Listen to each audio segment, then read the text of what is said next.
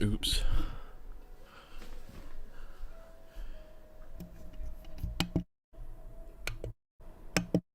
Cardioid.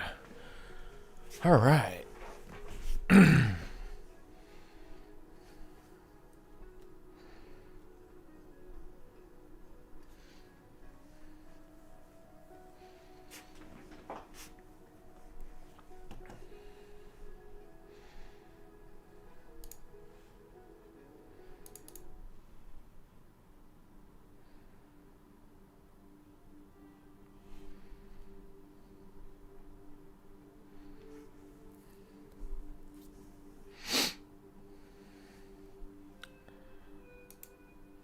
Let's see. Do you guys know if I'm live yet? It says I'm live. It says I've been live for about 50 seconds. So...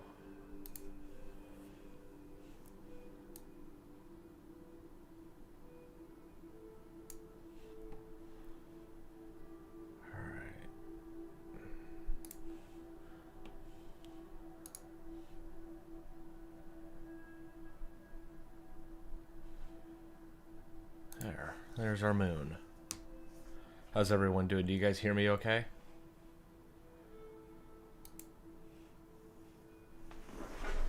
Alright. Got on the 65-inch 8K TV. How's the moon look? Here, let's... There. For those of you who are watching in extreme high def.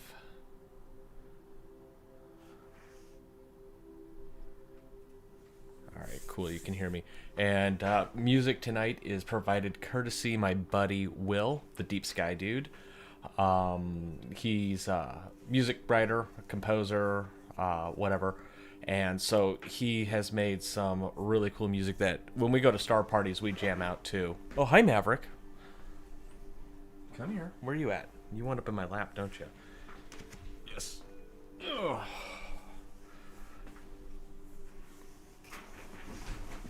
Alright, we're gonna transition away from this back to this view because my little dog Maverick, he wanted to be part of the live stream. Didn't you, buddy?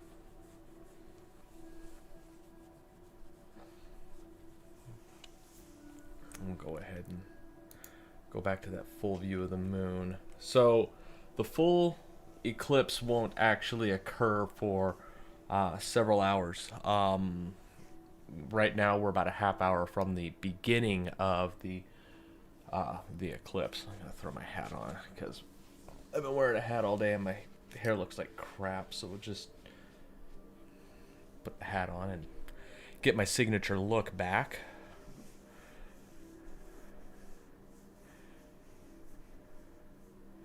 It's not Napper. It's I called him Maver, but it's Maverick is his name. Did I take tomorrow off? Kind of, but not really. Oh, and I need to share this.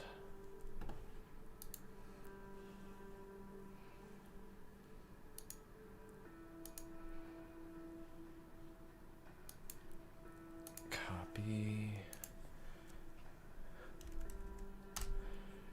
A buddy of mine wanted me to share it as soon as I went live.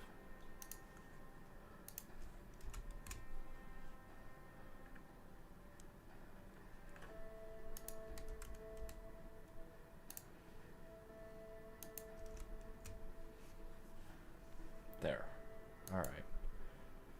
Shared.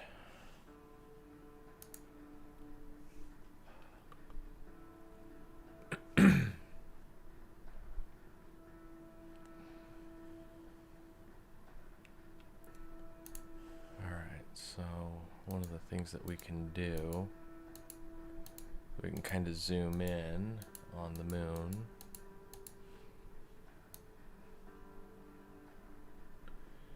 Now this doesn't look all that great just because of the way that my camera live streams. But if I go back over here to my imaging, we have this moon.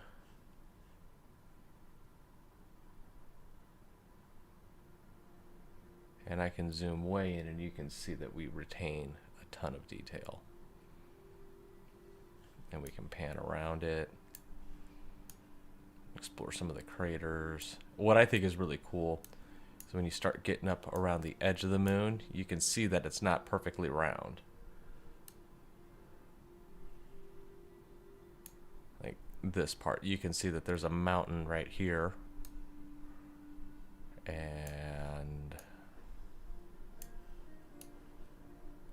up here, there's a little bit more mountainous in this area, close to the top of the screen.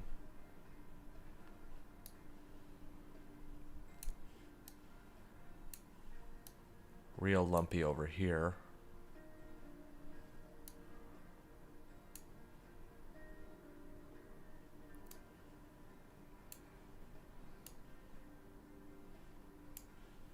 This up here, the only crater I know by name is Tycho.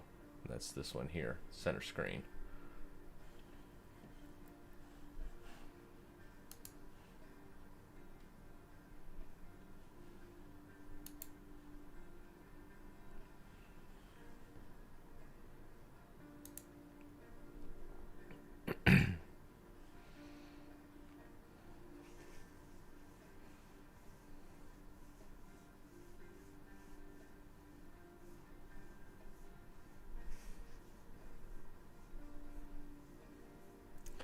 All right, so the camera that I'm using is a Canon 80D. It's a DSLR. I've got it on the back of a Ritchie Crichton telescope, and I'm using a focal reducer to get the moon to fill the frame the way that it is. Otherwise, the moon would actually extend beyond the bounds of the camera sensor.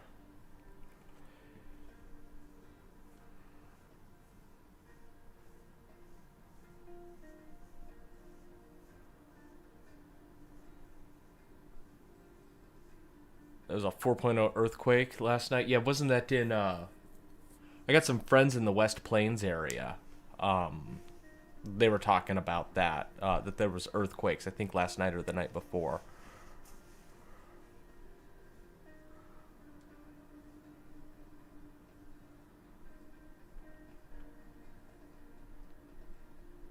You probably would have passed. I got I took astronomy classes in community college, and I had first semester was 107%, and the second semester I passed with 125% because of all the extra credit in the labs and stuff that I did, and so that was some fun times. I really enjoyed doing the astronomy classes, but I took them at a community college, not at a university. But I thought about going back to school to university.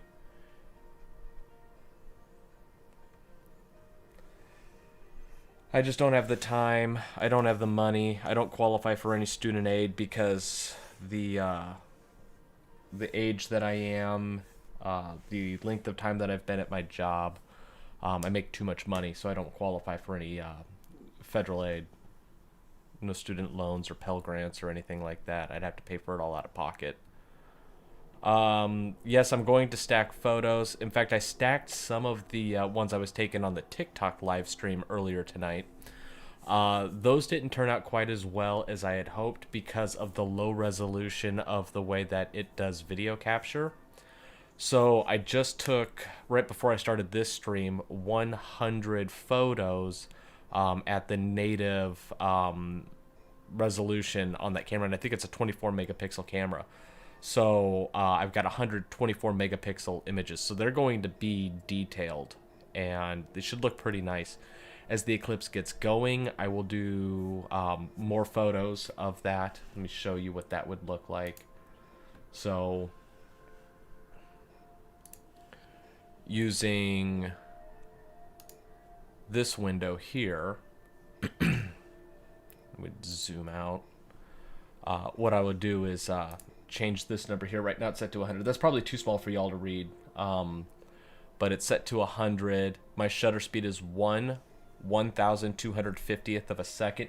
You can actually see up here the camera information, and then my ISO is 100. I'm in manual mode.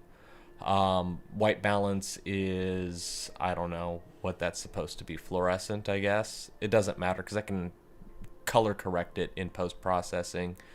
Currently, the camera's at 19 degrees Celsius. I'm capturing everything in RAW, and the battery is full because I've actually got it plugged into a wall. So, oh, night vision.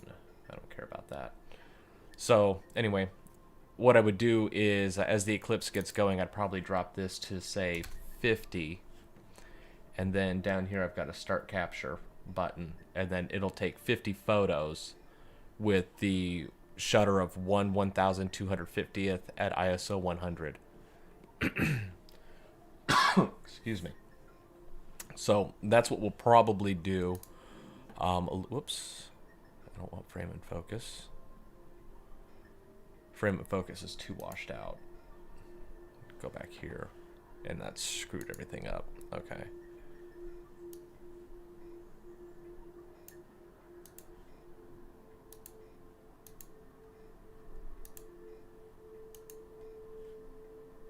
There. Daylight. So that would actually be the natural moon color right there.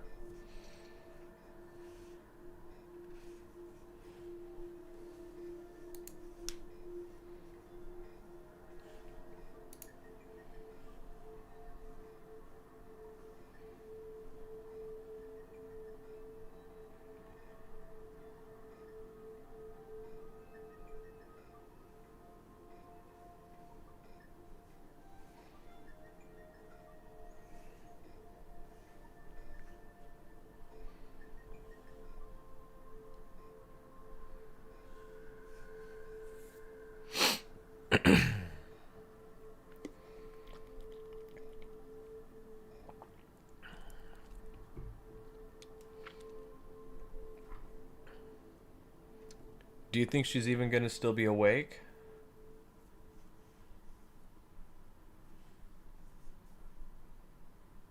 I bet. I mean, you can try and see if Lady Wolf wants to come. I would be honored if she did, but you know, it's late. Although I guess she's been up at night a lot lately. Maverick, I got to shift.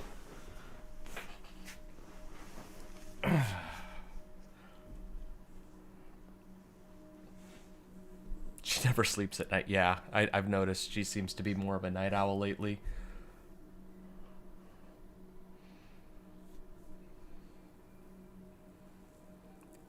Yeah, Dean, that's because I'm using the Paramount, which has just insane tracking, and it's also got the ability to match the moon rate. So it's not tracking at sidereal rate, which is the rate at which the stars move. Devin, it's gonna the eclipse technically starts in about 15 minutes, but you won't see it get dark in 15 minutes. It's going to take a little bit of time because it's going to be just starting to enter the shadow, and it won't even be a really dark part of the shadow, and it'll be minimal contact in 15 minutes. But in 20 to 25 minutes, we might start seeing a little bit more darkening on one of the edges of the moon. I'm not sure which edge it's going to be, I believe, but I'm not 100% sure that it would be here. Up here.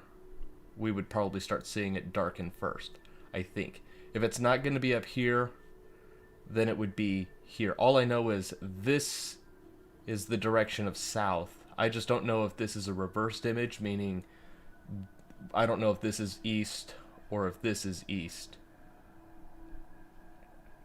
So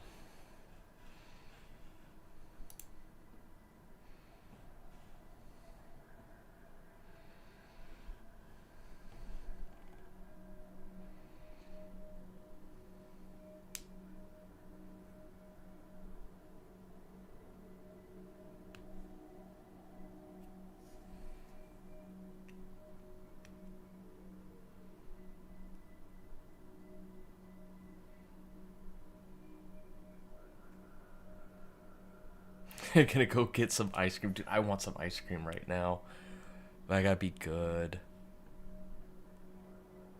I have a diet I gotta stick to.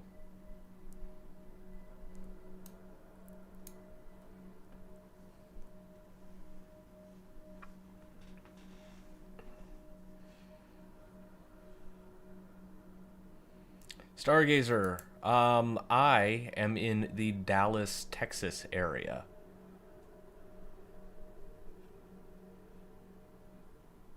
Although I'm doing my telescope obviously is outside. That's how it can see the moon. I'm sitting in my home office doing this with home network. I got a computer out there that's actually controlling everything, and then I can remote in through my home office computer where I've kind of got like a stream set up. So you can see, hi everybody, I'm in my home office and I've got my trusty assistant dog here.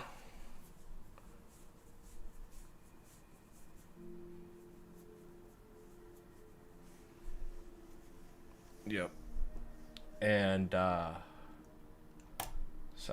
yeah, I'm in the home office and it's, yeah, kind of messy. I've been living in this room more or less for the last 2 years. So, but yeah, every time I do a live stream, Maverick wants up in my lap. Hey, Katie. Hello from Louisiana. Well, hello from Texas.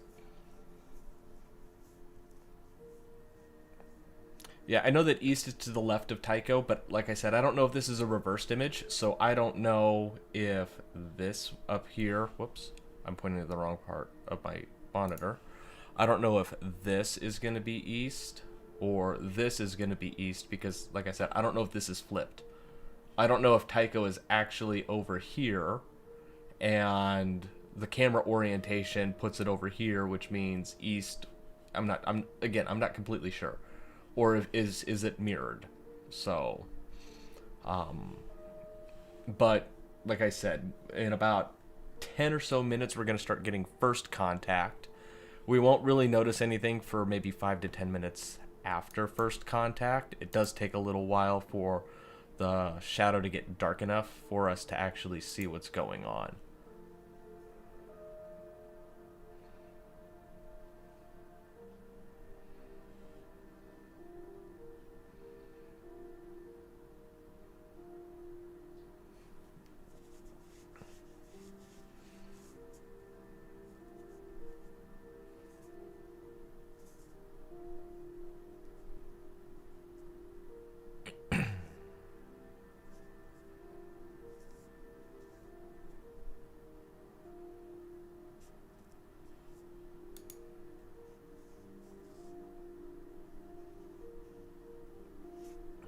Yeah, Tycho should be on the lower left. You're absolutely right. But the camera orientation, the way that I got the camera on the back, I don't know if it's correct.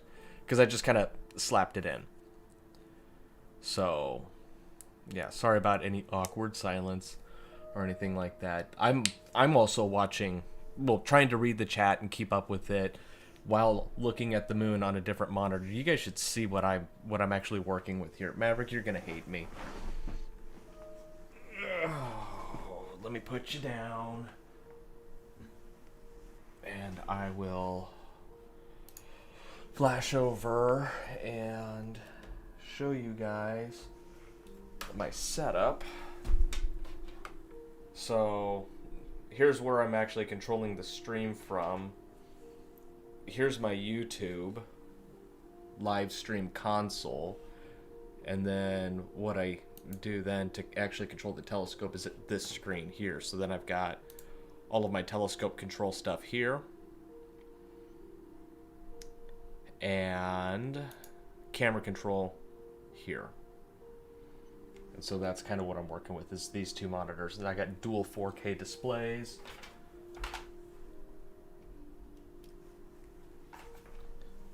So I'm literally looking over this amount of screen real estate.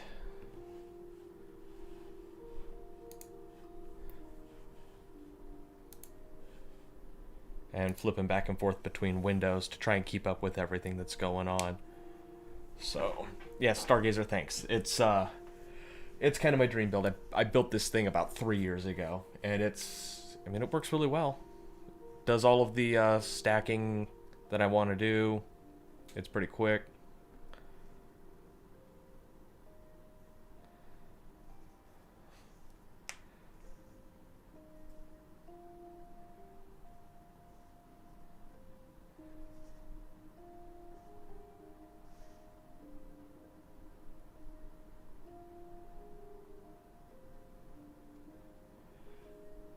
All right, Frank. I'm trying to decipher your question. It might sound odd, but does the angle I'm looking at the moon affect when it starts? No.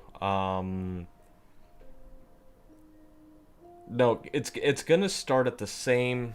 It's gonna start at the same universal time. So if you think about like Greenwich Mean Time or Zulu time, if you're familiar with those types of timekeeping systems, it's gonna start at the exact same moment worldwide. But depending on where you're at in the world, you either add or subtract time to that. So like in Central Time, I'm GMT -6 right now because of daylight savings time.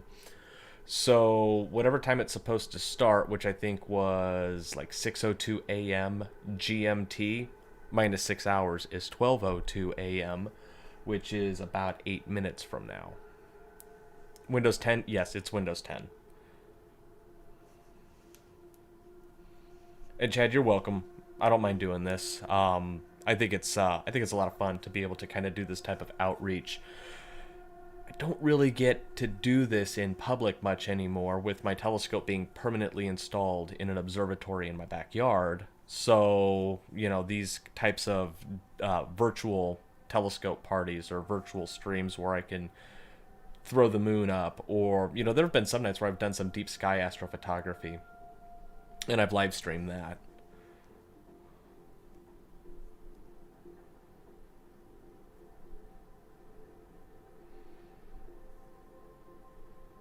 All right, Frank. So if you're in Quebec, then it's going to start at 1:02 a.m. your time because you're in the Eastern time zone. Regardless, it's still like 5 minutes from now. So yeah, and don't worry, I understand if your English isn't perfect. My friend, Space and Stars Galore, would probably be able. I think she's bilingual with French, so she could probably decipher any French that you put in here. Yes, I moon people, Andrew. Not afraid to admit that. Um, I do it over the internet, and I don't even make you go to my OnlyFans to see it.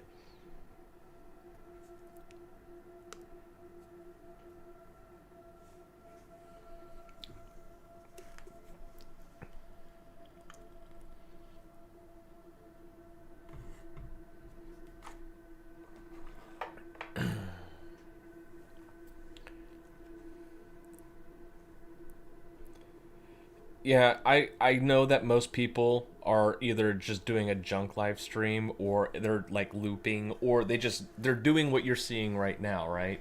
It's just the moon. They might have a little bit of text scrolling and some music playing. I want this to be interactive, right? I am one of those people who kind of feeds off of that human connection. Now, I don't have a human connection in this room with you guys, but we've got this digital gateway with my webcam and the text here on my screen. So we can have this conversation, we can have this interaction. You can ask your questions, I can answer them to the best of my ability. If I don't know the answer, I've got the entire internet right in front of me. I can pull up some stuff, we can read it together, we can learn together. I don't mind doing that. I like doing it. And I think that it makes a richer, better live stream. And it shows because the last lunar eclipse that I did a couple of years ago, I had like 20,000 people in that live stream. Now, I know this one's a little early, but there's like 40 people that are watching right now. And I don't know too many other live streams that are going to have this type of interaction that will, hold the attention of 20, 30, 40 people for more than just a few minutes. People will pop in, they might chat in the chat room and then pop out looking for something else. And so this interaction is what I'm trying to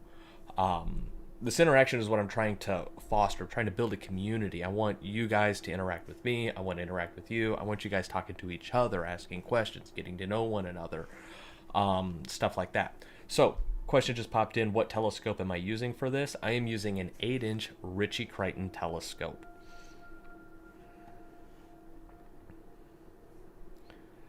4.0 earthquake last night for 3 minutes. Barbara, where was that? Was that in Missouri? Because I know that there was one in Missouri. I have some friends in Missouri that were talking about it. And I'm just curious to know if that was the same if they experienced an earthquake that was the same as yours, or is this a different 4.0? Yeah, you're in Missouri. Okay.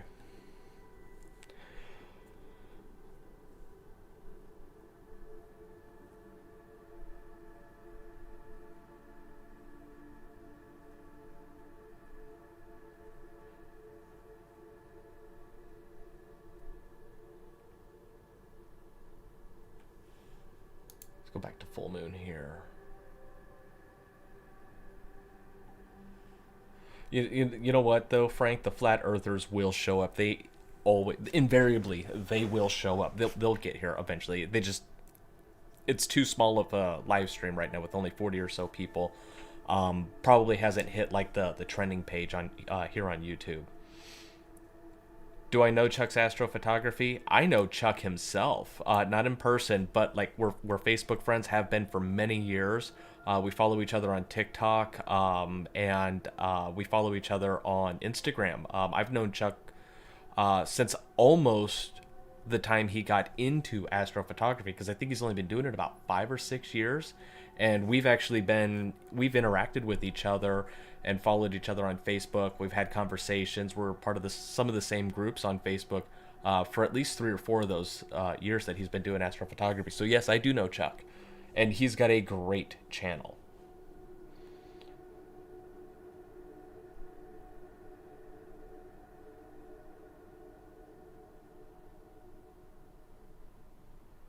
Andrew, if you can scare off the flat earthers, I will forever be in your debt.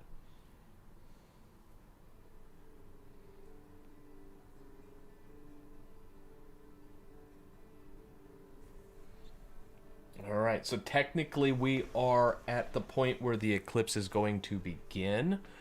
So what I want to do is I want to start watching for a part of the moon to start looking dimmer than normal. Yeah, he does have a nice... oh, Dominic, thanks for the $1.99 super chat. I appreciate that a lot. Yeah, he's got that great Rasa 8. I really would like to get a Rasa 8 myself. Here in Dallas, that would be tricky, but I could make it work. I also would have to get a color camera because I don't want to use my DSLR on it, and I only have a monochrome deep sky camera.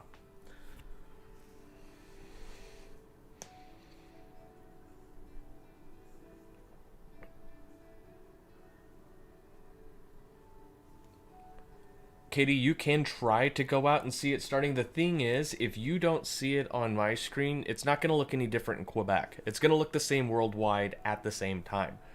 We're all going to get the same show. As long as you can see the moon, any instant on Earth, it's going to look the same. We just don't have enough distance between one another where the parallax would show it entering the Earth shadow moments before someone else would see it. But if you do have the opportunity to get outside and see this with your own eyes, I recommend you do. I myself will be going outside from time to time to watch this. No, I'm not gonna lie. There will be moments in time where I'm just gonna leave you guys to the music, and I will run out for 5 or 10 minutes and take this in for myself, because these eclipses are rare. The last time I saw an eclipse like this, I think was like 4 or 5 years ago. And so to have another opportunity to see it tonight, yeah, of course I'm going to go out and see it. I would be dumb not to. So, Eyes of the Wolf, you're asking about a Rasa 8. A Rasa 8 is a type of telescope. Rasa is a Rowe Ackerman Schmidt astrograph. That's what the RASA stands for. 8 is how wide it is. That's 8 inches wide. They're really nice telescopes. They're also kind of expensive. My TikTok handle is I_spaced_out. I'll put it in the chat so you can see it.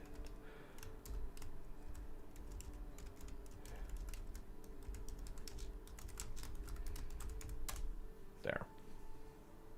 So if you need to do like a screenshot of that to see what it is, you'll know. That's my TikTok handle, I_spaced_out.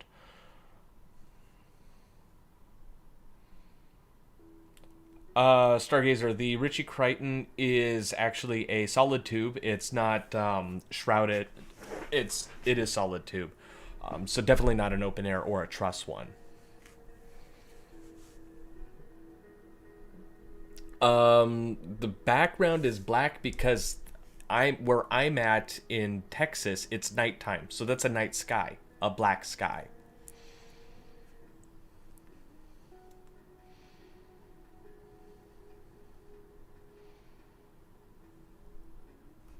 Spaghetti pasta, I'm sorry that it's cloudy where you're at, but this is live. The lunar eclipse started technically 4 minutes ago.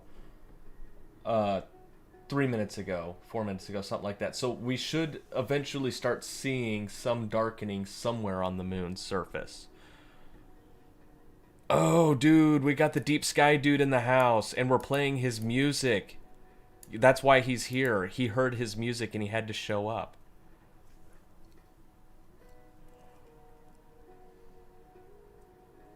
So if you guys have not followed Deep Sky Dude on TikTok or Instagram or here on YouTube, do so. This is the music that we're listening to, and I can turn this up so we can hear it better. But this music is his music. He wrote this music.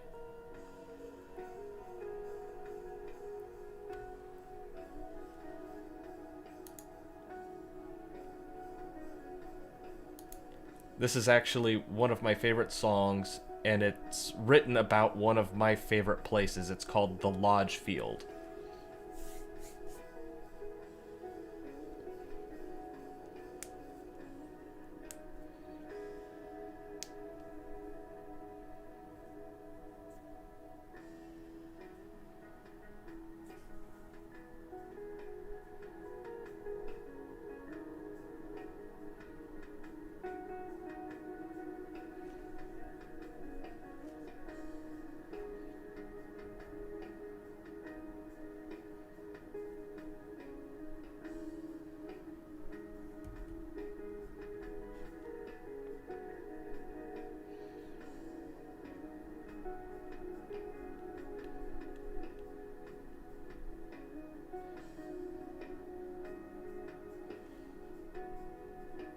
All right, I'm gonna take my eyes off the chat for a little bit. I'm going to take a look at the moon on my big screen here and just see.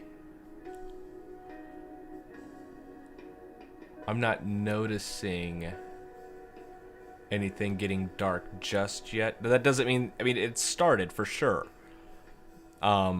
But the part of the shadow that it's in is just a really weak shadow. And so I don't think that it's going to get too dark. And I realized I might actually be clipping on my audio level here. My voice might be clipping. So,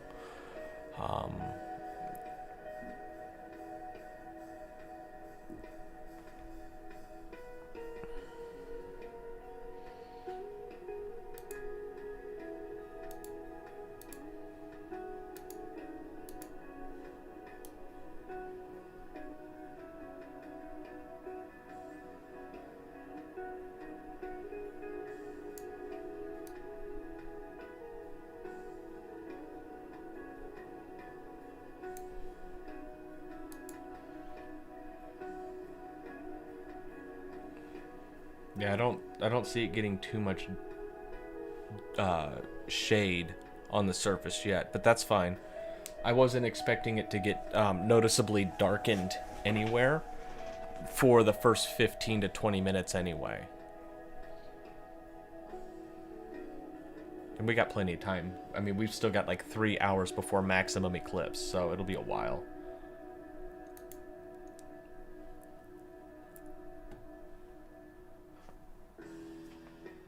All right, catch up on some of the comments.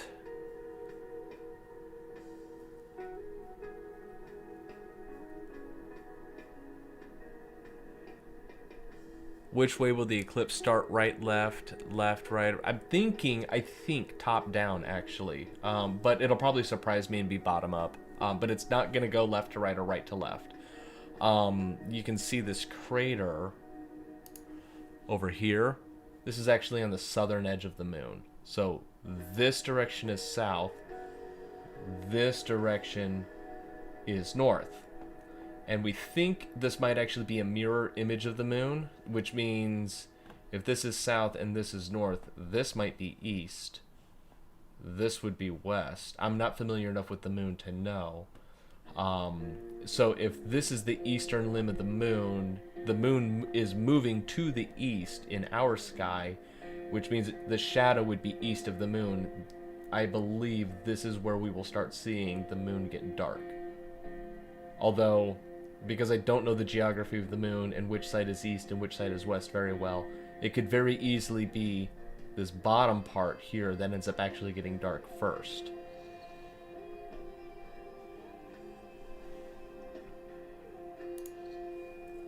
Excuse me.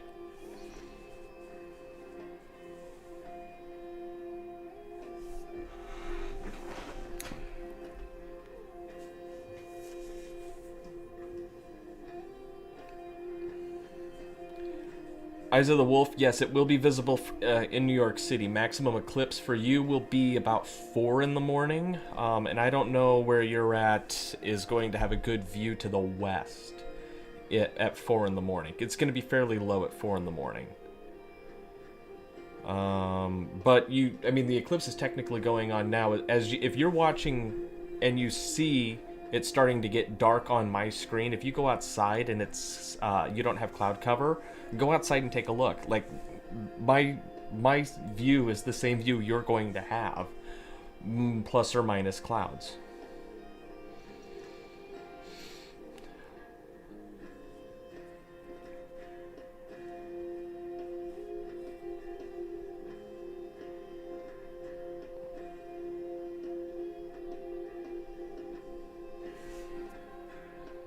And I am clipping a little bit. I can turn my microphone down. So I've just turned the microphone down. Let me know if I'm still clipping.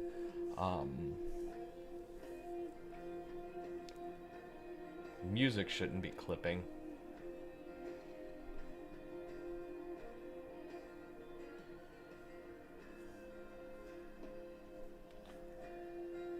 Is the top right starting? It could be. I mean, we'll notice eventually you'll start seeing, like, the moon will have a gradient moving across it.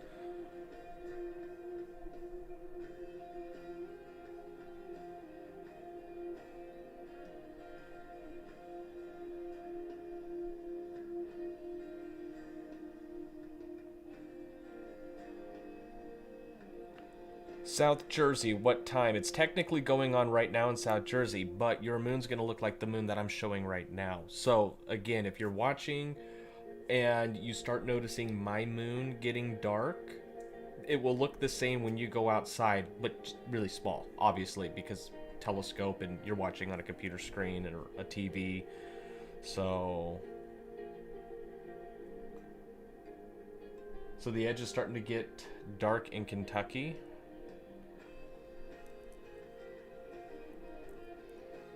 So we have 140 watching. Wow, that's awesome. I wonder how many likes I've got. 20 likes so far, 140 watching. My peak was 167 concurrent viewers. My record live stream was 20,000 viewers. I wonder if we're going to break that tonight. Barbara Barnes, it's going on right now. Maximum eclipse will be about 3 in the morning, depending on which part of Arkansas you're in. No, wait, all of Arkansas is Central Time Zone, isn't it? So yeah, it'll be about 3:02 a.m. for you, is when you're going to have maximum eclipse. But it's going on right this moment, but it just started. And I do believe that the top right might actually be dimming.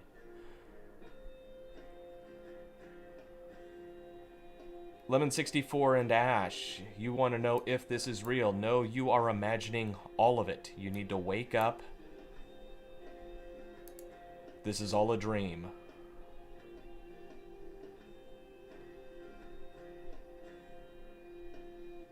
So Deep Sky Dude just confirmed that the shadow will be at the top right, which is great news. So now we know where to look, top right. And to me, it does look like it might be slightly dimmer. And what I'm looking for with the dim versus regular brightness is I'm trying to compare this bright area. Like, you can't really trust these dark areas here. So I'm looking at, like, this would be a brighter area and comparing it to, like, this. And on my monitor, I don't know if you guys are picking up the contrast, but it does look like it could be just slightly darker here than it is here. And then, obviously, you can't use this because this is a really bright area. But if it's going to be the top right, we're going to notice, as the eclipse goes on, a gradient where this will be dim, And down here will look normal.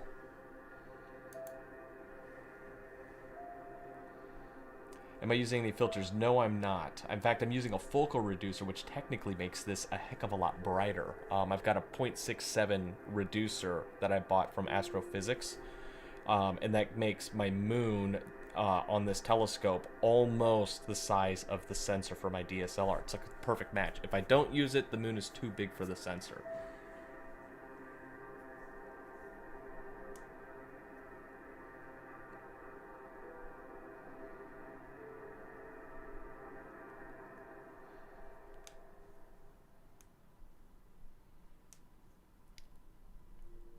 Gay Satan wants to know if this is Eastern or Western Standard Time. Well, I'm actually in Central, so I'm like right in the middle.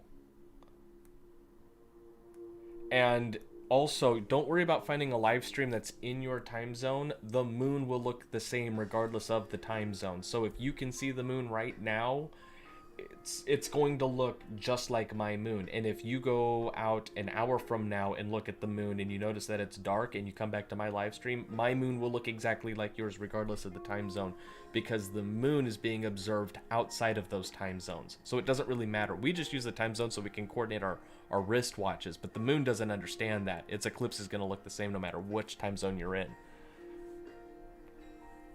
And I'm filming from Texas, just so you know.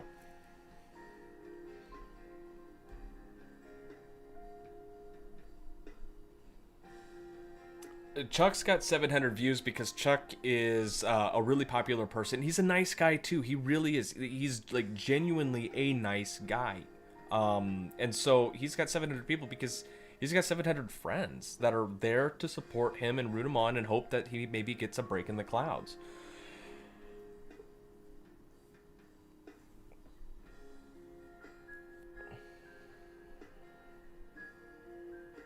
I mean, I've got almost...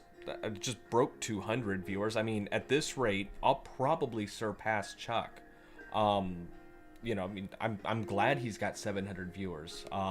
He's, like I said, he's a fantastic astrophotographer. He's a nice guy. He's really smart. He deserves every one of those people. Even if he can't get the moon. Now, it would be best if he could show them the moon, and he'd probably have like 100,000 people watching if he had the moon.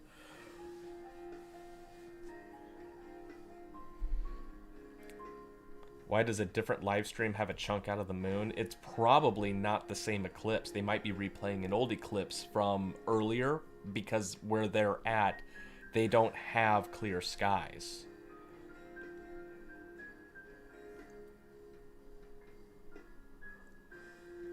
Ryan Adams, it is really live. In fact, I can,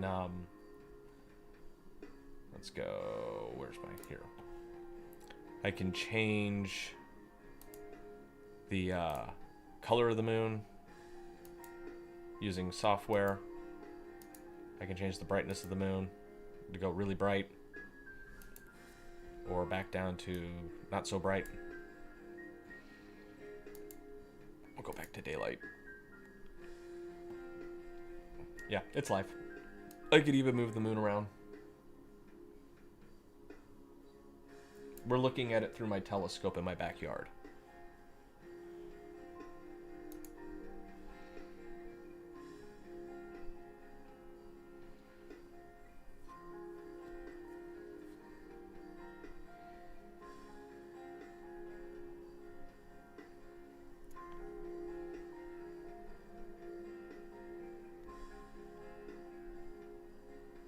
Matt Siemens wants to know what telescope I'm using. I'm using an 8-inch Ritchie Crichton telescope.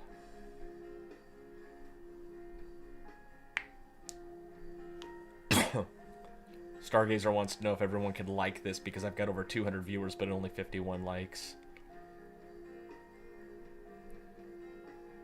What I'm wondering is what would happen if 200 people suddenly shared this live stream to all of their friends. How many people would that bring in? Would I go from like 200 to 1,000 all of a sudden? Avery, yes, this is a live feed. I'm live streaming, so... Here. I'm currently sitting in my home office, but my telescope is out in my backyard, and I'm using a internet connection between my PC right here and the laptop that's in my by my telescope. And so my telescope's pointed up at the moon, and then we're using remote desktop over my home network to see the laptop screen in real time. And so what you're looking at over here, sorry, that's the laptop screen through remote desktop. And then this is a webcam, and I've got another zoomed in view that I flip over to, and it's basically just this little window here of the moon. I just cropped it in and made it full screen. So yeah, it is live.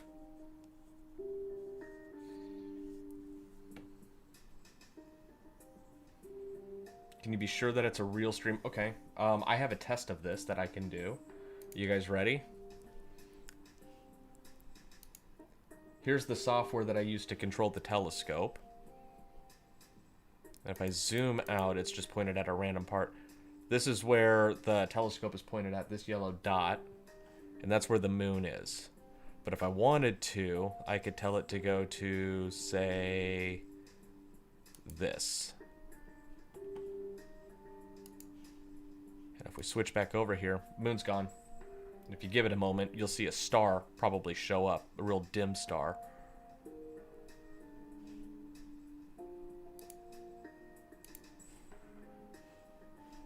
Alright, so that's probably too short of a shutter speed.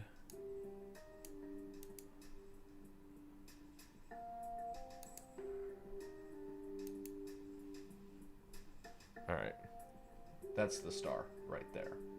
Real faint, but there's a star.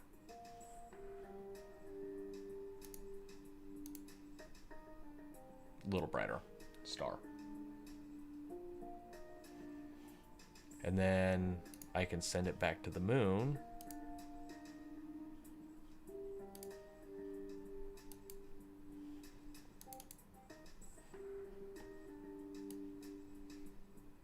Just like that.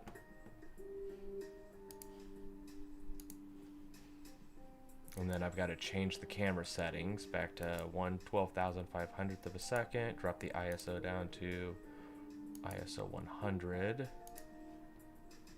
And we're back on the moon. So, it is indeed an actual through the telescope live stream.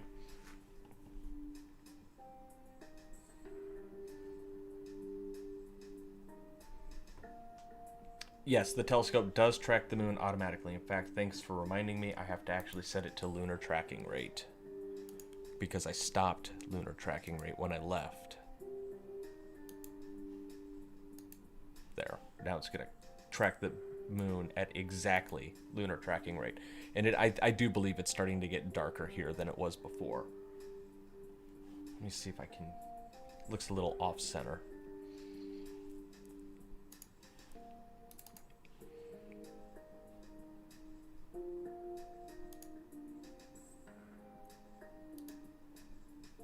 A little too much. There. Okay, so we're back to the moon. I cannot go to Jupiter. Jupiter is actually below the ridge line of a few houses in my neighborhood now, so we can't see Jupiter.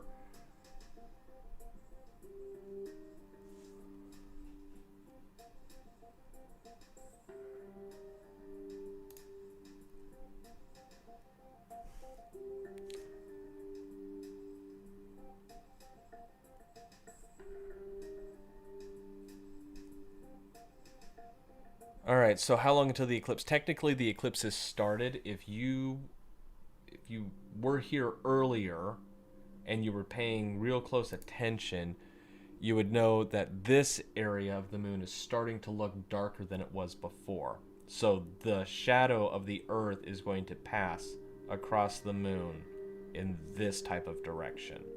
So from top right to bottom left. And it's already starting to get a little dark here. So it's already beginning. I can focus it a touch, but I have to actually go outside to do that. I would also have to use my laptop screen, which would then boot me off of the live... Like, we would lose this.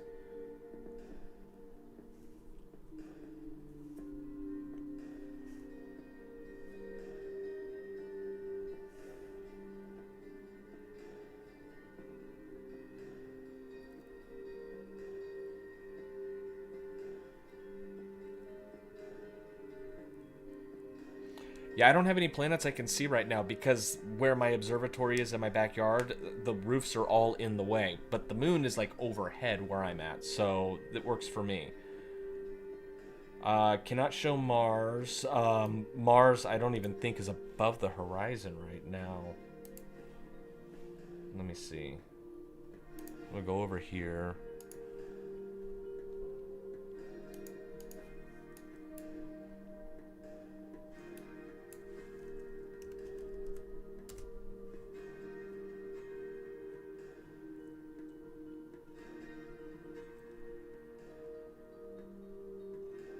Yeah, Mars is well below the horizon.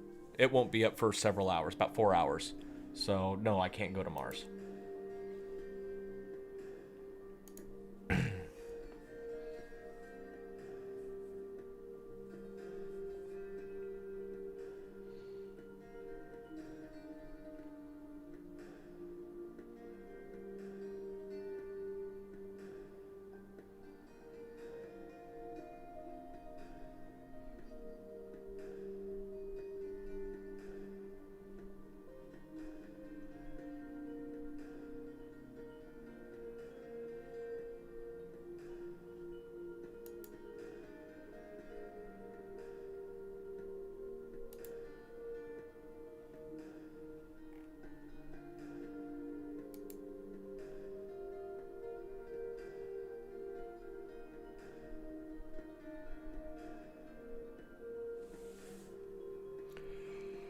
All right, Gay Satan wants to know when did I start getting into this type of stuff. I've always been into astronomy as long as I can remember. I remember being into it at least in first grade, probably earlier than that. My favorite event, probably my first El Dorado Star Party. That's where I met Deep Sky Dude in person. We knew each other online for a while. Let's see. My favorite planet is Earth because I live here. My favorite star is the sun because it keeps me warm. I'm a summer person. I love the heat. So the warmer it is, the better. So I love the sun. Second favorite star though, probably Capella, just because I love the color of it. No other reason beyond that. And favorite thing that I've viewed through my telescope so far, not through my telescope. The favorite thing that I viewed through Deep Sky Dude's telescope.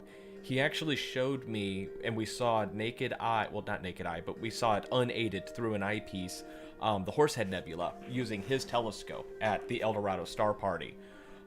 That was really cool. I didn't know that we would be able to see it with his telescope, but we did. And I think it was pretty low in the sky, too, which was amazing. If it had been overhead, we totally would have been able to see it.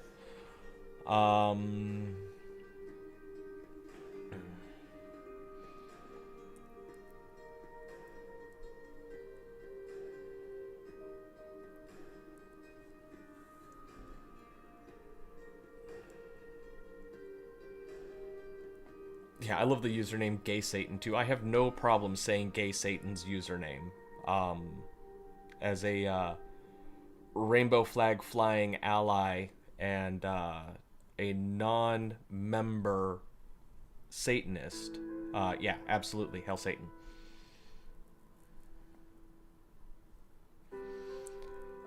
So it's going to turn red as the night goes on. It's not going to like flash to red. It's going to be a gradual reddening. It's starting to get darker in the top right-hand corner. As the night goes on and it moves deeper into the shadow of the earth, it will take on more of a red hue. But it at this moment has too much white light from the sun contaminating that red from the shadow. So we have to wait a little bit more time for that red to creep in. Basically, we have to wait for a lot of the natural sunlight to be removed by the shadow.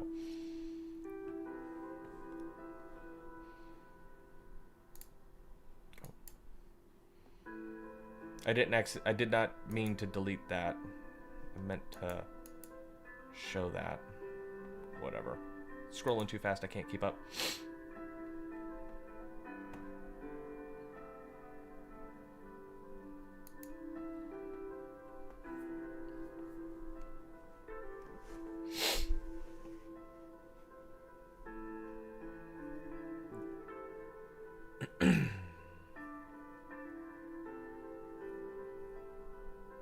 Oh, nice. If you saw a shooting star just to the south of the moon, that's really cool. Dora Johnson, did I just say Hail Satan? Yes, I did say Hail Satan.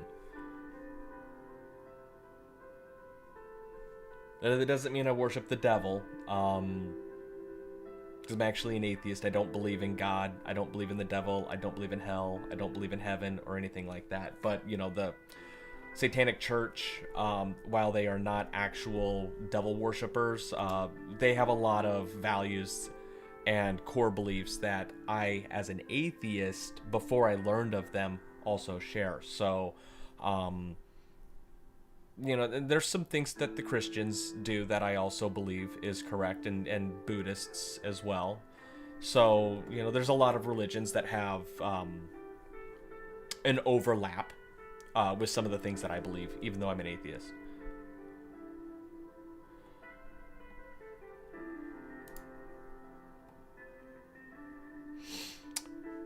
Christina, hello from Texas. I'm just to your south. Hope you're having a good viewing up in Oklahoma. It is definitely starting to get dark in the upper right-hand corner. Like, that is an unmistakable bit of darkness going on up there. Let me flip out a chat, so I'm not going to see any comments that come up, but this area here is definitely darker than it was before. And like I said, I was watching this region and comparing it to like this region over here, where they used to be the same. This is actually a little more dark than like over here. So definitely starting to get this gradient where it's bright-ish, and then it fades off to a darker color over here. So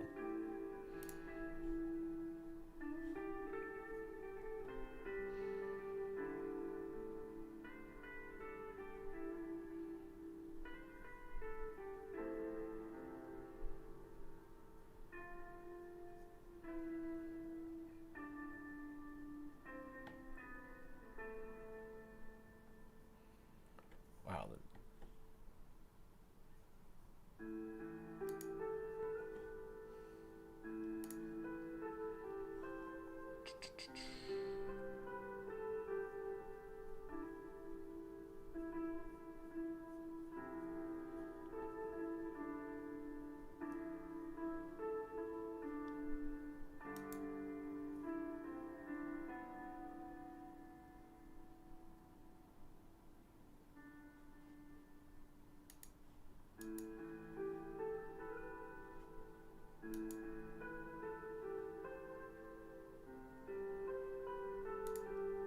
There.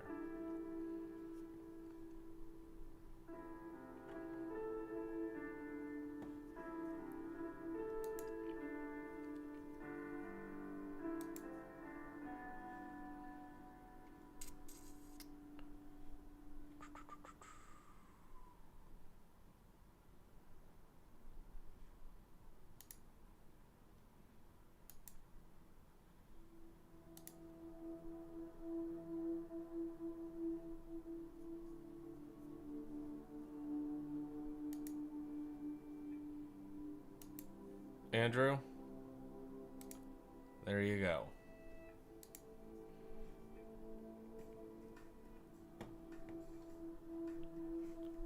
Oh.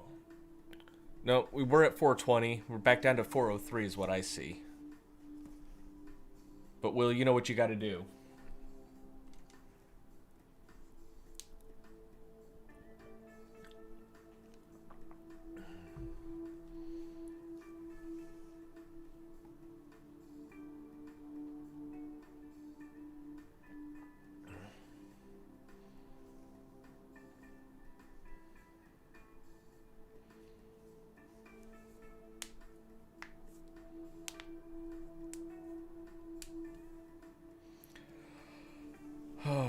All right, I'm gonna leave you guys to some music. I'm gonna step outside, and I'm going to take a look at this because it is definitely getting dark on the computer screen. I want to see how it looks with my own eyes. So I'll be back in just a couple of minutes. Tim Patton, real quick, I can answer your question. I am using a Paramount, and the telescope is a Ritchie Crichton 8-inch telescope. And then some of you guys were talking about focus. What I may have to do a little later, I'm not going to do it now, is I will go out and I will refocus, but like I said, it will disconnect this stream. Well, the live stream will keep going on, but we will lose visibility to the moon until I get back in and reconnect to the laptop when I'm doing that. So, like I said, I can do it. I just don't want to do it all the time. I focused right before the live stream started. I will focus again at some point, but right now I'm not going to mess with the focus because it'll kill your guys' view of the moon while I'm outside doing that, and you have to wait for me to come back in and do it. So I'm going to go outside and take a look. I'm at 440 people right now. Damn. Do you guys think I'll get to 1,000 before I come back? Let's see.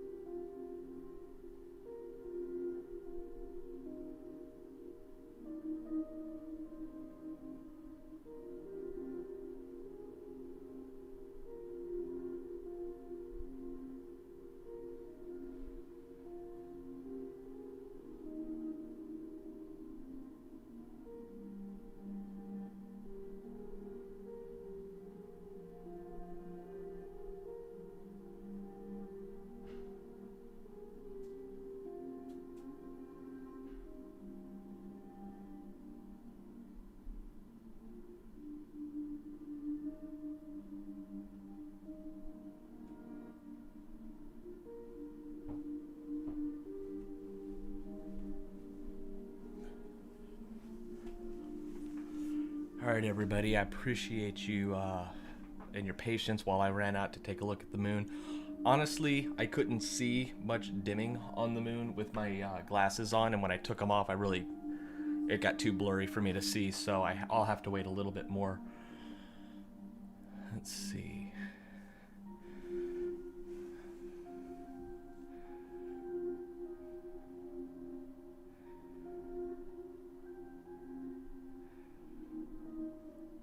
All right, Kayla Henderson, you want to know what time the eclipse is going to start? It's actually started right now.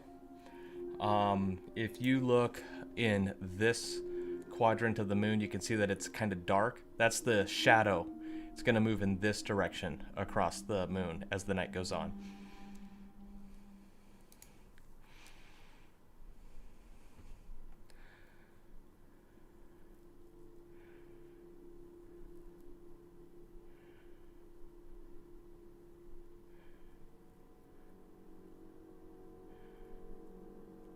Monica Flores, this is actually being shot in America. I'm in the state of Texas.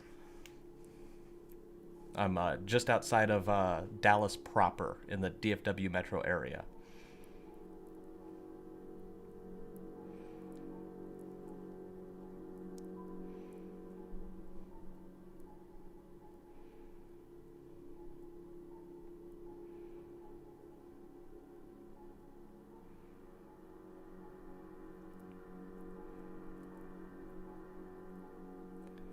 Trying to catch up on comments. They're coming in pretty quick. I love that you guys are in here talking.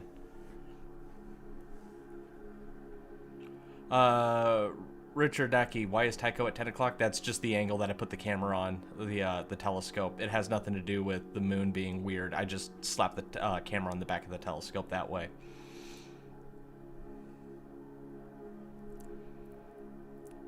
And Kate Buck's right. You guys should like and share the live stream. If you've got any friends who are into astronomy and you think that they might want to watch this with you, you go ahead and share it to them. Send it to them on Facebook, Twitter, text message, carrier pigeon. The moon looks dark compared to what you would see with your naked eye because I actually have camera settings. Let me switch over here.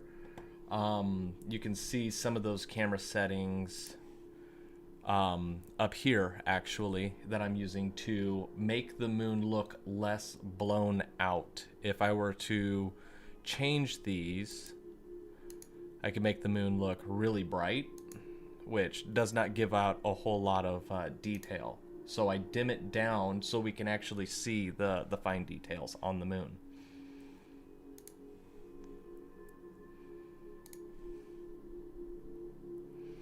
Chris, the telescope is a 8-inch Ritchie-Crichton telescope.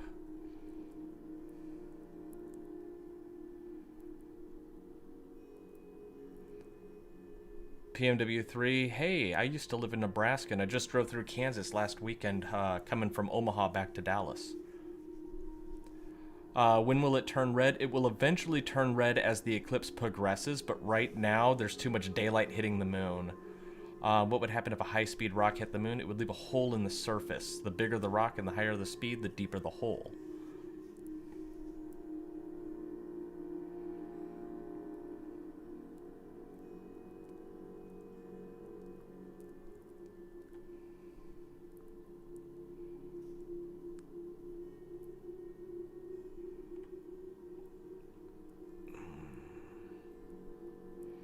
Deep Sky Dude's going out to the telescope. I'm like way behind on comments. Did the eclipse happen already? This person, no, it is currently in progress. If you look in the upper right-hand corner, you'll see that it's starting to get dark there, and it will continue to get dark, progressing from top right to bottom left. Yes, the moon is really bright outside. I was just out there taking a look at it myself, and I was not able to really see the shadow yet, but I also have to wear glasses, and they cause a little bit of glare. The software that I use with the telescope, current capture program is called Backyard EOS. It interfaces with a Canon DSLR. That lets me live stream. So the eclipse is in progress right now for all of you who are asking.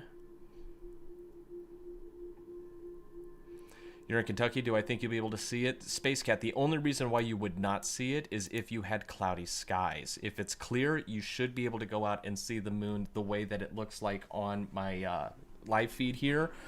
Though it might appear brighter because I'm using my software to artificially dim it. I'm basically using the software to tell the telescope to take really fast, really dim photos so it doesn't appear washed out. Kate Bug, yes, I am in the Dallas metro area, but I am not from Dallas proper.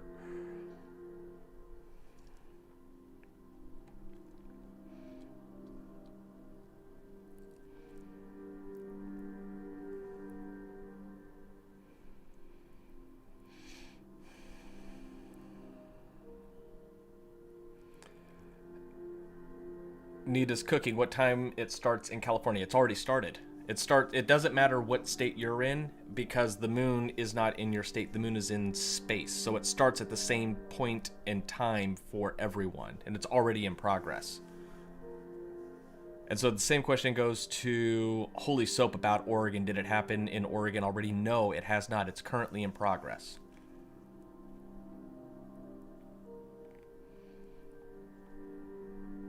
Getting some love from India. Thank you, Aman Kumar. I appreciate that. You might have the distance award. My furthest from me viewer is in India right now. Greg Wells is in Wiley, Texas. Hey, we're neighbors.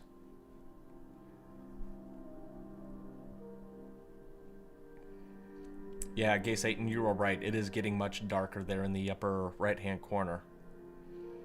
Zachary Escar, don't eclipses happen every 6 years or every few years? Technically, they happen every 6 months.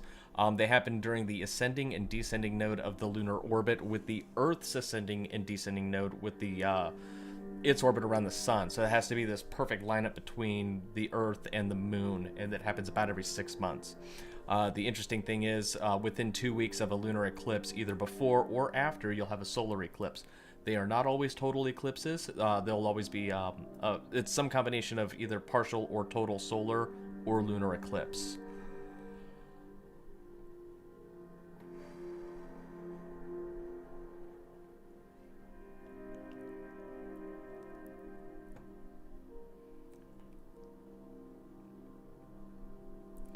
Wendy Valerity clocking in from Las Vegas, Nevada. I lived in Las Vegas before I moved to Dallas. I was there about 12 years ago, from 2005 to 2008.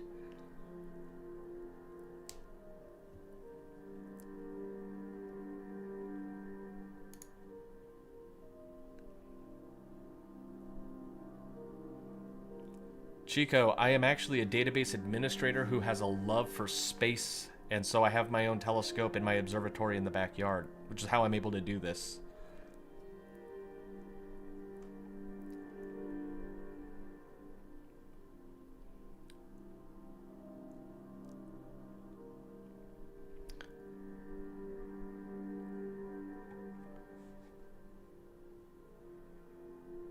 Should have called me to go to Nebraska with you. You know, I would have, but with my job and trying to time trips back to Nebraska for funerals, I don't know that I actually would have been able to go.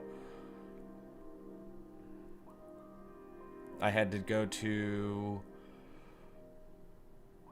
I've had 3 funerals in the last 4 weeks in Nebraska.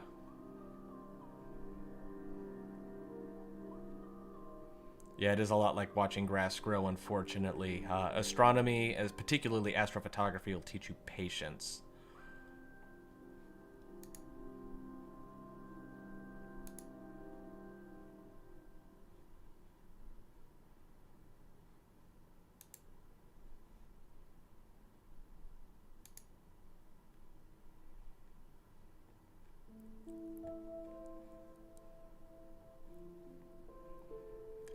Helios wants to know the telescope specs. So I'm using an 8-inch Ritchie Crichton. It has a 203mm objective. It's a focal ratio f8, which means it is a 1650mm focal length telescope, but I'm using a 0.67 focal reducer.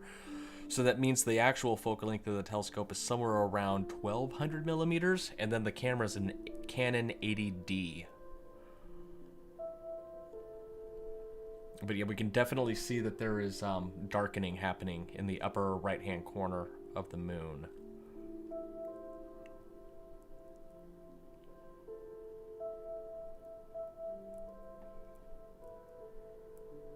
Lunar eclipse is totally safe for your eyes. Hamuli, you are 100% correct on that. Solar eclipses, on the other hand, you better have some special protection, which I've got telescope protection, and I will buy glasses for the next solar eclipse.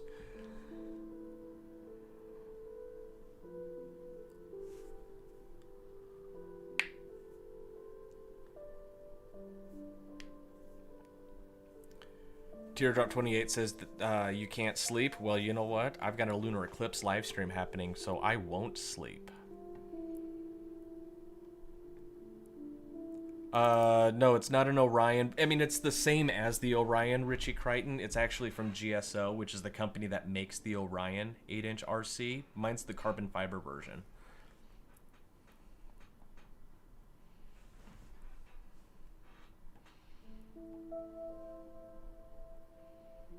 Joe Andrew Garcia, I'm also in Texas. This is happening right now. If you have clear skies, you can go out and you can see it in progress. Your moon will look a little different than mine because I'm using a camera and a telescope. You'll be using your eyes.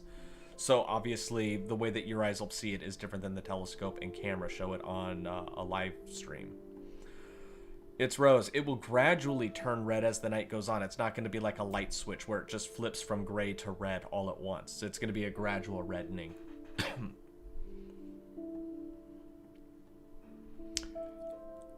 There is no countdown because I'm not one of those cheesy channels that does that stuff. I actually sit here in my home office. I've got my telescope outside, and I talk to you guys instead of having a countdown because, you know, the eclipse is going on right now live.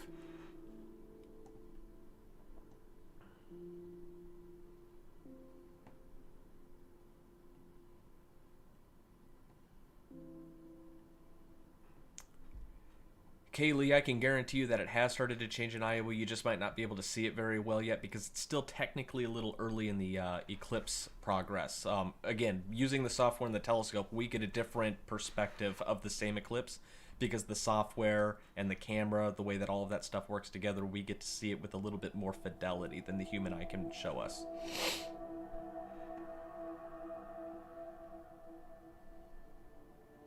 Helios, thanks for the sub. I appreciate that.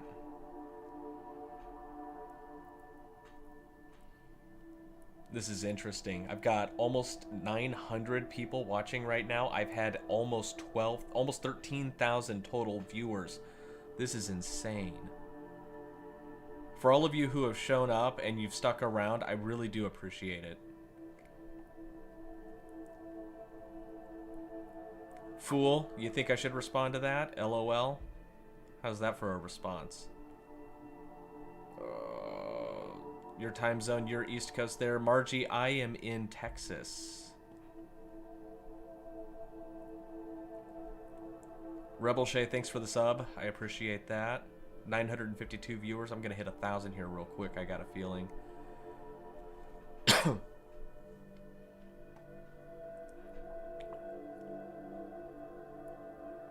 Holy soap, my voice is very soothing. You know, I've actually been told that by several people several different times. In fact, I was told I can't be a trainer because my voice can be so soothing. I would put people to sleep, not because I'm boring, but because it almost is calming.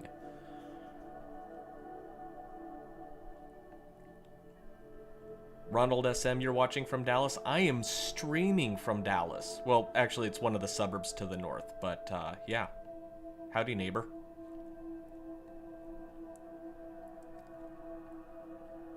So I hate keeping to do this, but it is kind of an interesting experiment to try. If all of you were to share this, who would you share it to? You don't have to actually share it, but if you could share it to somebody that you know is into astronomy, like type just their first name in chat. Who would that person be?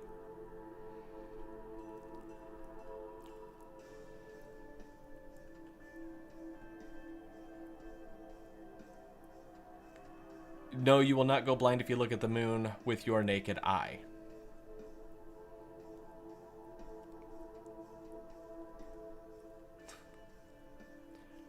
How much longer for the eclipse? It's technically going on right now. If you look at the upper right-hand corner of the moon, you'll see that it's actually starting to get quite dark, almost as dark as the blackness of space behind it. So it is starting to move into the deeper part of Earth's shadow. The rest of the moon will eventually be in the Earth's shadow. It won't turn red for a while. We got a couple more hours for that. I'm thinking maybe right before 3 in the morning Central Time.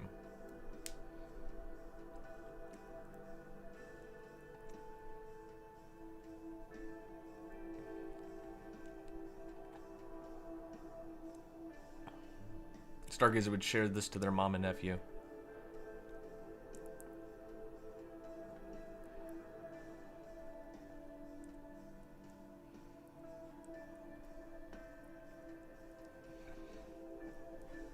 Mary Kahil,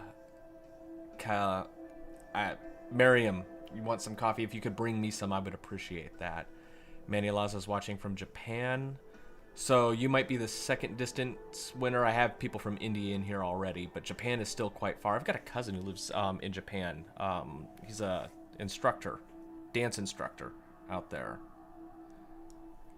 Lou Ledsman, if you have the app on your phone, if that's where you're watching, I think that's how you can share it. How to do it through the website, I'm not completely sure. But there should be a share button near the like and subscribe button, I believe. And if you accidentally hit the like and subscribe while you're trying to share, I mean, I would not feel offended.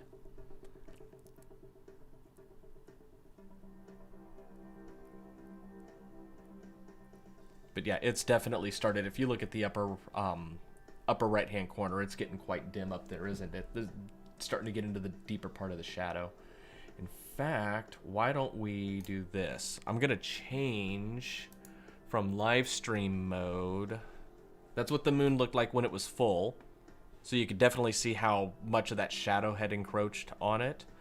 We're going to take 100 photos just like this. So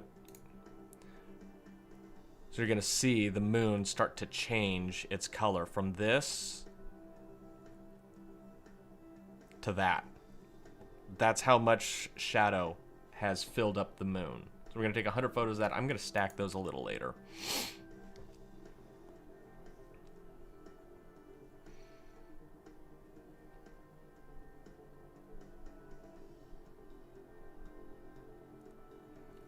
Man, the comments are coming in quick. Russell, if you get up at 5 a.m. in Missouri, you will have missed it. Peak eclipse is in about 2 hours. So if I were you, either take a quick nap and set your alarm for like 2:50 in the morning and go out, or just stay up.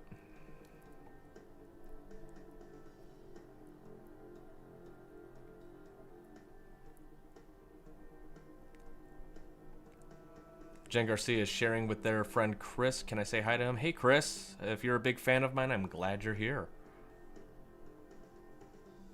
Try slow mode for 5 seconds. If I do that, though, then people who actually want to chat may actually get... Like, I don't want to prohibit people from chat. Zachary Esker wants to know, why is this one special every 500 years? It's special in the fact that it is what is called an apogee lunar eclipse. It only happens rarely, where the moon is at its furthest point away from the Earth in its orbit when it passes through the Earth's shadow, which makes it pass through the Earth's shadow slower. So that's why it's long. It's moving a little slower in its orbit at its furthest point from the Earth, and so that gives us the perspective of seeing it in Earth's shadow for much more time than other lunar eclipses.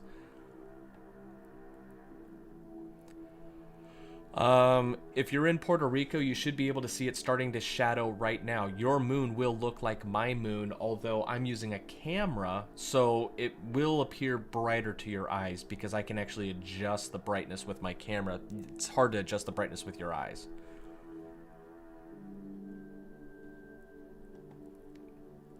Katie, Maverick actually abandoned me. He went to go hang out with his mom.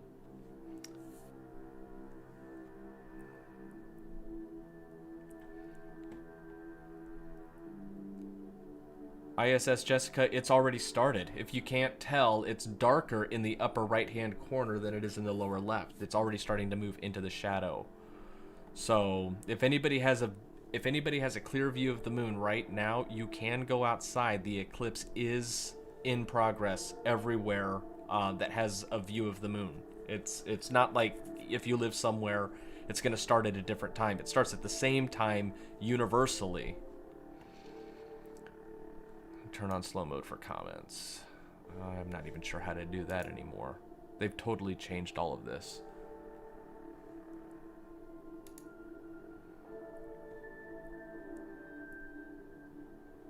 Yeah, so I'm doing top chat, not live chat. I don't know how to do slow mode.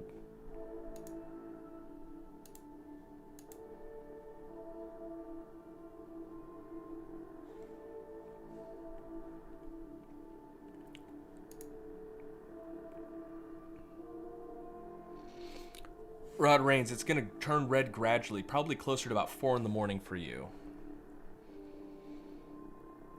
I'm using a Canon 80D Lindsay, and it's sitting on a 8-inch telescope, a Ritchie Crichton telescope. All right, and let's find out where I'm at. So I'm at about 50 of 100.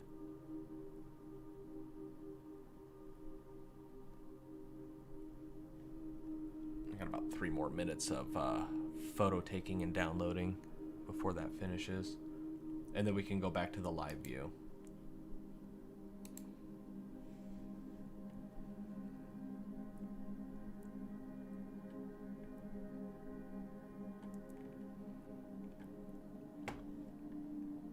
Oh wow, I went from 1,200 to almost 2,000 viewers in just a minute, and then back down to 1,300. Bunch of people popped in real fast.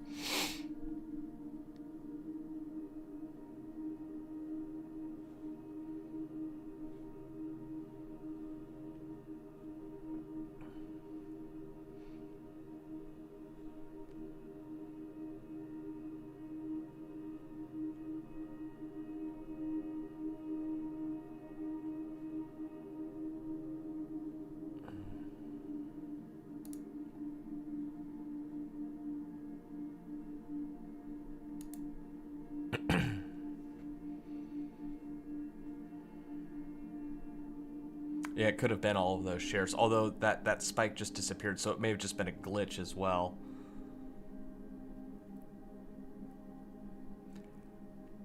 Angel Energy, yes, if you do go outside, you should be able to see the eclipse if you've got a clear view of the moon. If it's cloudy, obviously you're going to have some issues there.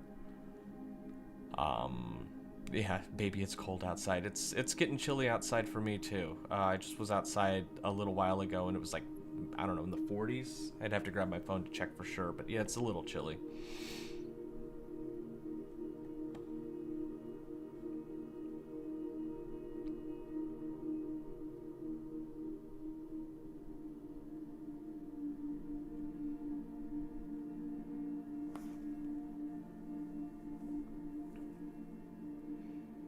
Randall, you're welcome.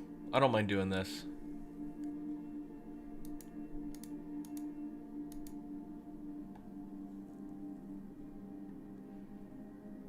Yeah, the moon is bright, but as the eclipse goes on, it's going to start dimming.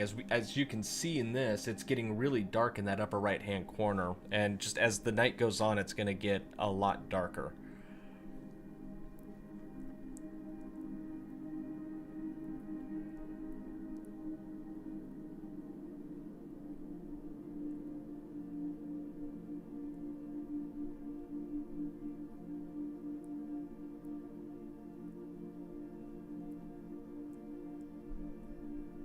You're saying somebody's spamming, but I can't see the user handle.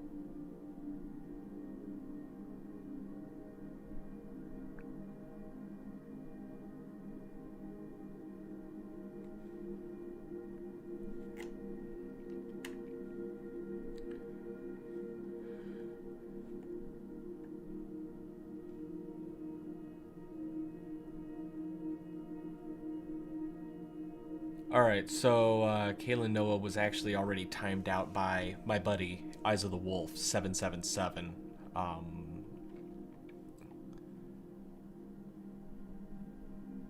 Randall, no, this is not my first time doing a live stream, although it is my first live stream in over a year. But I've done a lunar eclipse live stream, and then when we had the Christmas star last December, Okay, so it hasn't been quite over a year, but it's been close to a year. I did the Christmas star for 3 nights in a row for about an hour each night, doing those.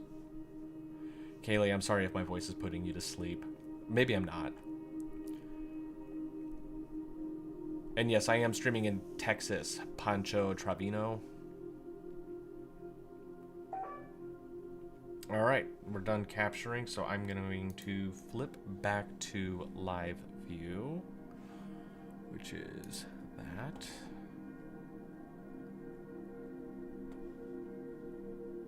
And it went to fluorescent. We'll just switch that back to there, daylight.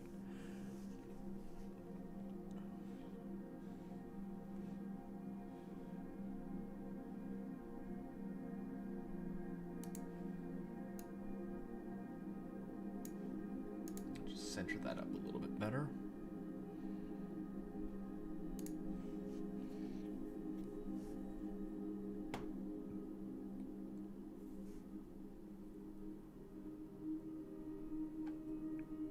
Randall Santos, I do have an Instagram account. It's not strictly astronomy. I've got a little bit of, you know, like behind the scenes home life going on there as well. You'll see photos of my dog.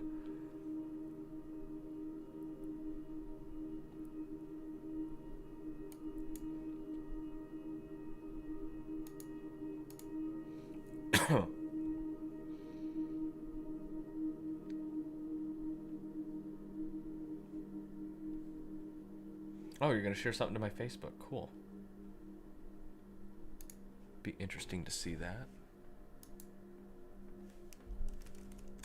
I'm going to pull up Facebook right now so I can see that come in.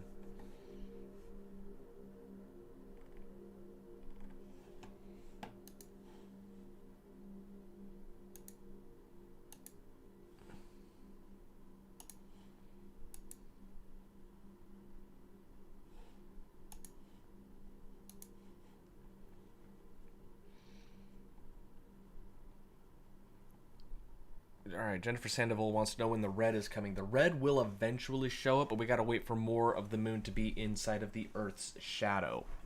There's too much natural daylight on the rest of the moon, so it's actually washing out the red.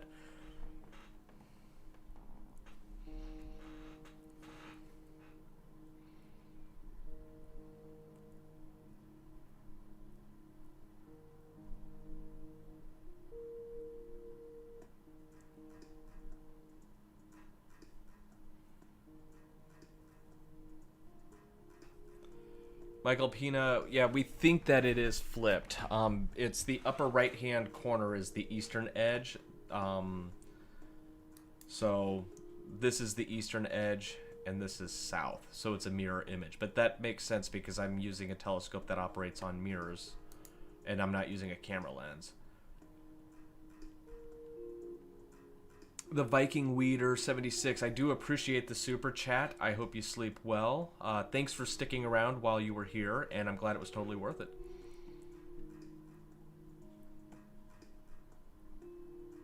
The music is starting. Yeah, the music is actually courtesy of Deep Sky Dude, who was here in the chat for a little while. He popped out to go use his own telescope to check this out.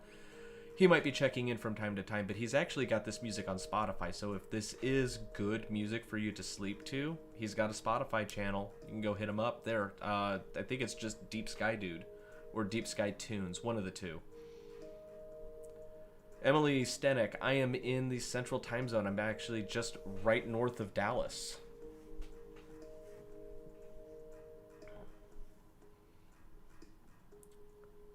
Feel Free Music. This is in space.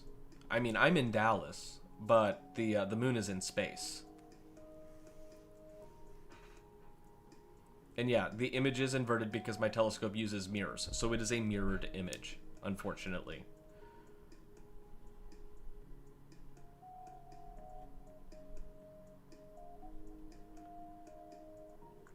Yeah, and I know a lot of you guys have got clouds, which is one of the main reasons why I am doing this, is because I know that there's clouds covering lots of people up tonight, and so I wanted to just put this out there on the internet for people who want to find it. They can find it. They can enjoy the live stream digital using my high-resolution telescope and camera in HD.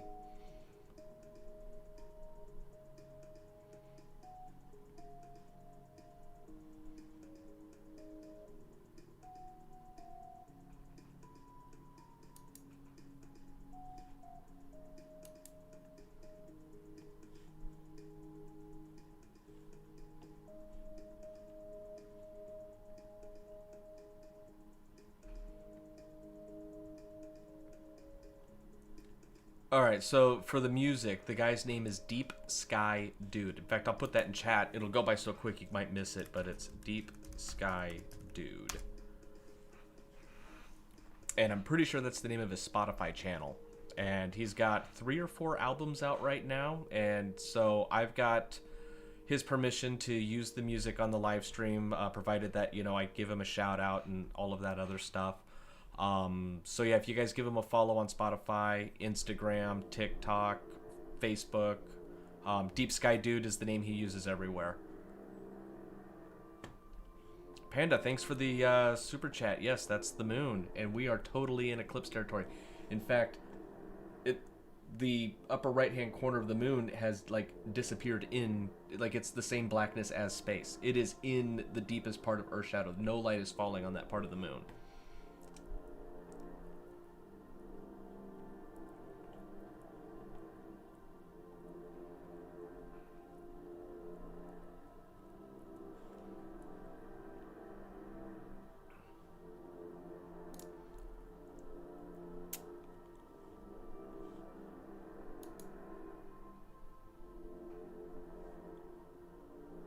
I think I want to try another group of photos.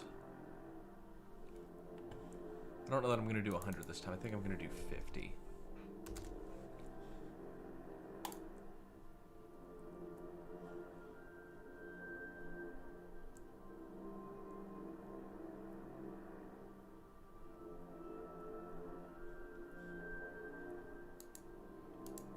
Okay, we'll do 50 more photos like this. Yeah, the Umbra is starting right now because that is very dark. So I'm going to take 50 still images at maximum resolution and in RAW format, and I can stack those later, and I'll actually be able to turn this into a very sharp, colorized moon photo with a big chunk of it missing from the Earth's shadow. Fox Floof, have a great night. Enjoy the eclipse, everyone. Thank you for the super chat. I do appreciate that, Fox Floof.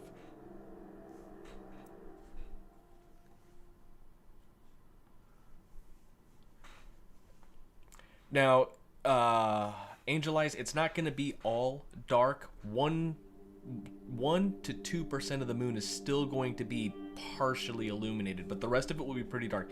It's going to look really neat.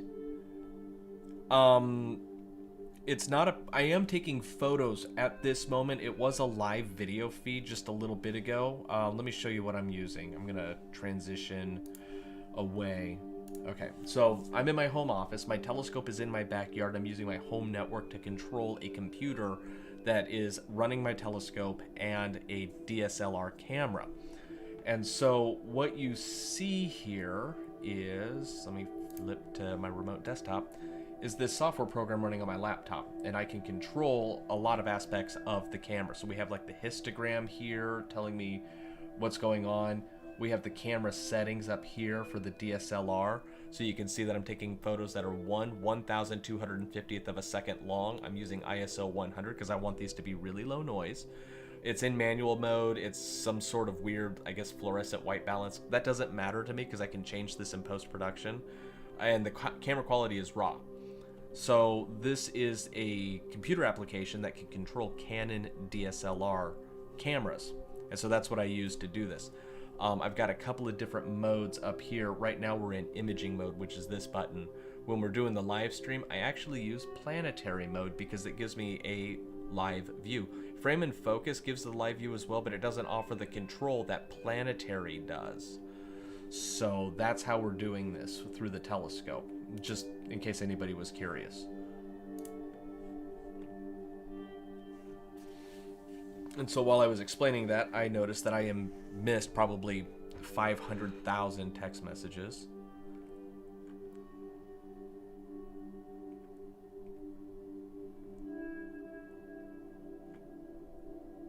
HCN wants to know, is the dark area where the Earth casts its shadow on the moon? Yes, that is correct. Is there a Discord? I do not have a Discord server. Will it turn red by 4 a.m.? Yes, it will. If you're in Central Time Zone, it will have turned red by 4 a.m. Will I post it on Instagram? When I have photos that I like, yes, they will go on Instagram. And it is highly likely I will have a photo I like for Instagram. Excuse me, throat's getting a little dry and my water is empty.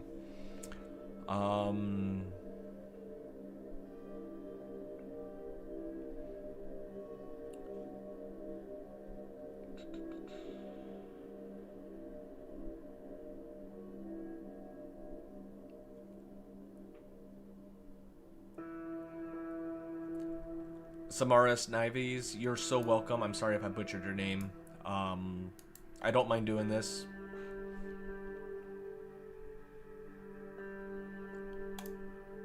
Haley Cracker wanting to know if this has happened or not. It is happening live right now. I just took 50 photos of the moon. I'm going to switch back to live view now. There we go, live view. And of course, it always jacks with daylight. There we go.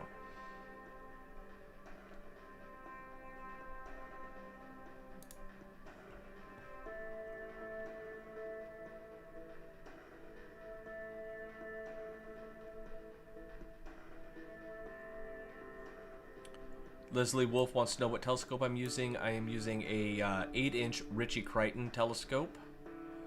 And Emily Holman, the music is from my buddy Will, the Deep Sky dude. He's got a Spotify channel with this same music on it. You can stream it whenever you want. And I believe the Spotify channel is called Deep Sky Dude.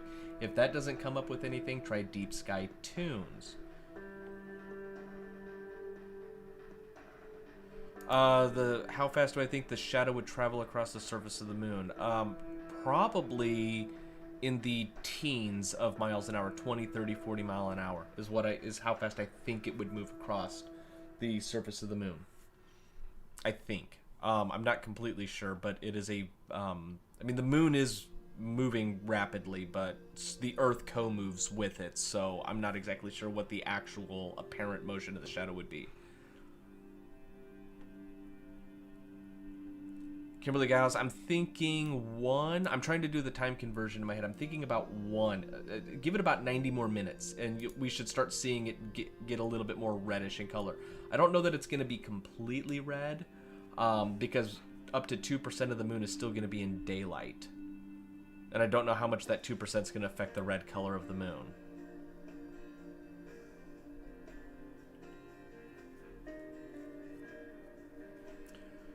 Sally Moody wants to know that this is the longest lunar eclipse in 500 years, but why is it? It's the longest lunar eclipse in 500 years because the moon's orbit is not perfectly circular, centered on the Earth. It looks more like an egg, a flattened or squished egg, but it has a point where it's really near the Earth and another point opposite that where it's really far from the Earth.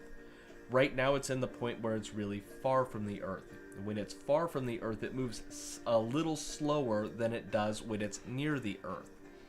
And this is the first time in 500 years and the only time in the next 100 years where the moon will be in this point in its orbit during an eclipse. So it will take a little longer. Now, it's not dramatically longer than past eclipses. It's not like it's 5, 6, 7 times as long. You know, the last lunar eclipse I did was a standard lunar eclipse, and that was a 6-hour-long process, and I think this one's like 6.5. So we're adding like 30 minutes total time just because the moon is moving a little slower. So I hope that answers the question.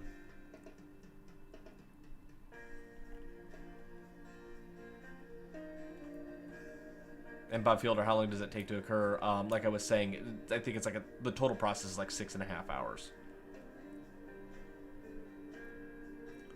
The next solar eclipse, I think, will be sometime in 2000. Well, the next solar eclipse that I'm aware of in North America will be in 2023. I think that one's in October. That'll be an annular eclipse, so you'll have a ring of fire around the moon.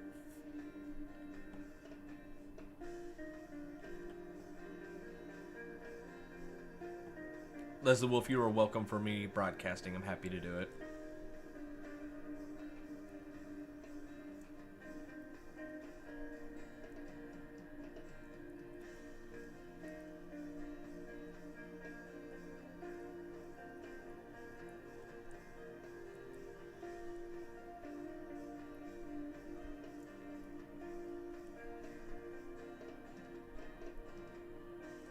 All right, so Tom Ming actually did the math at 3,395 miles wide, 5-hour eclipse, 687 miles. Actually, it would be double that because it only takes the eclipse start to end is 5 hours. So half in would be from start to finish, from one end of the shadow to the next. So it'd actually be 1,300 miles per hour. So Tom, thanks for doing the math.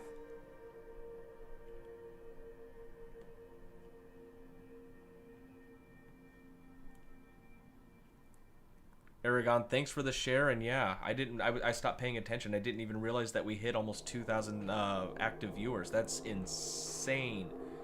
And according to YouTube, I've had a total of 31,000 people stop in, and then, you know, people come in and go all the time. But my absolute all-time high was only 20,000 in the past, so I've surpassed that. I'm now up to 30,000. That's crazy.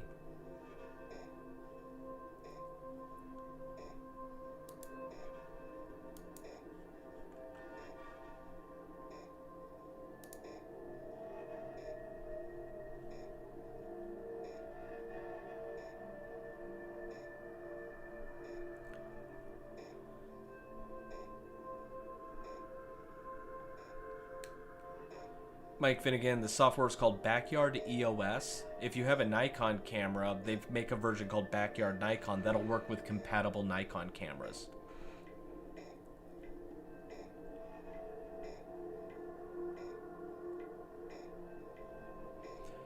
Yes, this live will be available for rebroadcast later. So if you want to go to bed now, you can come back. I don't know how long it'll take for YouTube to process the video and make it available, but it will be available on my channel as soon as YouTube makes it available. It'll be ready, so you guys can restream this tomorrow. I don't know if it'll be what time in the morning or afternoon, but it'll be there. Heather, it isn't red yet because the whole moon has not entered the deep part of the shadow yet. It'll get there.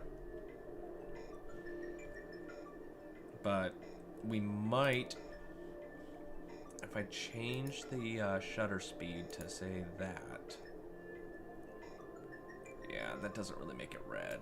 Let's see. I'm trying to see if we can get any red color to pop out of that shadow.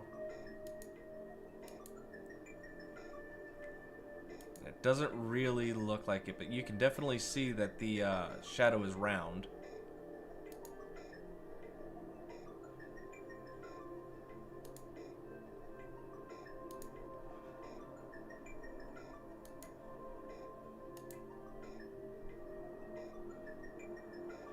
But yeah, so you can see this curve. That's the deepest, darkest part of Earth's shadow right there. That would be the umbra. And then the rest of what we've been seeing is the penumbra. And I probably have that backwards. It's actually not red because of the pollution. It's red because the sunlight gets refracted. And the only light that can actually make it through the atmosphere is the red light. That's why sunrises and moonrises are both red.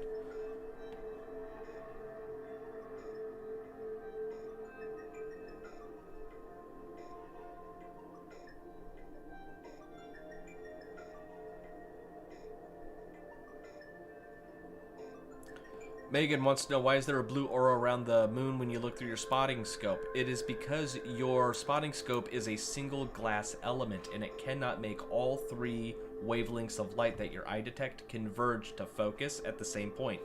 So the red and green that your eyes detect will focus through that single element, but the blue doesn't. It's slightly out of focus, and that's that fringe that you're seeing around it. My telescope can fix that, and that's why we don't have the blue fringe when we're looking at the moon through my telescope. That's a really good question, Megan. I actually, yeah, I appreciate that question.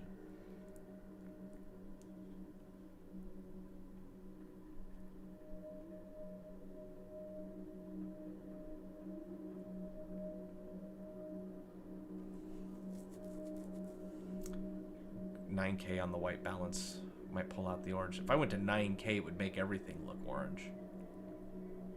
Amber Rose, how am I viewing this? I've got my DSLR attached to the back of a telescope in my backyard. I'm sitting in my office using my home network to control the telescope.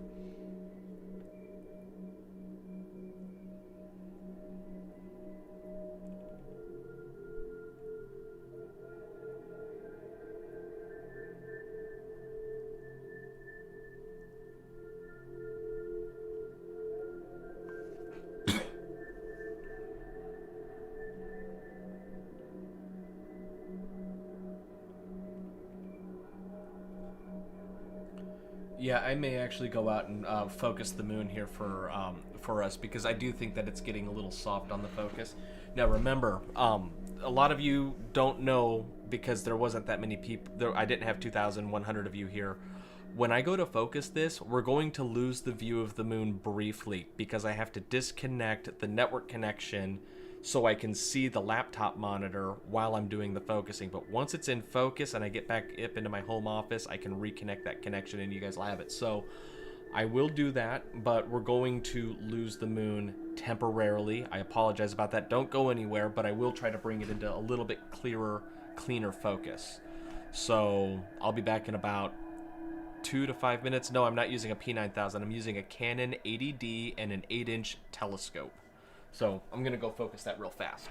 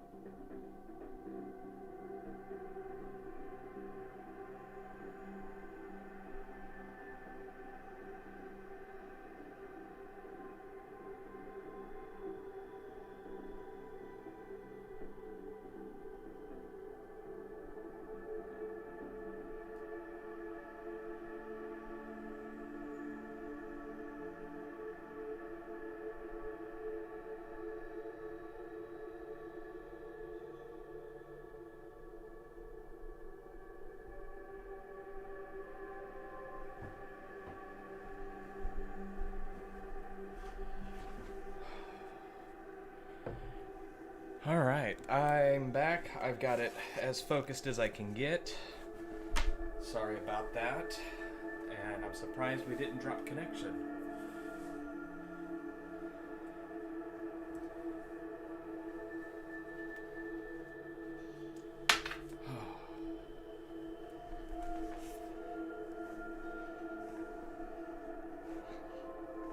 Okay.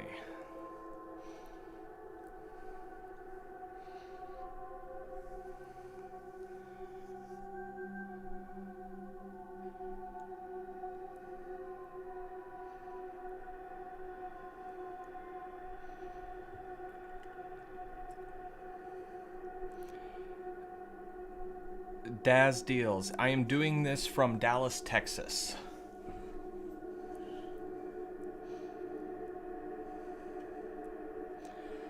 Should try to do another capture.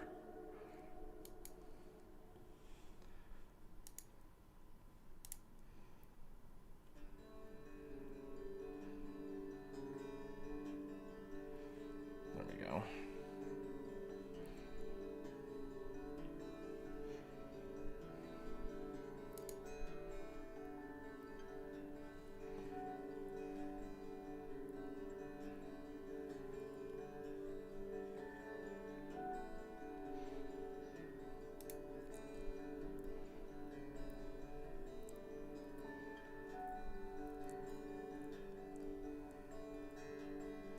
That's a drastic change over the last, I don't know, 20 minutes or so. Don't you guys think? But yeah, we're going to do another 50 of these photos so I can stack them and turn it into a lunar eclipse master photo later.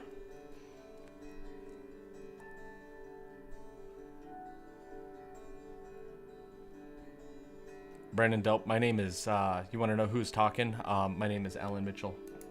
I'm this guy. I'm the guy who's in control of everything.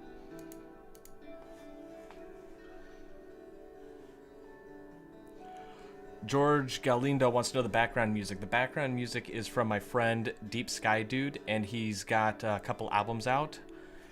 He has a Spotify channel. Deep Sky Dude, I think, is this Spotify channel. You guys can go there if you want, and you can stream this music. So yeah, go show him some love on Spotify if you guys use Spotify for streaming.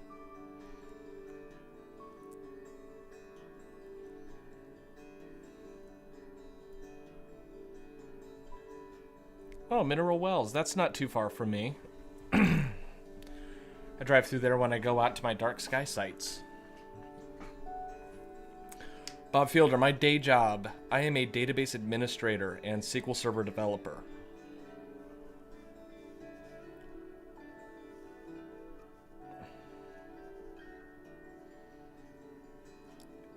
Hey, I appreciate that $5 super chat, and yes, I try to be as authentic as possible. You know, I engage with you guys as much as I can while doing this, answering questions where I can. No, this is a legit, real live stream. Excuse me, throat's a little. I've been talking for like, what? This stream has been going on for, I'm not even sure. 2 hours and 15 minutes, and I did a 90-minute live stream on TikTok even before this, so I've been talking for almost 4 straight hours.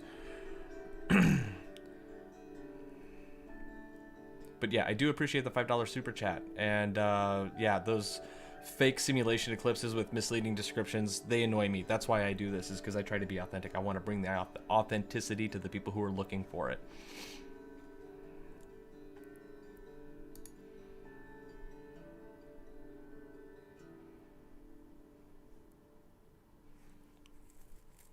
Trying to catch up on comments, but they come in so quick. And I don't want to turn on slow mode because I don't want to hurt anybody.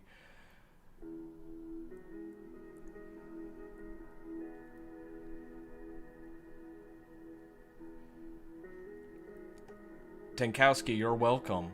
And thank you for the $2.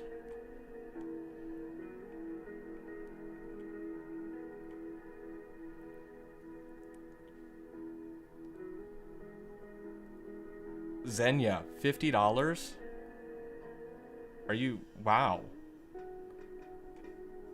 I'm not sure if I should take my shirt off for that or not. No, I'll keep it on. I'll keep it on. I'll scare you guys away.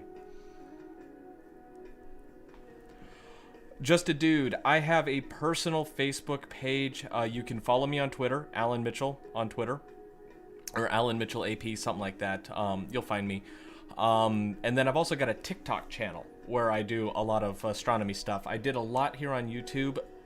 My DBA job is a relatively new promotion I took at work about 5 or 6 months ago. But before then, I got real busy with my other department, and I just did not have the time, working 12 to 16-hour days to keep up with YouTube, because it does take a lot of work. But TikTok is easy, Twitter is easy, and I've got an Instagram as well.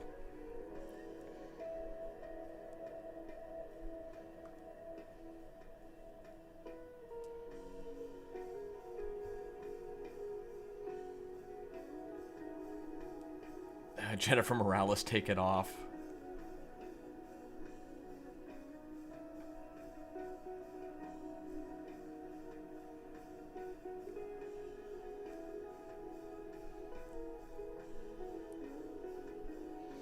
Alright, I do need to get something a little warm to drink for my throat, so I'm going to leave you with some music, and I'm going to switch back to the live view because I'm done with my capture.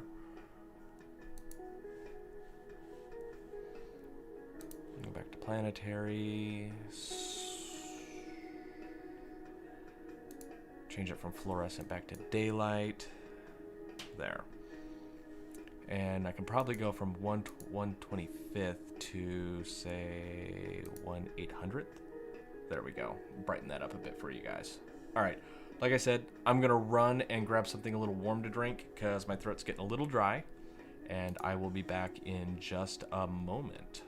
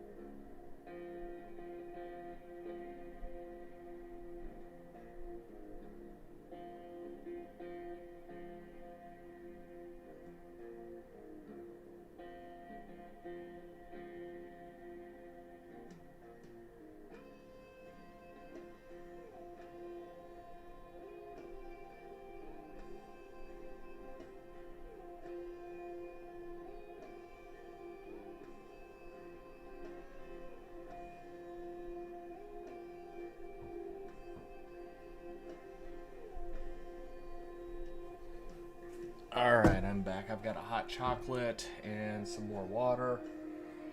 Hopefully my throat starts to feel a little better.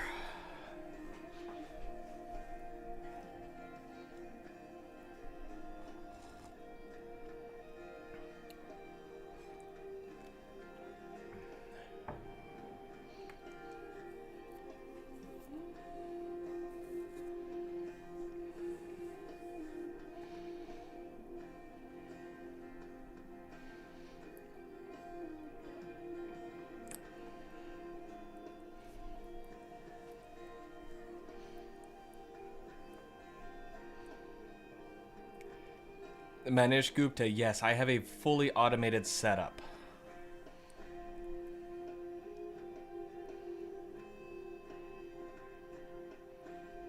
And I've also got the Ioptron Skyguider Pro, which is a similar setup to the Sky Adventurer. Bob, go get yourself a hot chocolate.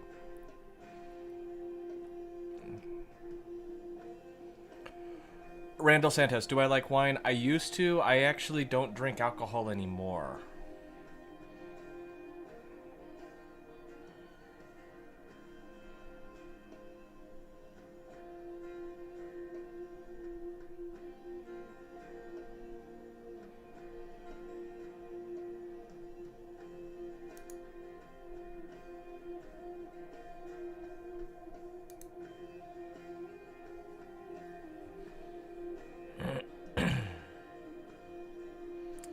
Teresa, it'll start turning red to the naked eye the deeper it gets into the full phase of the eclipse, but right now there's too much contrast between the bright and the dark part, so I don't know that the human eye will pick it up, but my camera definitely does not right now.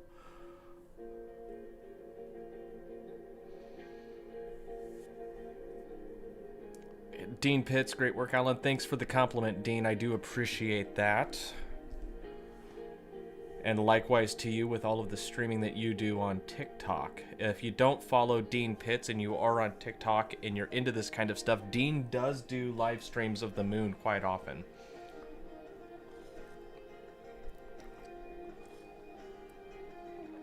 Oh, and now I'm actually starting to see, as I catch up on the comments, why you're saying great job, because you quit drinking too. Yeah.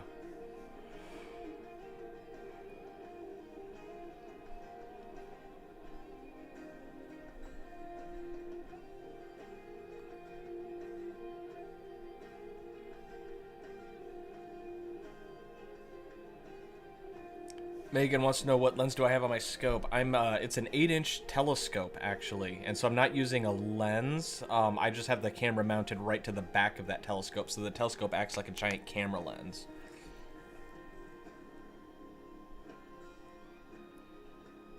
Do I know of any space events happening in December? I do know that there's the meteor shower, and honestly, that's the only event that I'm currently aware of that's going on. I'm sure there's others. But like you, I only know of, I think it's the Geminids is in October, or not October, December. But I don't know of any other events off the top of my head.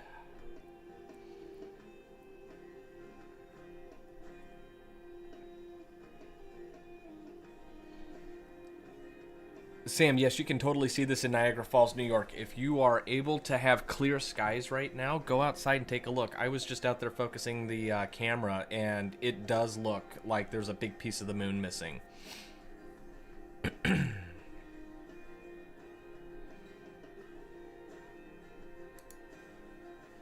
Stargazer, you're, what, 19 years sober? Nice.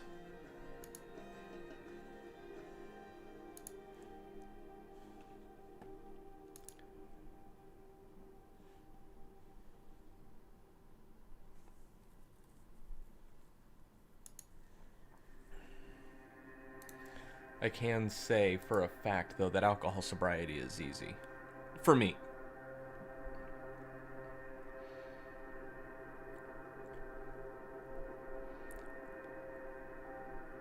Namaste, forget me not. For those $5, I shall not forget you. Thank you for that. And you know what? The honor is mine. I'm glad you appreciate it. But, you know, my time, my effort, I'm here to try to just spread the eclipse to the people who don't have access to it because of clouds or where they live.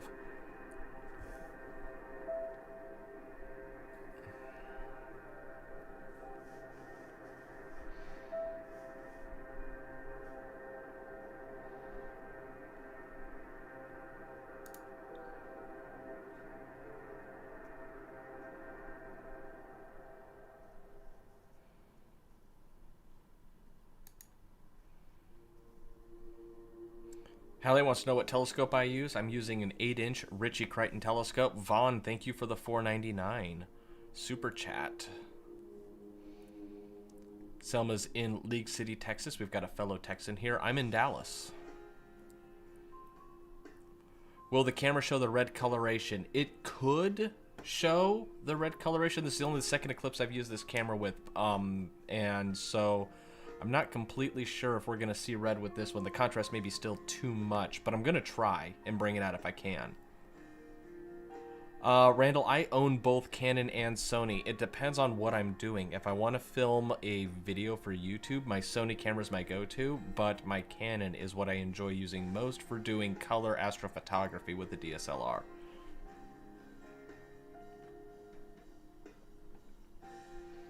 Can I increase the exposure? I can a little bit. Let's go do that. So we're at 1/800th of a second. We'll go to, say, 1/400th of a second. There, how's that? You can definitely see the Earth's shadow right here across the moon.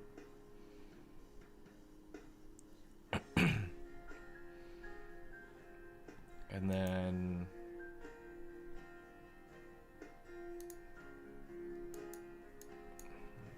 change the color temperature to, let's say, 9,000. There, red. Nope. It flipped back to 0. It won't hold it. I don't know why it won't hold it.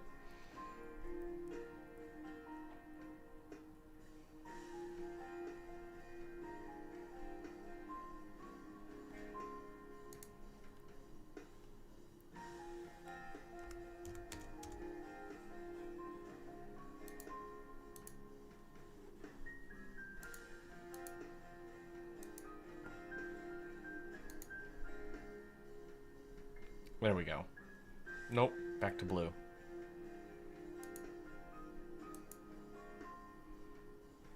Anyway, daylight.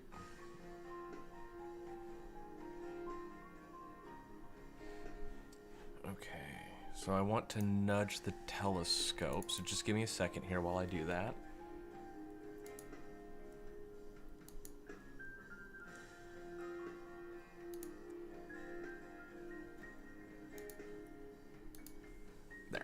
Alright, kind of recentered the moon.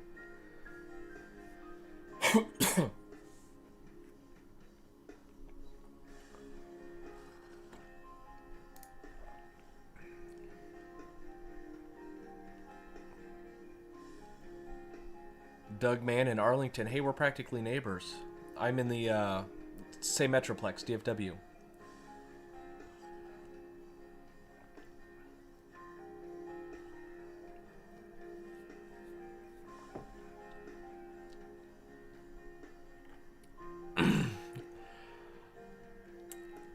Louise, you can send me your resume if you want. I am not in charge of hiring, and I can tell you that my company also is not looking for any new database developers or resume administrators or developers right now. We just went through a big hiring spurt once we kind of got out of COVID.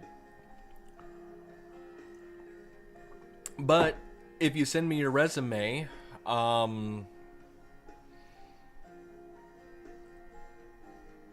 if you send it to, what is it? Hold on, I got a public email address. I'll take a look at it and see if I can give you some tips. I just got to remember what my public email address is. It's ispacedoutab@gmail.com. All lowercase, all one word.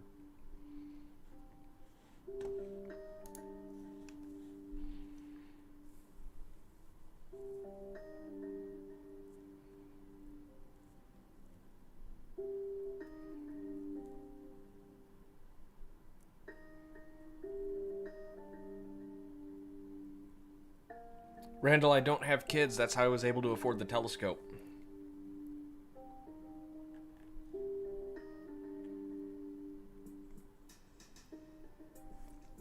Throat's starting to do a little bit better, Jennifer Morales. I've got hot chocolate. It is soothing the throat. And Hamuli, thank you for the 10 euros. I do appreciate that. I'm glad that you're enjoying the excellent live stream.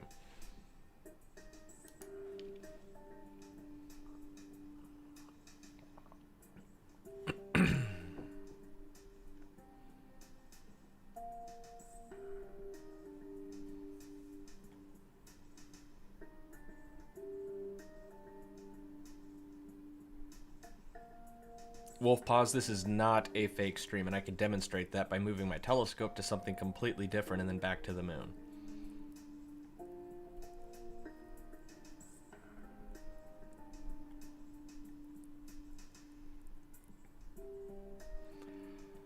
Tony, how long until it's completely covered? About an hour we will reach maximum eclipse, but it's not going to get 100% covered because this is a partial lunar eclipse. What's going to happen is the darkest part of the shadow here is going to cover all but like this little section of the moon. Only about 1% of the moon is going to stay out of the shadow. But the rest of the moon, 99 to 98% of the moon will be in the shadow. Now the question is, will I be able to see the red? Because the exposure and the contrast on the moon, it may be too much. I may not be able to get the red to show up. In fact, I'm gonna try and see if I can do something this way and get the moon to show up.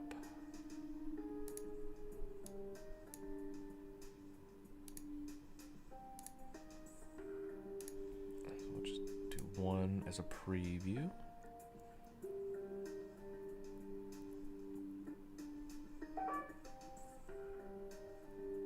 Okay, that's too bright.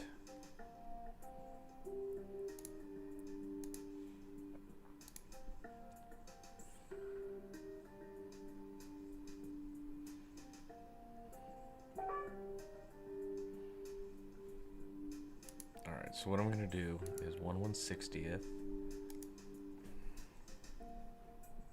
If you were to go outside, the moon would look like this right now. All right. Getting closer.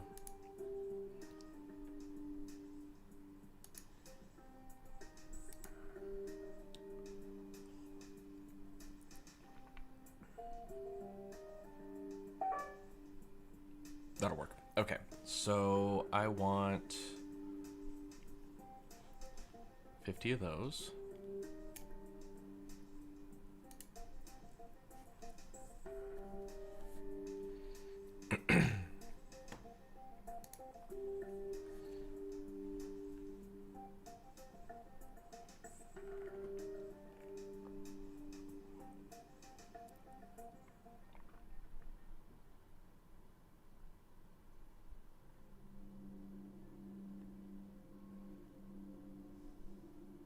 Megan, you just saw a huge shooting star. You were so lucky. Those are so cool to see, especially when they're the big, bright ones. Did it leave a tail?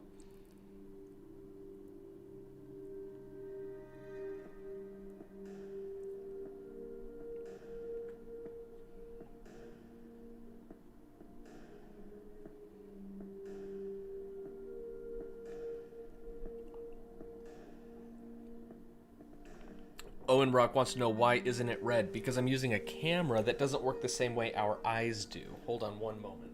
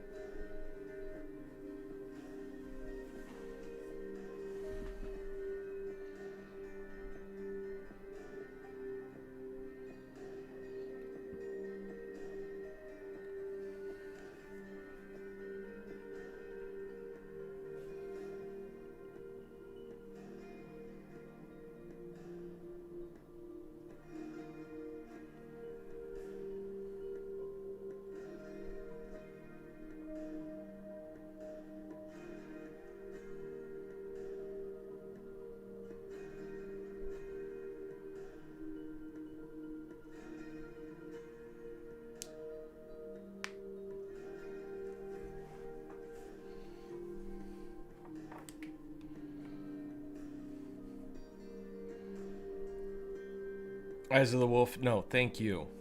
I do appreciate everything that you've been helping out with in the chat tonight.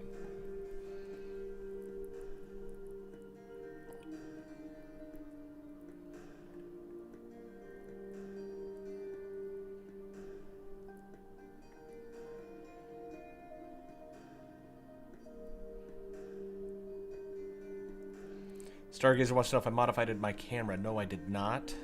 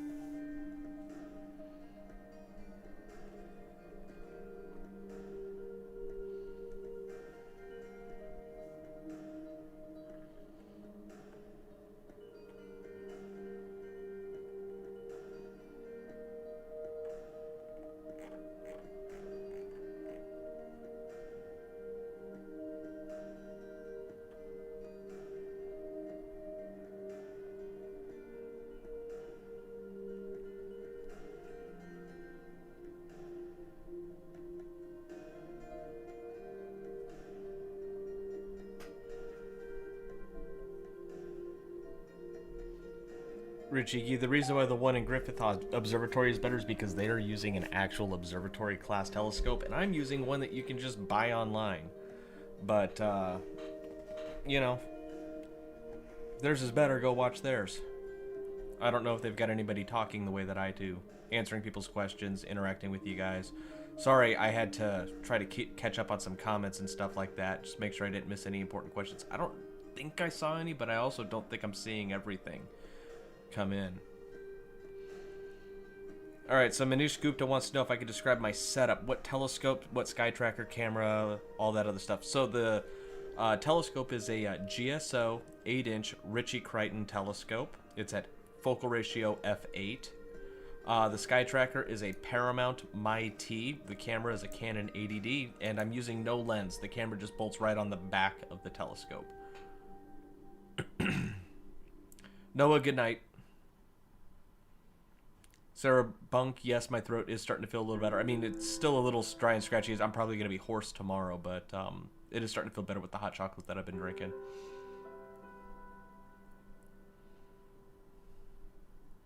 Amanda, thank you. Matthew, the moon will appear reddish in color as we get deeper into the eclipse. About 45 more minutes, we're going to hit peak eclipse.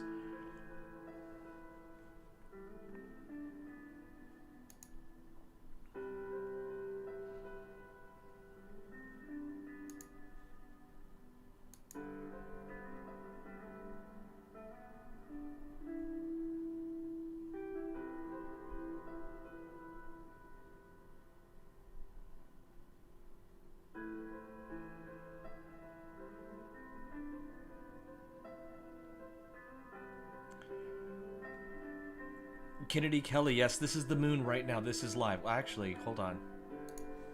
No, those are still images. Sorry. That's the moon live. My mistake.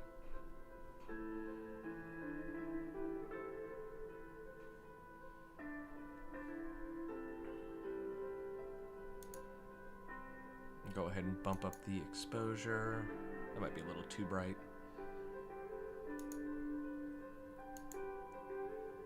There.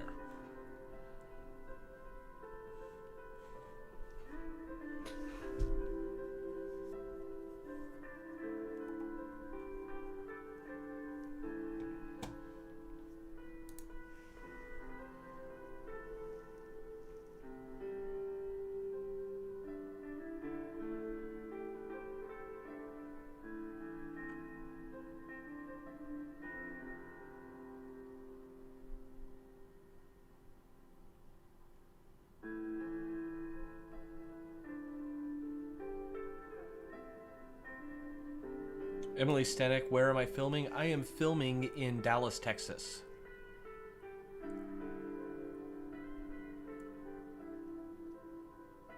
Sarah Bunk, thank you. No, my voice will be fine. It's just I've been talking for over 3 hours, so it happens. I'll just need a day or two. My voice will go back to normal. Javier Fernandez, you are welcome. Avery Janine, you should see it red to the naked eye, or red-ish in color to the naked eye, around 3 o'clock Central Time. I'm not exactly sure where you are, but if you can do the time zone conversion, that would give you an idea. Tea with honey. I actually do a ginger tea.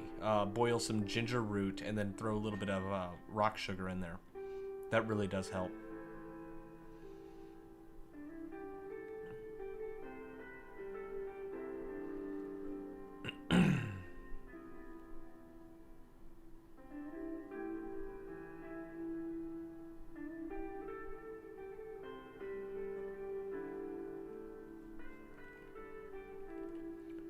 Julie Dwyer, 9.99. Thank you so much for the super chat. I do appreciate that.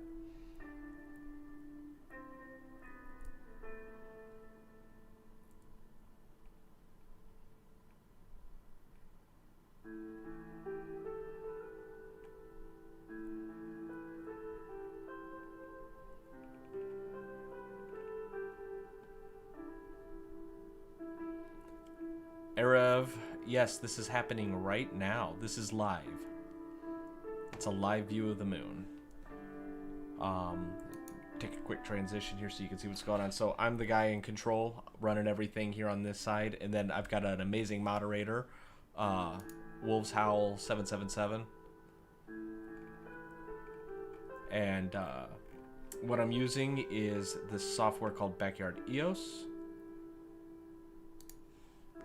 And I can control my DSLR camera using these controls over here. You can see what the settings are here.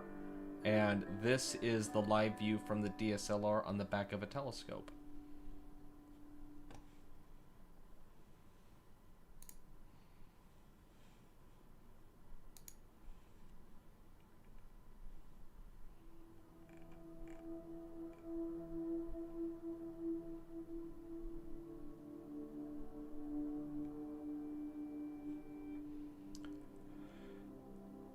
Frank Tremblay wants to know what I would think if Copernicus or Galileo would say or feel watching this. First of all, I believe that they would be in utter amazement at the level of clarity that we could see the moon today. Copernicus didn't have telescopes and Galileo made his own, but it was really rudimentary. And while he saw the moon in better detail than we could with our own eyes, he never saw it in the kind of detail you guys can see it through my telescope. And then I don't know what Copernicus would say, but Galileo for sure would probably say something like, I was right, or I knew it, something like that, because he was put under house arrest for some of his theories about, you know, anti-helios or anti-geocentric models. So, and Copernicus probably might have more questions. I don't think that he would exclaim like he was right. I think he would start asking a lot more questions. That's what I think would be going on with those two.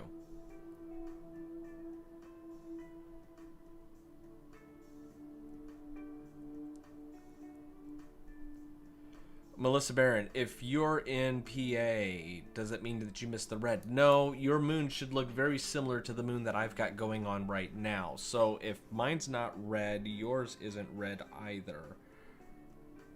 But it should be turning red, I'm hoping, in the next 45 minutes or so.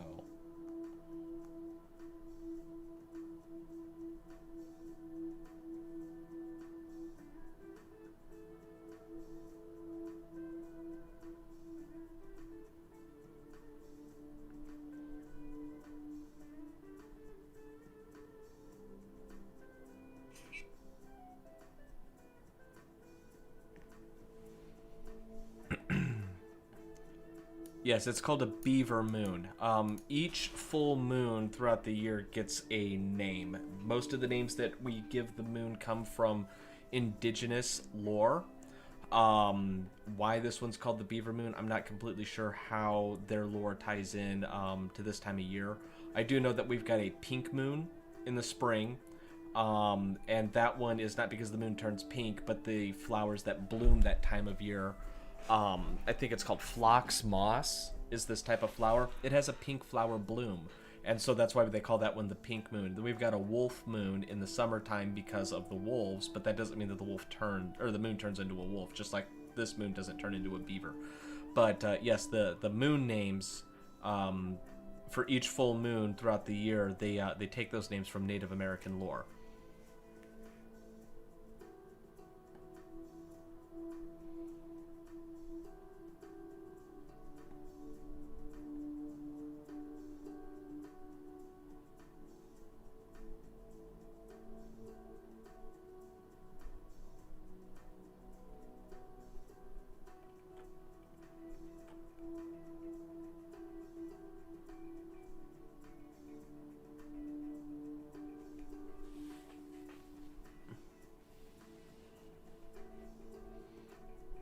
Does a lunar eclipse affect water levels? No. The tides are very minimally influenced by full moon and where the full moon is versus where the sun is. So, I mean, yeah, you get what's known as a king tide or a super tide, but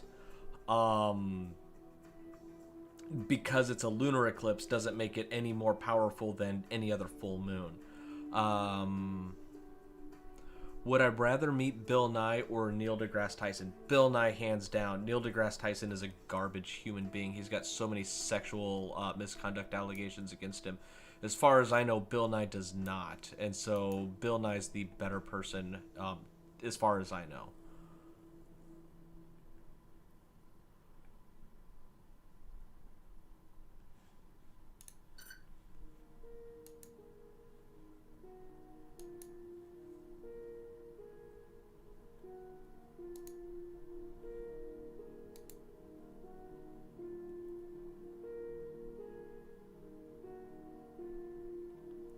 Itzel Beltran wants to know why there is a ring around the moon. If you're looking at the moon with your own eyes outside and you see a ring around it, it's usually high, thin clouds, and the moonlight refracts through that and creates the ring.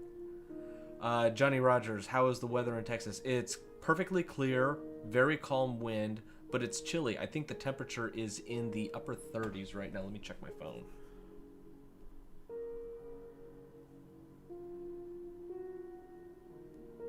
Yeah, my phone is telling me that it is 39 degrees outside. So yeah, it's a bit chilly outside still. Is it safe to charge crystals tonight? I honestly don't know the answer to that question, but my moderator, Eyes of the Wolf 777, would know if you can charge crystals tonight because he actually does charge his crystals. And so if he's charging his crystals tonight, then yes. And if he's not, then he probably knows the reason why.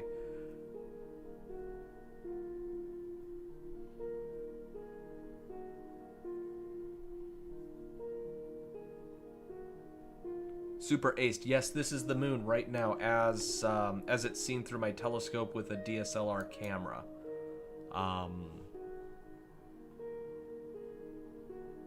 Getting pretty close to maximum eclipse. We got about 40 minutes or so.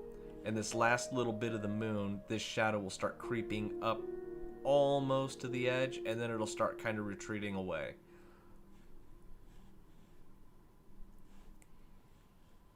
I really want to get a full, like, HDR image of this. Let me see if I can do that. What I'm going to do is, say, 10 at 1/400th. We'll do another 10. But we'll go to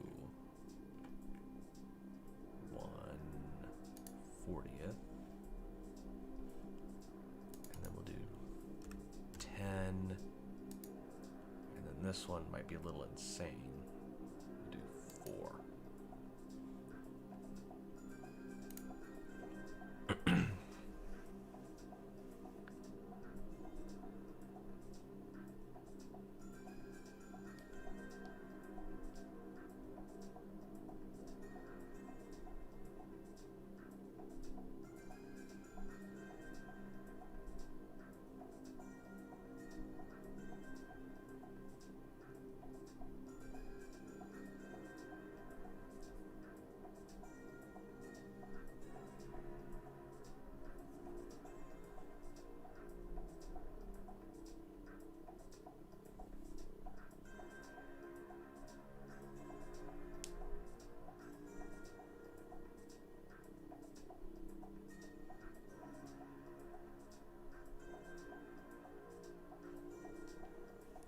So what I'm hoping to do with this series of photos that I'm taking right now of the moon is that I want the shadow side to show up a little bit more. So I just took a bunch of the crescent.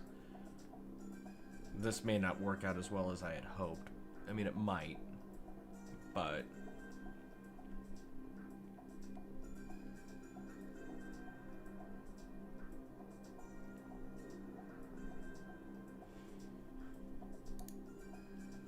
I'm going to have to stop that down a little bit, I think.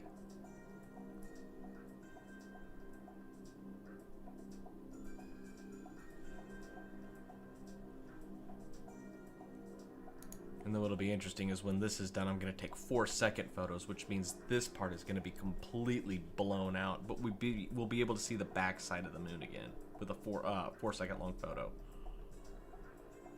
See? There's your red. That's the red right there. It is red.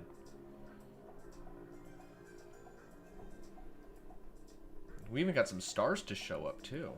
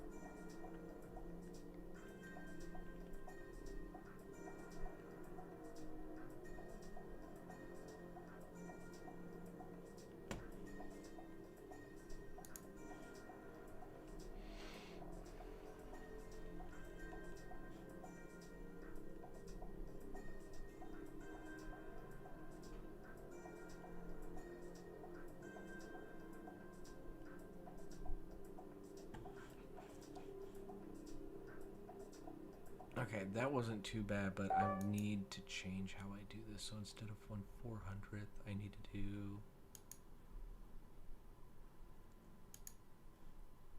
Or instead of 1/200th.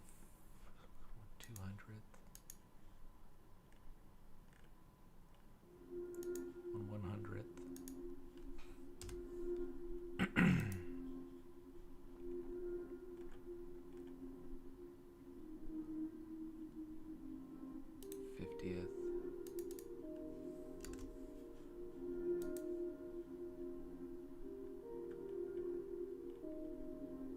And then we'll jump to 1/10.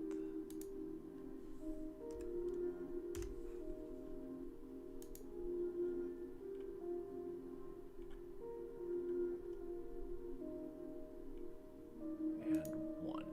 Try that. Try this series.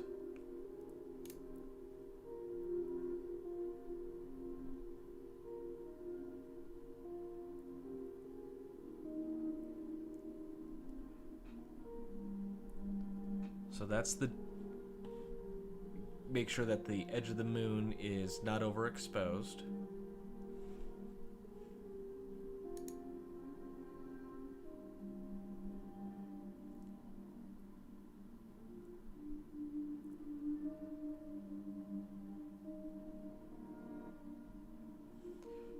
So the moon turns red. This is for Ice Rico. The moon turns red because that's the only light that makes it through the atmosphere of the Earth on its way to the moon. The rest of the light gets scattered.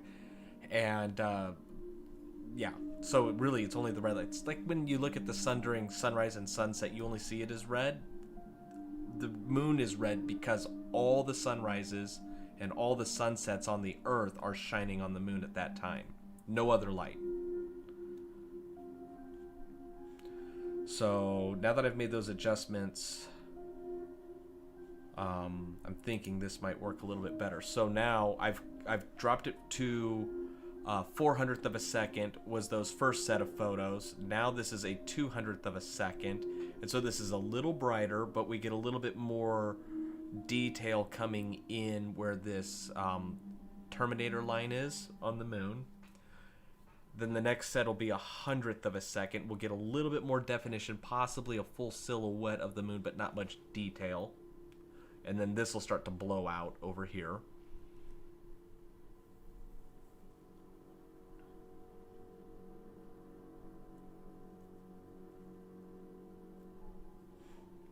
And the idea is I just want to gradually peel back the shadow and then I'll stack each one of these sets of images and then try to blend them together to make a fully exposed from this part of the moon all the way to the invisible part over here. That'll take a bit of processing time to do, obviously, but I think it'll be worth it.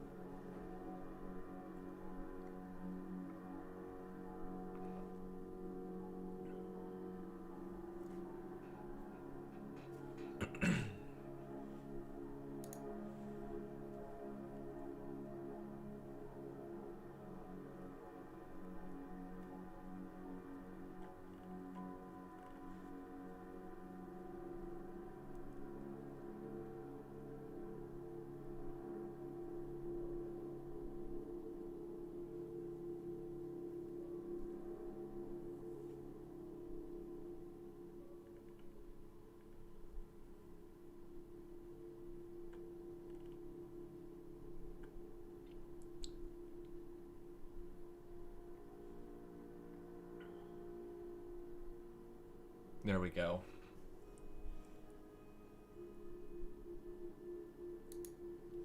You can see that there's some red in there now. That's what I wanted to try to get to show up.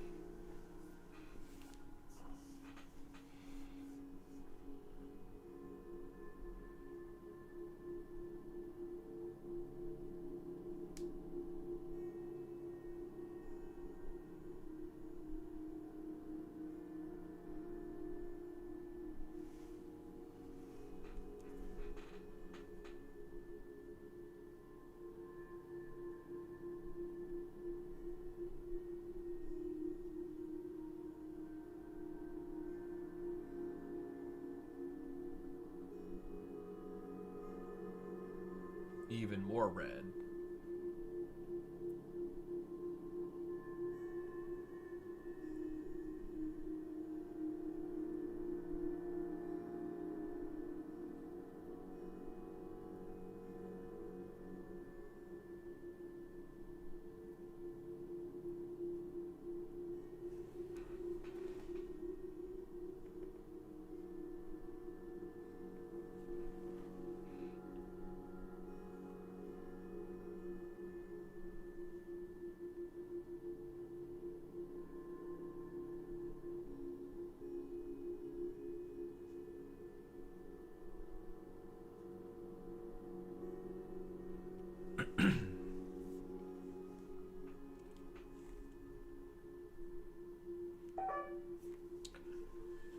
I think this will turn out great.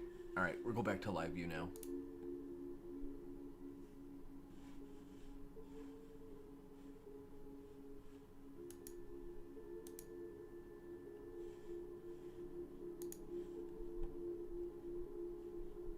But yeah, we definitely had some red in there. That's why it does. That's why we can't see it in the live stream. It's too dark on the shadow side, unfortunately. My camera just does not have the ability to see the super bright, still lit part of the moon and the really dim red part of the moon. It just doesn't work that way. Sadly, that sucks. But I will be able to make a picture out of it, so I'm happy about that.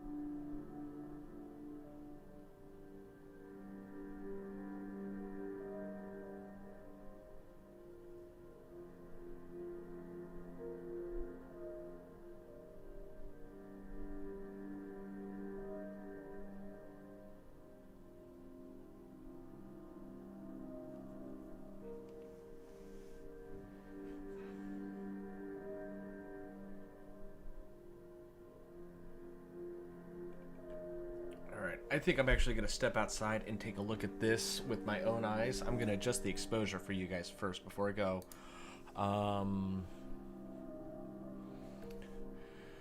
Let's see. Can I go faster than a 60th of a second? Yeah. All right, so that makes it a little brighter. Okay. I'm going to go out and see what happens if I turn you up. Maybe a little bit of red shows up. If I crank it, it might look grainy and nasty, but maybe I can get you guys to see some of the red.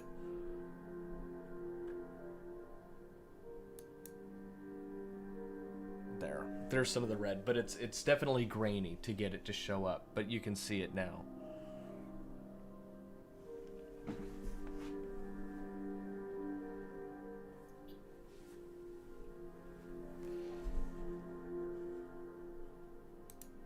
Alright, I'm going to step out to take a look at it and see if I can see any red with my own eyes. You guys, behave yourselves.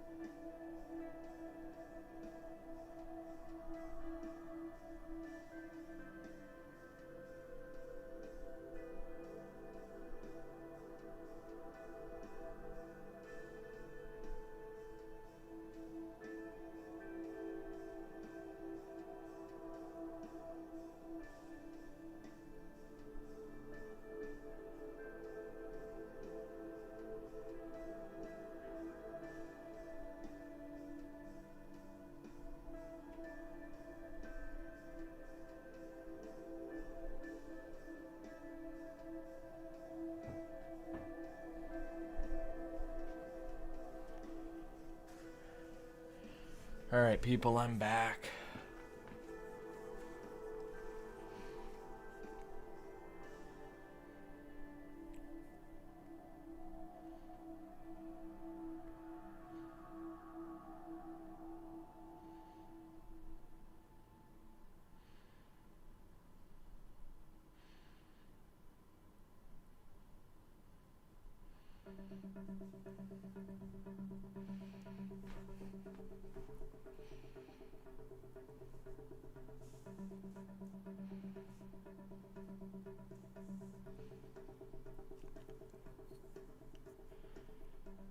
Frank, thank you for the $10 super chat. I do appreciate that.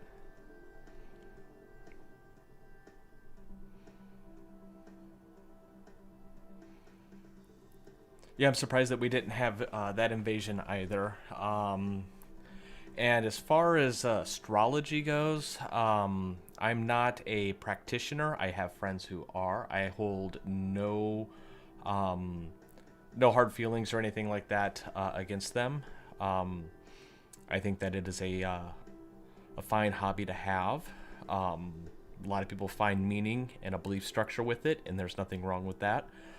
I just never really dove into it. I dove into the hard sciences rather than the metaphysical. So sorry that I don't have a much better and stimulating answer than that. But yeah, I don't really see too much harm with astrology, provided the people who are doing it don't let it absolutely rule every decision of their life. I think that anybody who lets their life be completely ruled by a single system is an unhealthy thing. I think that a balance of multiple systems is good. Like, I follow sciences, but I also follow intuition, which is not scientific at all.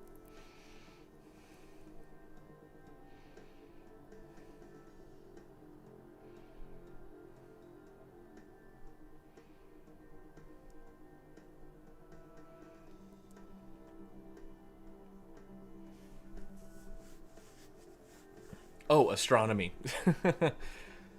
Yeah, so I am very deep into astronomy. Have been since I was in first grade, and I read up on it as much as I can. Obviously, I'm quite passionate about it because I built my own observatory in my backyard.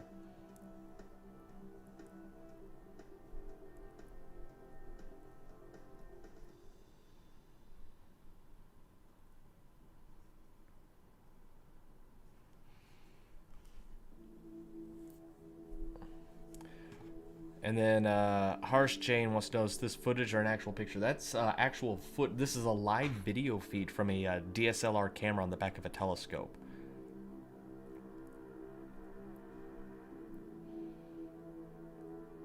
Ryan Adams, it does. I was just outside a few minutes ago taking a look at it for a while, and it looks just like this with the naked eye. As long as you don't have clouds and it's nighttime where you are and the moon is in the sky, which it should be, it will look like this.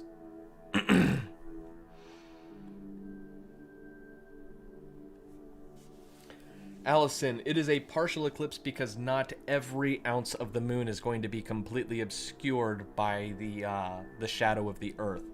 What's going to happen is this bit will get down to about 1% illuminated, and that's about all that'll stay lit. The rest of it will be in the shadow. That's what makes it a partial eclipse. It's like 99% covered, but that 1% remaining is why it stays a partial eclipse.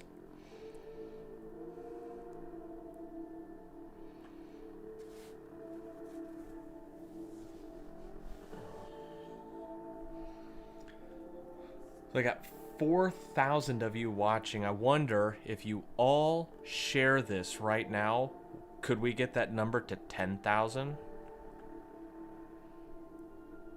Put it out on your Facebook page, Twitter, send it to your uncle.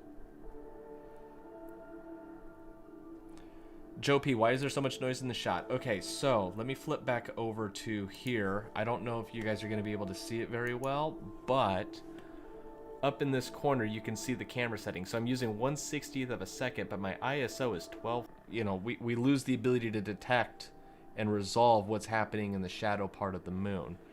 If I drop the ISO down to 100 where I photograph at, and my shutter speed down to, say, 1/100th of a second, we get just this tiny little sliver of the moon is all that's illuminated. So by playing with the exposure, I can crank up the ISO to say 10,000 or something like that. But when you crank up the ISO, it cranks up the noise. So lowering the ISO makes it dimmer, but it does clean up the image a little at a time. A lot less noise there.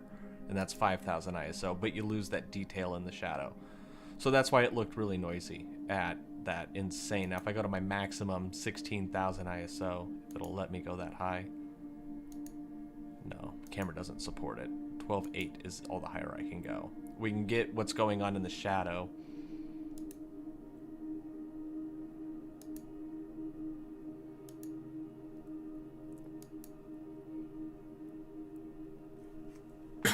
Excuse me.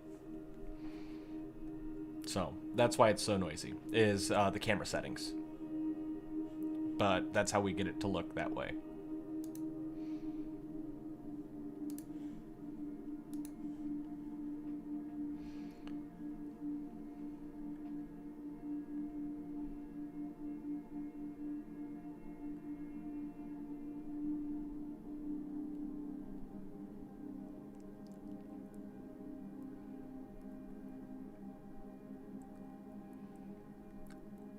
Linda, yeah, you went outside and you definitely, I guarantee you saw more red than this. This is just the best that my camera can do on the telescope right now.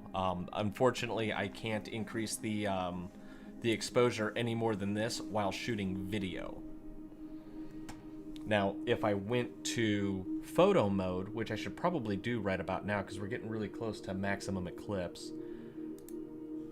If I go to photo mode,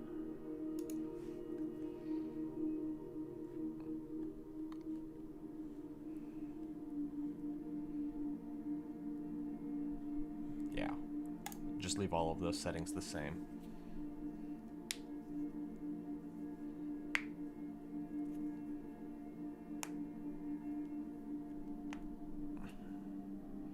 You can barely see the moon in that image. It's just this very faint sliver right here.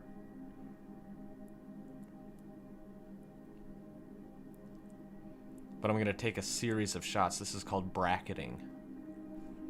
So start with really, really faint, and then gradually double the amount of time I let light collect from the moon onto that camera sensor. So this is 1/400th of a second. And then the next progression you'll see will be 1/200th of a second. Should be starting any picture now.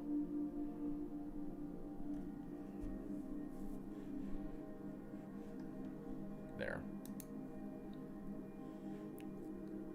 So that's a doubling of the image time.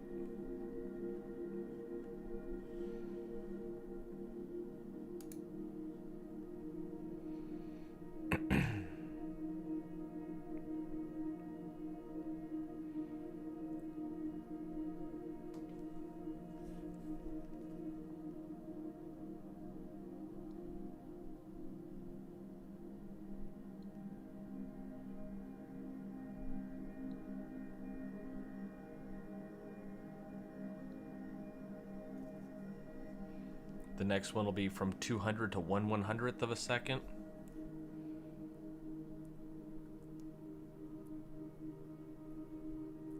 Starting to see a little bit more of the moon shape. That actually looks pretty cool, just like that.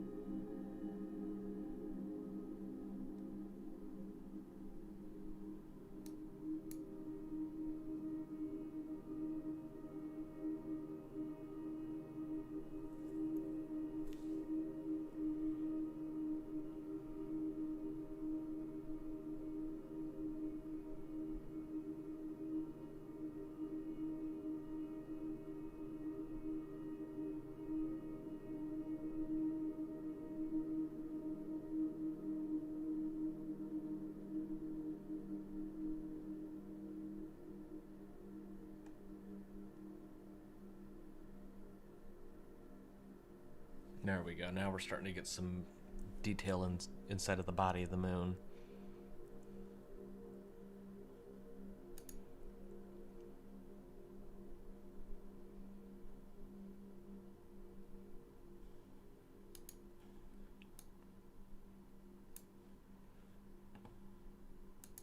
Move that down for you guys.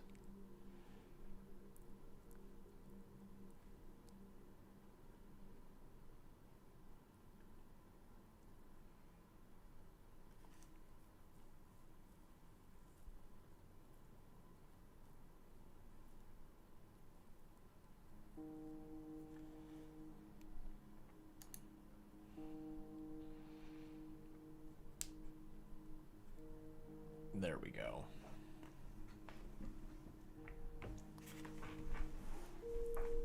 That's a winning shot right there.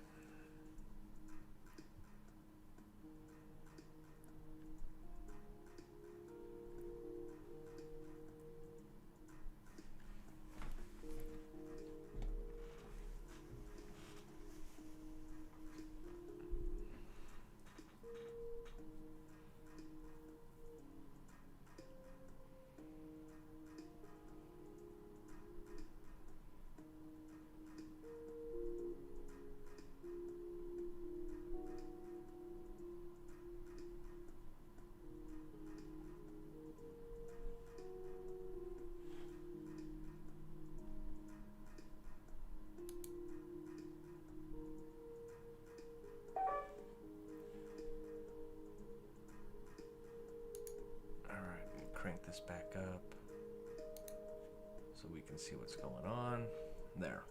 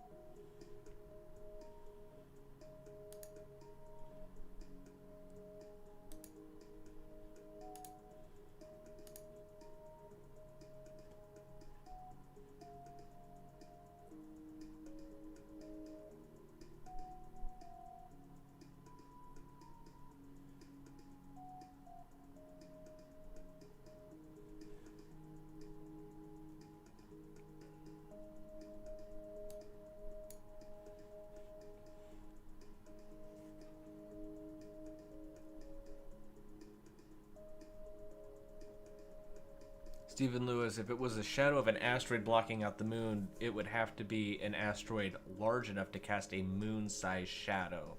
So we would see it.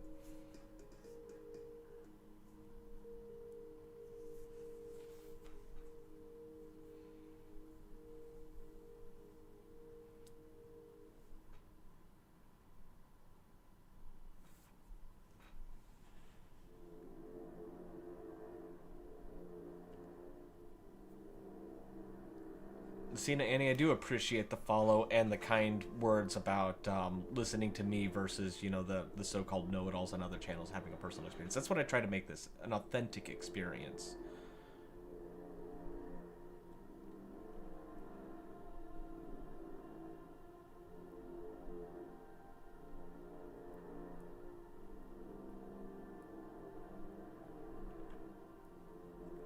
So we should be right at about the moment of maximum eclipse, which is supposed to be at like 3:05. We're a few moments away from that.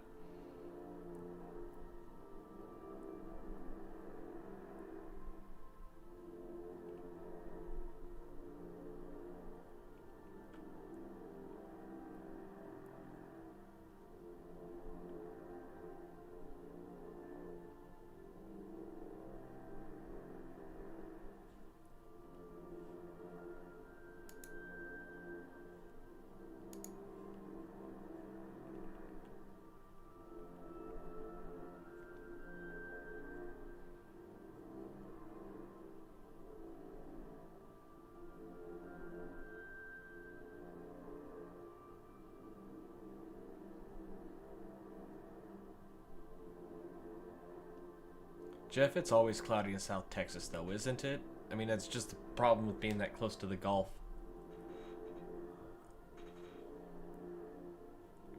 Curious Cat, the location is Dallas.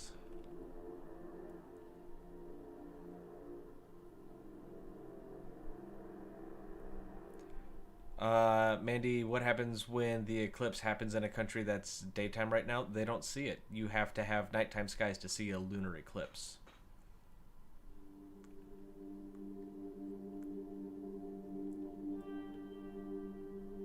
Alright, one last time. Where's the red? The red is really dim with my camera. It is there. Emma, right? If you have the option to go outside and take a look at it, please do, because you will definitely see the red. But I can show you that over here in this frame, I was able to actually photograph the red. This was taken, I don't know, 5 minutes ago. So it's there. It's just in video mode, it doesn't show up as well. In fact, I need to kind of nudge the telescope again.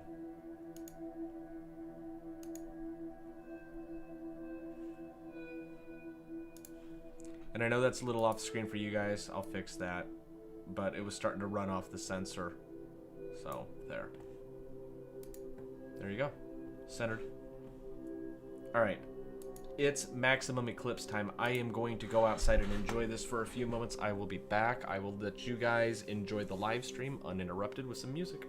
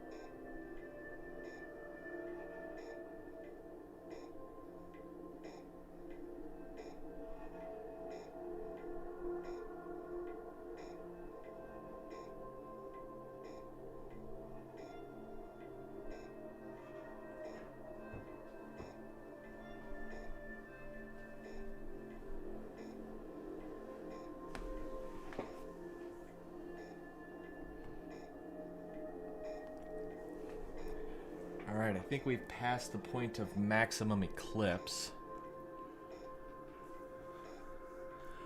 But I just went out and took a look at it with my own eyes, and it looks really cool. It's something else.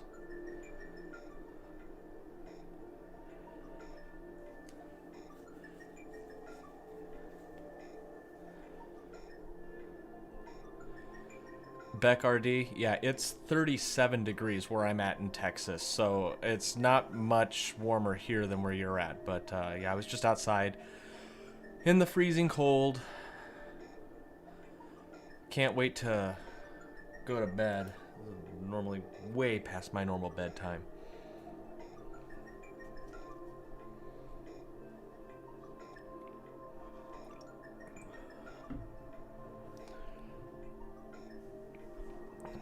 Joe, yeah, that was maximum eclipse.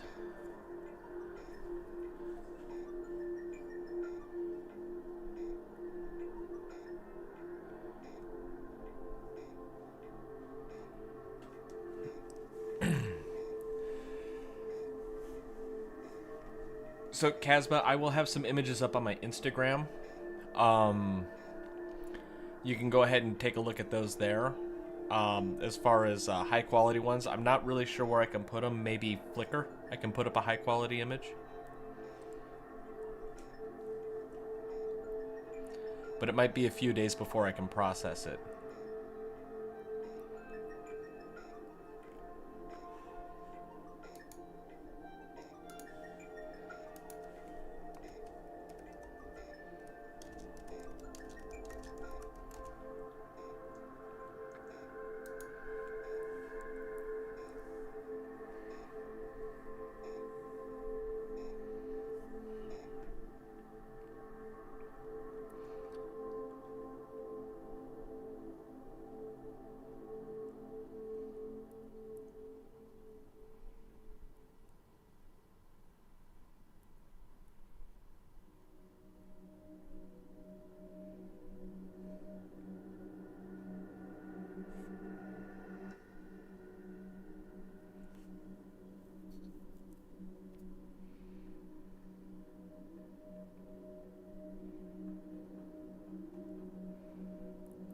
Trying to catch up on comments. They keep streaming in so fast, I'm having a hard time reading. But that's fine. I mean, I'm not complaining. It's just if you've asked a question and I didn't read it, I'm sorry. It's just really hard. And Sarah, that's not $2,000. That's 2,000 Hungarian. Whatever it is they use. It converts to, like, I think 5 or 6 US dollars.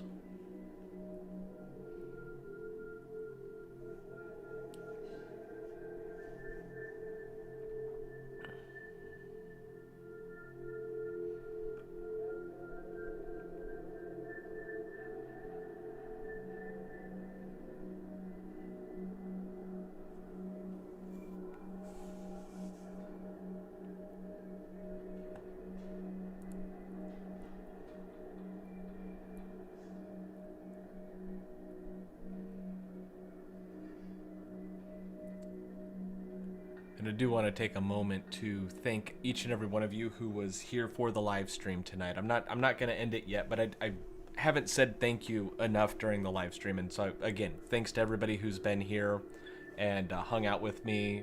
For my longtime viewers, the ones that have, hung out in the for the almost 4 hours that I've been live streaming this. It means a lot because I like doing this, and it kind of sucks doing this to no one, when nobody's here.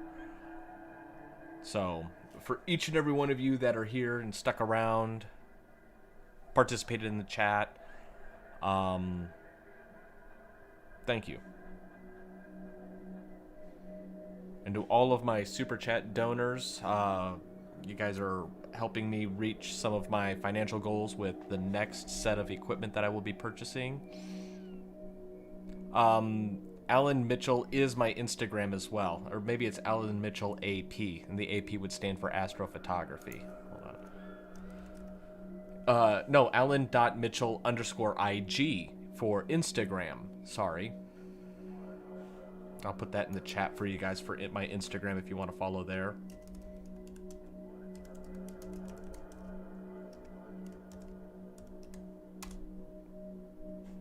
So that's my Instagram handle. And then on TikTok, I am this username. I spaced out.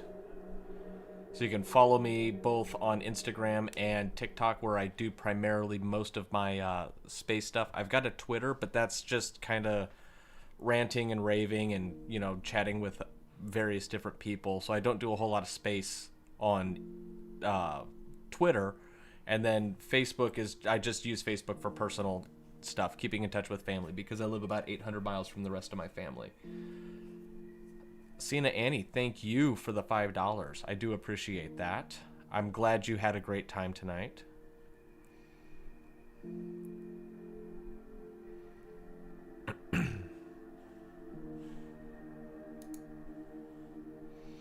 Definitely see more of the moon starting to peek out. More of the light that's definitely starting to reclaim the shadow.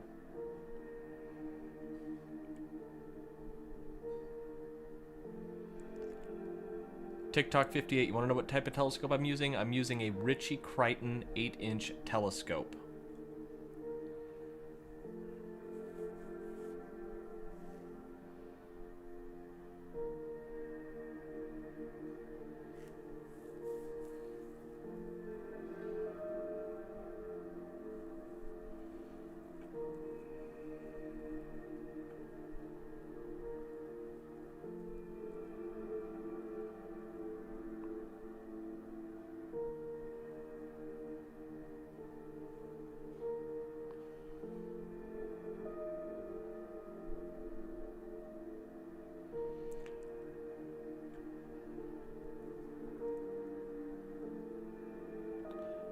Cole Turbeville, sorry.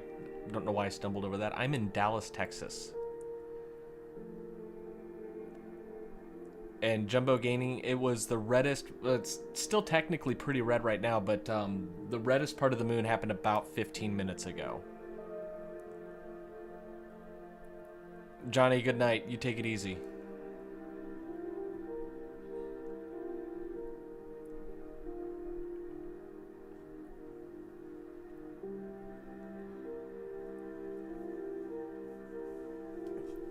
And I got one sleepy puppy in my lap. I'm gonna flip over so you guys can see him because he wanted to be part of the live stream.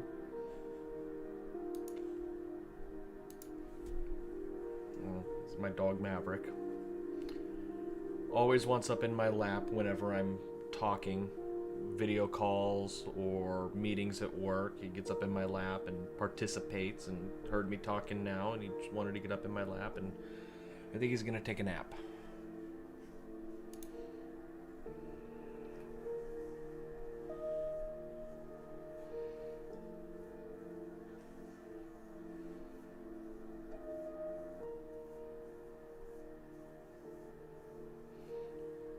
Oh, he just buried his head deep in my lap. Yeah, he is tired. Maverick, you're getting pretty popular. Everybody is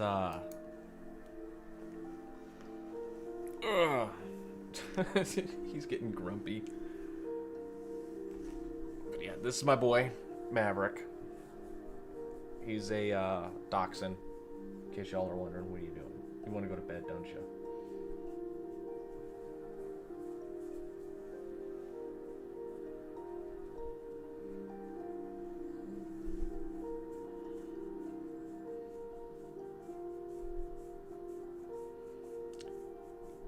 Anicia, thank you for the follow on TikTok, and I'm glad you enjoyed the live stream. I'll be staying up for a little bit more, but maybe not too much longer. I've been up since 5 o'clock yesterday morning. Southern Breeze, a red moon actually doesn't really symbolize anything, but what causes it is basically the Earth has light passing through its atmosphere to the moon, and it would be the red light from every sunrise and sunset landing on the moon. So when you look at the sunrise or the sunset, you've always probably seen that it's red, right? And it's that red light passing through the atmosphere and landing on the moon is what makes it red. Meredith Wilson, my TikTok is I_spaced_out. Why don't you go lay in your dog bed? It's more comfortable than my lap.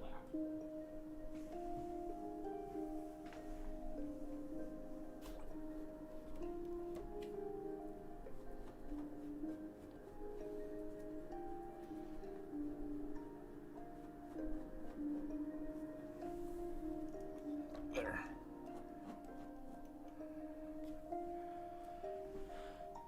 Eva, thank you for the $10 super chat. I appreciate that very much.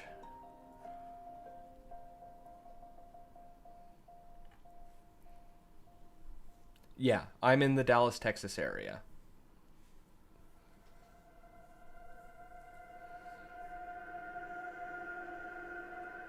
Okay, he's comfortable.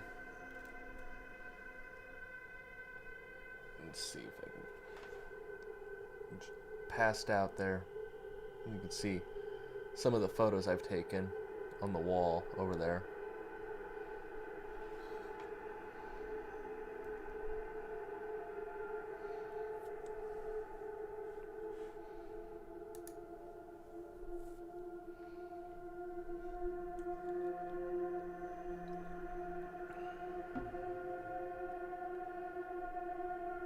It is a bit of a spooky sound. I don't know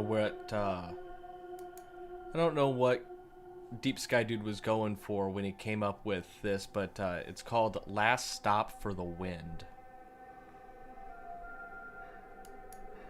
And the music tonight has been provided by my friend Deep Sky Dude. He's got a couple of albums that are out, and he's got them for download. I think they're on iTunes. So if you like the music, the soundtrack that we had tonight, you can get that. They're called Deep Sky Tunes Volumes 1, 2, and 3. I think he's got a fourth one in the works. And he's also got a Spotify channel that you can subscribe to and listen to the music. Dean, I do appreciate the $5. It was a great live. I'm glad that you stuck around.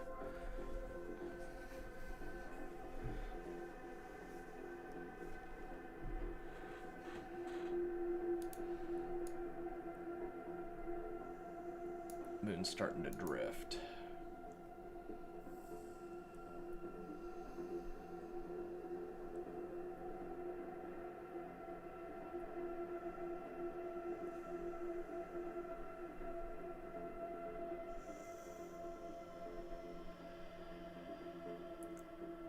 CBOE 48, thanks for the super chat. I appreciate it.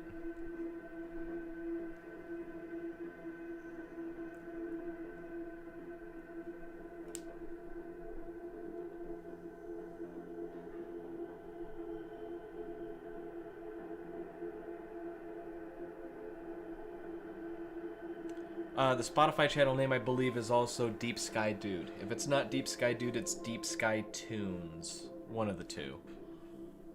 I know he names his albums Deep Sky Tunes, and I can never remember if he named the Spotify channel after the albums or after his online presence.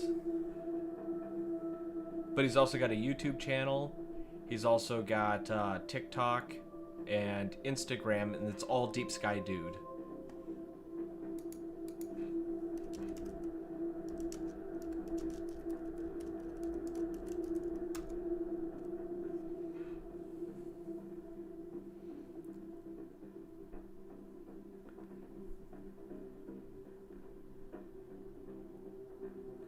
Mrs. Recitos, thank you for the $5 super chat. I do appreciate it, and I'm glad that you enjoyed the live stream tonight.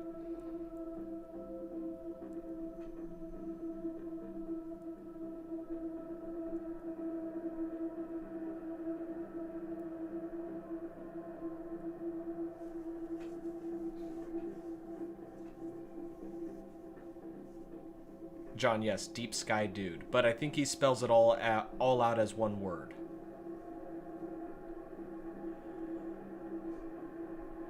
Alright, so you want to know how this stuff works. Which stuff? Because that's pretty vague. Like, do you want to know how my coffee machine works? Do you want to know how my computer works? I'll answer your question, and I'll watch for it here. I just want to know specifically what you want to know, how it works, and be happy to try to explain what I know.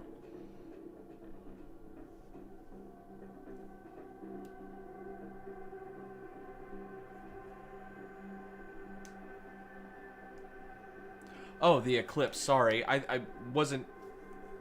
I don't know. My brain went somewhere else for a second. Okay, so the eclipse is caused when the moon passes through the shadow the Earth casts in space. So the sun is in front of the Earth. The Earth sits between the moon and the sun, and that shadow extends basically for infinity into space. And twice a year, the moon lines up in just the right part of the Earth-Sun orbit that as it moves through its full moon phase, it goes right through the shadow of the Earth. Now, it doesn't always fall 100% inside the shadow, like tonight. Tonight was a partial lunar eclipse. But some nights, it does move fully through. It's the same thing with the solar eclipse. It's the same process that happens, except the moon is no longer on the nighttime side of the planet going through the shadow. It passes in the daytime side of the planet in front of the sunlight, and then what we see is the moon's shadow.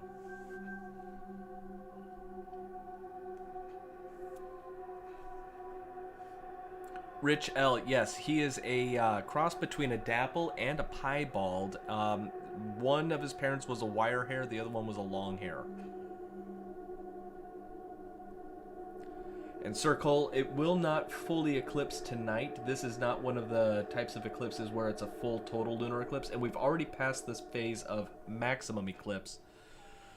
The moon is starting to re-illuminate right now.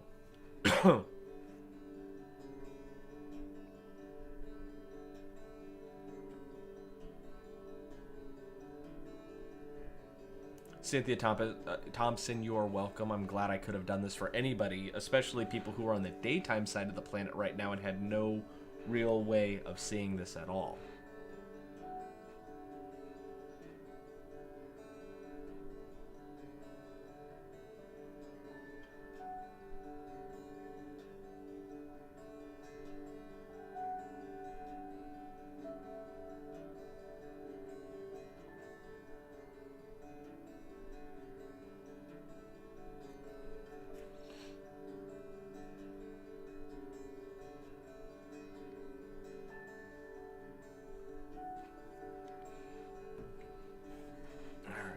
Catch up on some of these questions here. Dubtech, is the Earth two planets? The Earth might have been formed from two planets, but they coalesce together into a single planet right now. The moon is big enough that if it were in a different orbit, not around the Earth, but in orbit around the sun, it could be classified as a planet, which might make Earth a double planetary system, except I think the ratio between the moon's mass and the Earth's mass is too great. And so that's what keeps Earth-Moon from being a double planet system. But the moon would be big enough, you probably could call it a planet.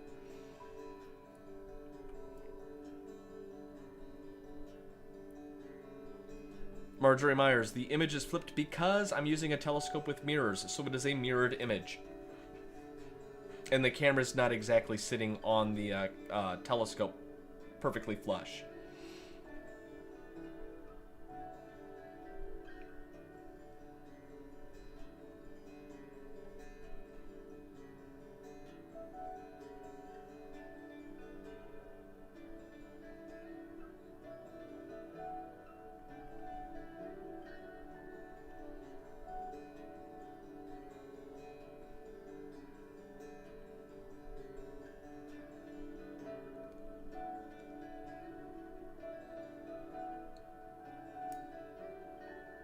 Hey Mira, thanks for the follow on TikTok and Instagram. I will give you a follow back real quick since you're in the DFW area.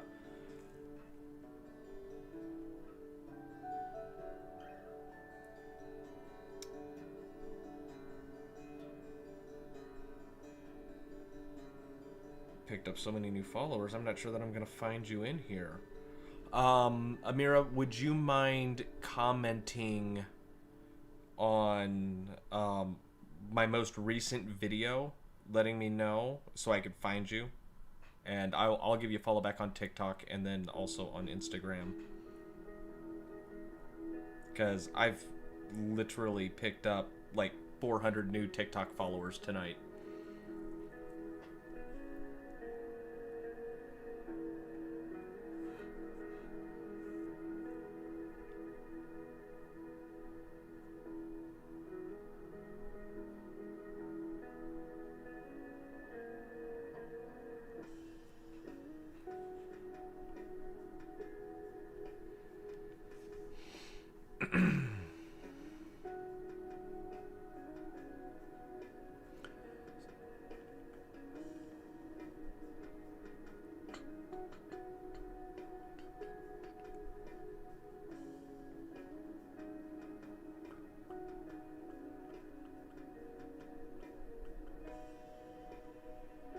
Pamela G, yes, I'm using a telescope. This is a Ritchie Crichton telescope, 8-inch.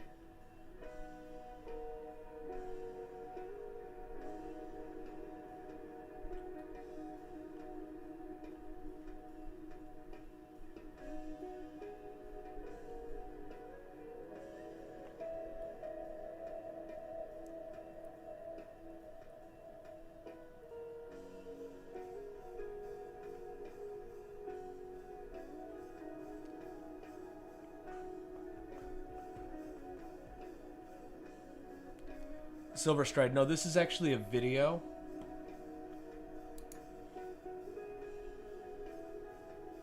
Kind of froze a little bit. I gotta readjust the telescope again. It's starting to drift. Punch it down a little bit. And then wrong direction. There.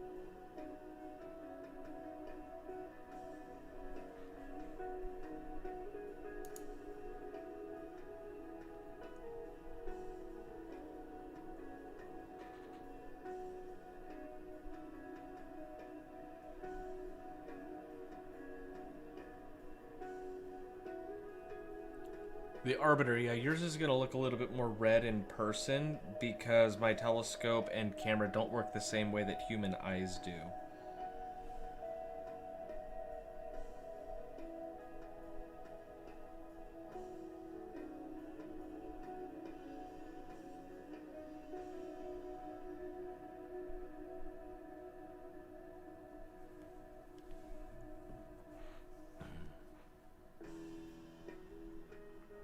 Thank you for the sudden flood of super chats. Melissa, Doug, Renata, I appreciate all of it. Really do. I think I'm gonna need something to eat. I'm starting to get hungry. I haven't eaten in like 6 hours.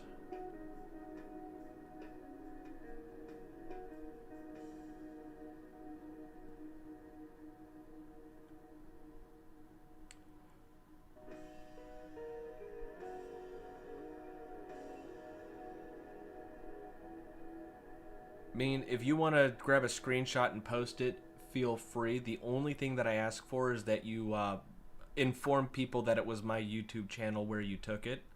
And then, this will serve as record that I gave you permission to do so under those conditions, that you just say that you took it from my YouTube channel.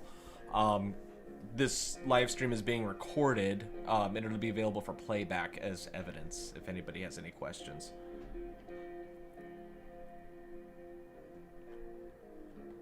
Renata, you are amazing for that. $20? Oh my goodness.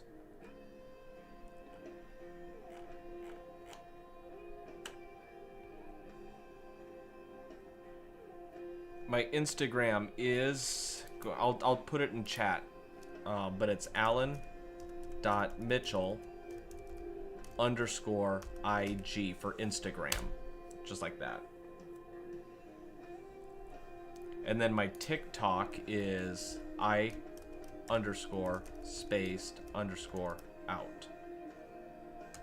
Like that. Shaznit, you are welcome for the stream. I'm happy to do it.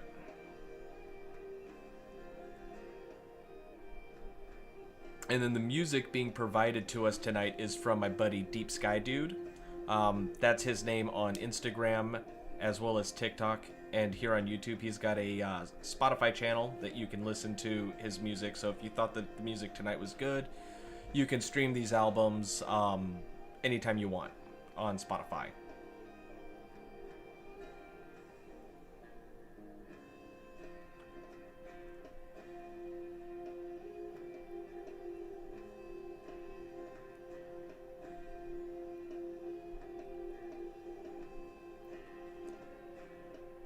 Dovid, I am streaming from Dallas, Texas.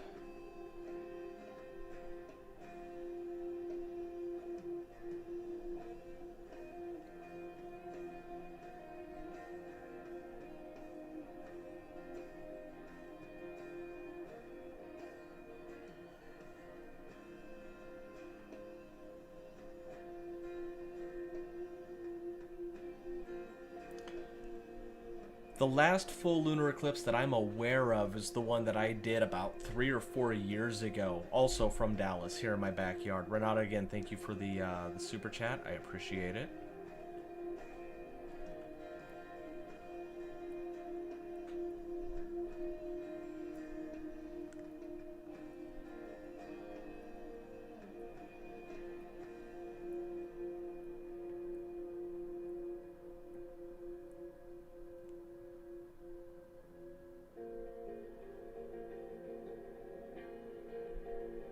Deez is viewing in Arlington, and I am streaming from Dallas.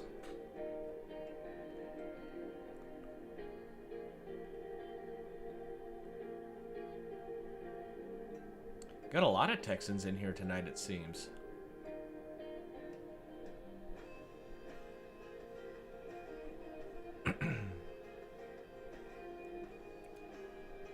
My Guitar and Me, it's being recorded by YouTube. It will post to YouTube as a re-watchable stream when YouTube finishes whatever processing that they've got to do with it. I've noticed that the longer the live stream is, the more time it takes for them to process. This live stream has been going on for 4 hours, 6 minutes, and 35 seconds. So, yeah. It might take them until tomorrow afternoon. But, yeah, you'll be able to rewatch the whole thing start to finish.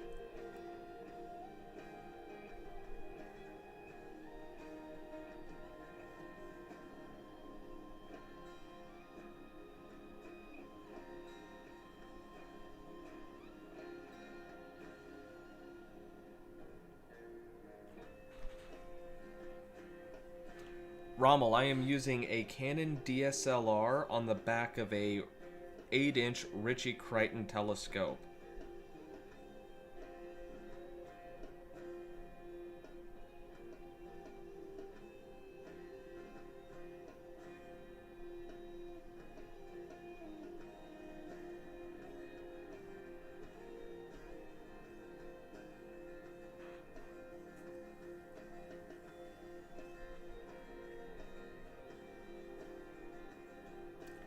Lil Narbro, yes, it is going to start moving back to white. Maximum eclipse was about 40 minutes ago.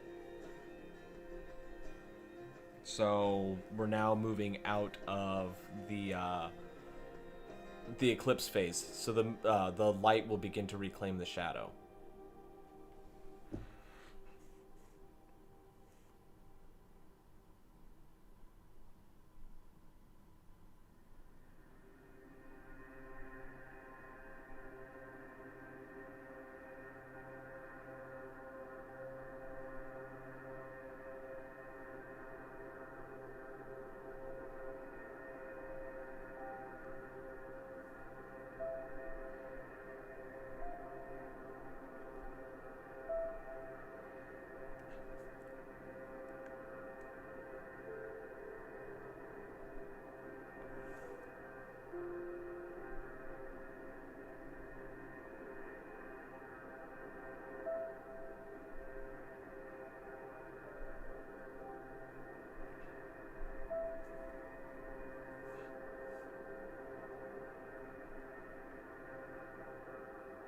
Yeah, Texans still representing Midland. I'm in Dallas. I'm going to step away for a minute. I'm going to grab a piece of pizza. So, and a lot of Georgia too. I see Savannah. A lot of people from Atlanta were in here earlier. I probably still have a bunch of Atlanta people. Since I got about 3,000 of you, where are you all from? I'm going to run and grab a bite to eat, but I'll scroll through real quick and just do kind of an inventory of where you guys are at. So type your state, city and state if you want, but you don't have to get too specific. Yeah, pizza. I need pizza.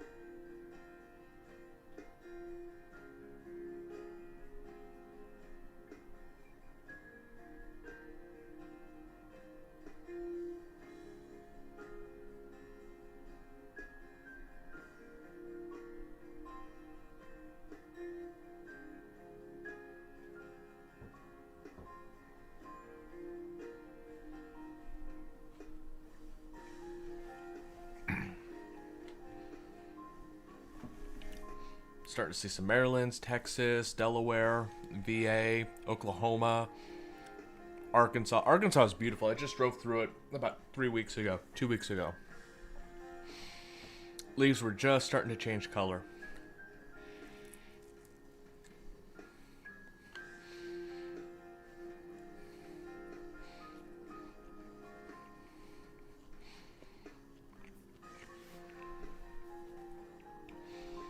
Still a ton of Texans representing.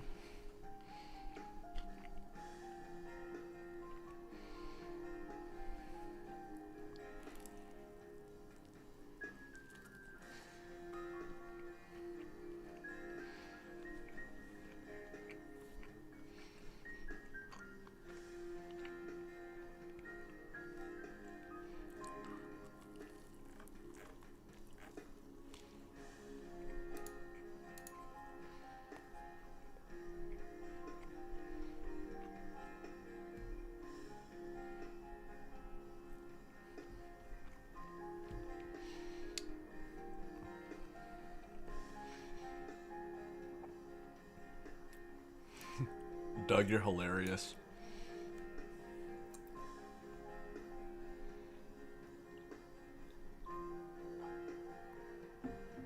Hungarian Queen and Shaznit, thank you again.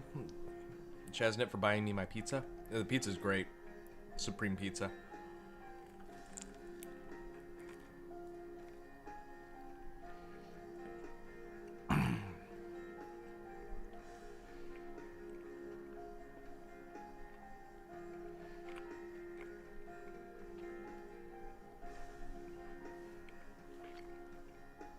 Charles Newman, how come my picture is different from the other one? Because I'm using a telescope that has mirrors, so it is in fact mirrored. Also, I just slapped the camera on the back of the telescope, and so the camera may be slightly askew, causing a rotation for what you might be seeing with other telescopes. Remember, mine is a, I just got a backyard observatory. I'm not a professional observatory. I'm sitting in my home office using a home network to remote control my telescope, so I don't have to sit outside in the 30-degree weather.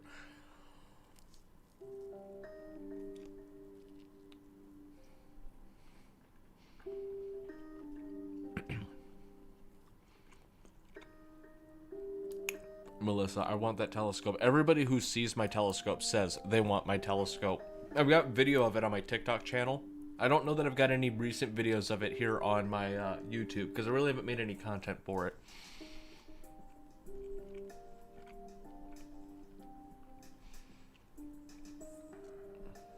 Polar Pop, yeah, the lunar eclipse is in the process of ending right now, so the daylight side of the moon is beginning to reclaim the shadow.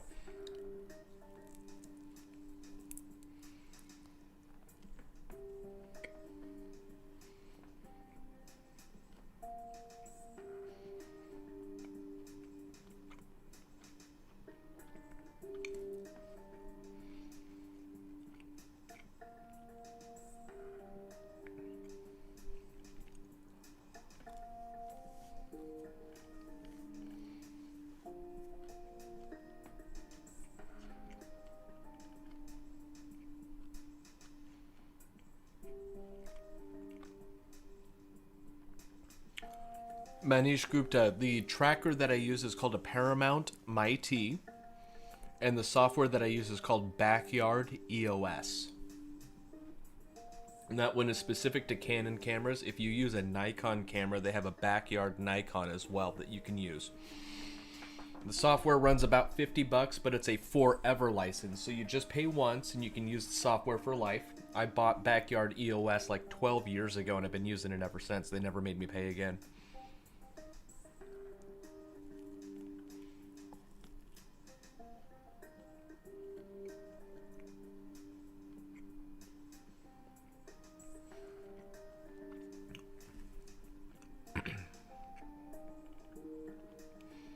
Talking about pizza, you guys are getting hungry for it, I guess. You're lucky I'm not making you watch me eat it.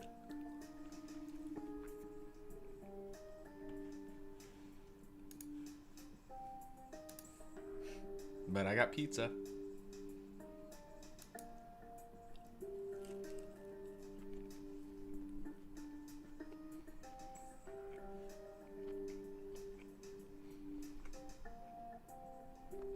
Can you guys actually hear me eating? I'm trying to stay as far away from the microphone as I can. Hopefully the music was too loud.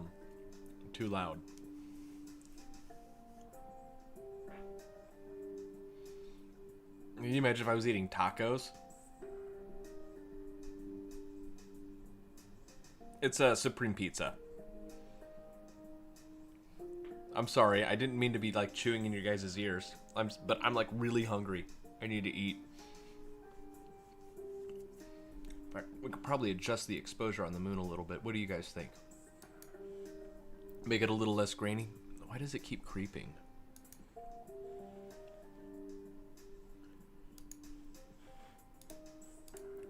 Oh, that was bad.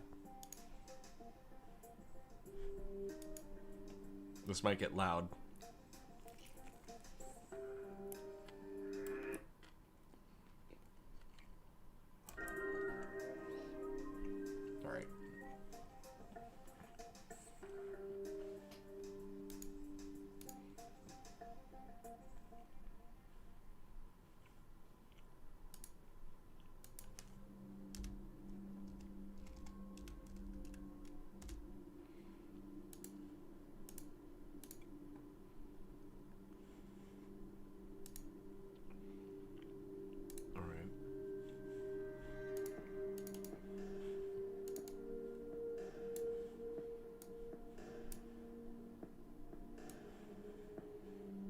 I accidentally closed my telescope control software, which we never really want to do because it resets the telescope.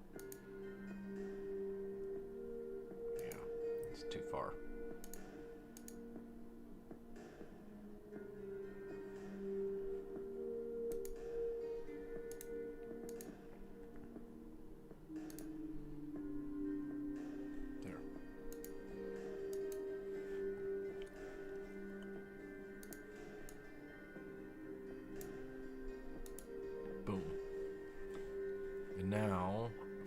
this. I can drop the,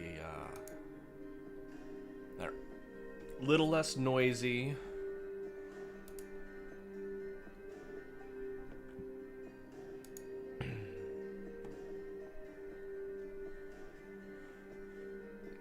How's that look for you guys?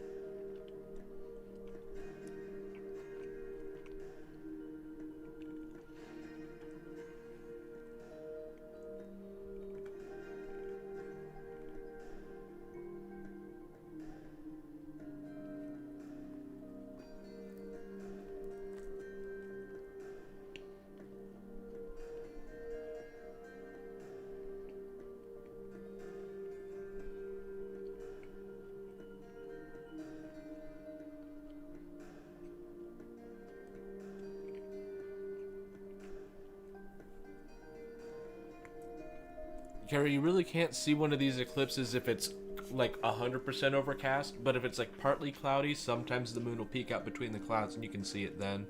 Or if you've got thin clouds, you can see it through the thin clouds.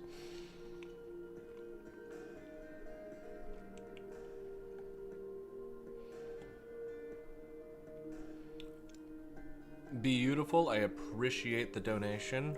And if it really is your birthday, congratulations for completing another 580 million mile lap around our sun. I hope your next 500 million miles have more adventures than the last.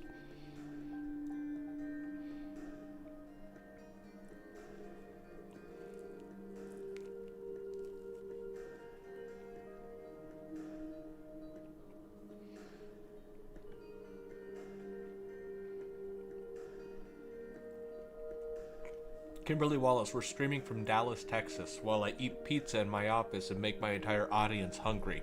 I should buy stock in Pizza Hut.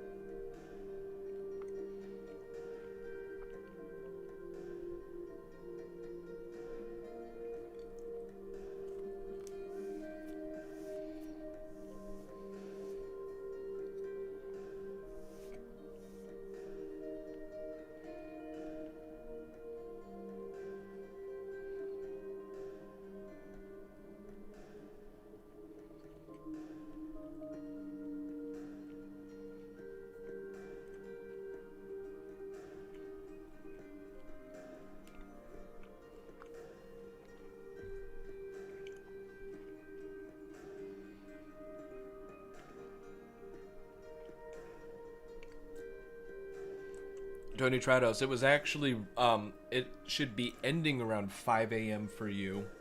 Or, no, it's about 5 a.m. for you now. The reddest part was actually going to be maybe 5 a.m. Pacific time. Or, 4 a.m. Because maximum eclipse was about an hour ago.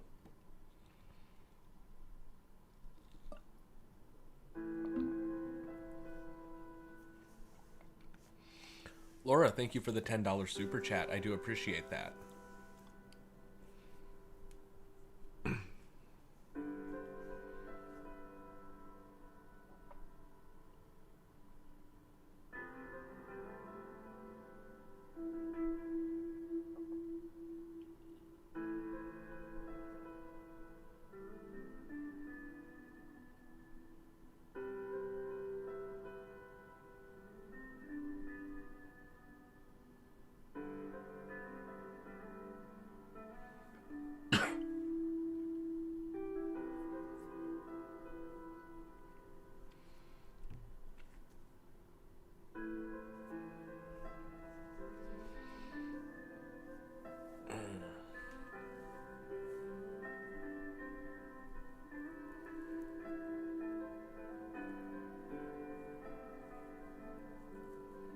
Y'all are welcome for the live stream.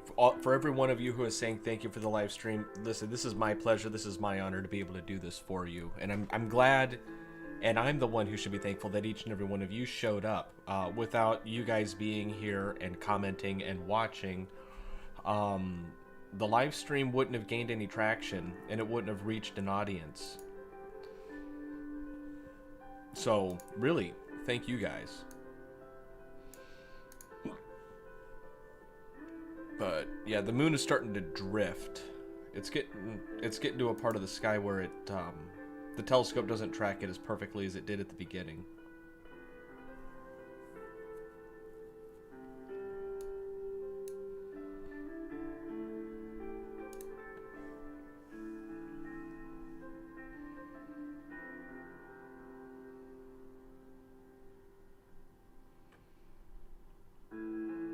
I'm just really appreciative that you guys gave me the opportunity to stream to, you know, as many people. I think we had over 4,000 people at peak, and I didn't think I was going to get maybe more than 2,000 or 3,000.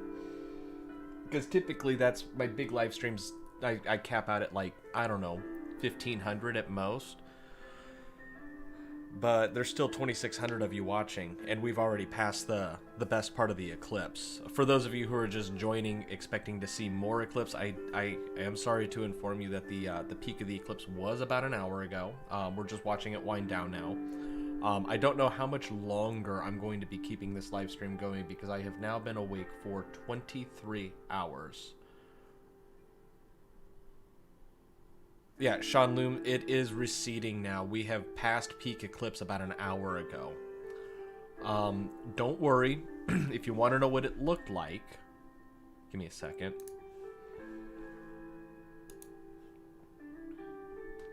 That was it. Various different phases. So, or exposures. Let me drag this down a little bit for you guys so it's centered. So this was at peak eclipse, and I took different photos all in rapid succession with different camera settings. So this moment was just a few seconds before this moment with different camera settings, which was, again, only a few minutes, if even that, maybe 30 seconds before this photo was taken with different settings.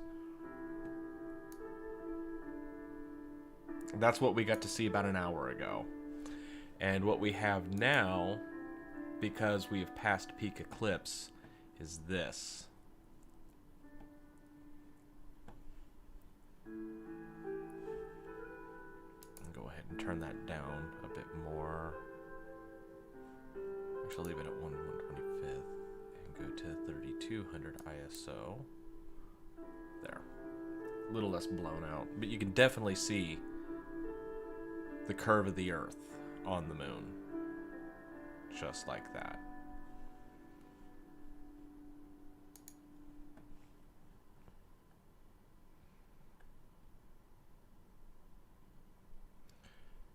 Cena Annie, yes, I will put the name of the telescope that I use and then the mount, the tracking system.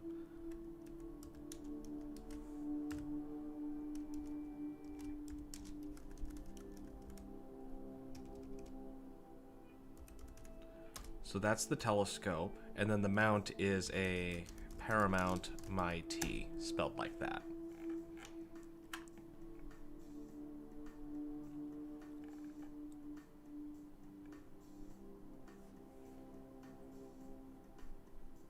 And then camera. Okay, that was the other question you asked. So the camera is a Canon 80D.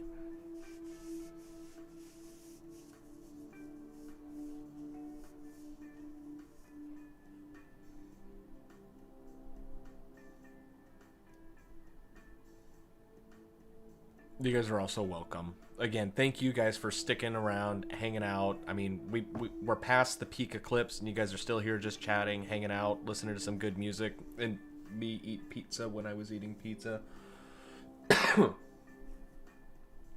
So.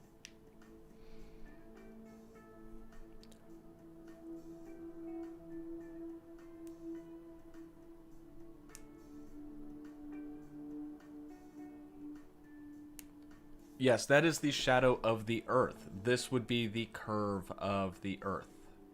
Right here.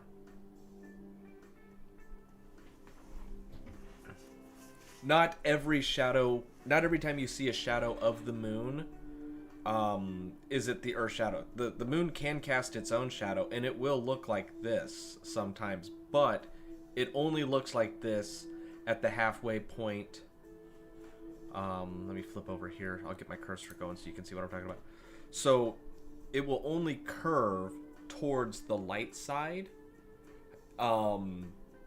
when this point and this point are at the halfway points of the moon. And that's where you get a crescent. Once the moon is half full, it's actually a straight line. And then the shadow itself will take on the opposite curve where it bends in like this. And that's what's called a gibbous phase. So you have a crescent, which is what this looks like.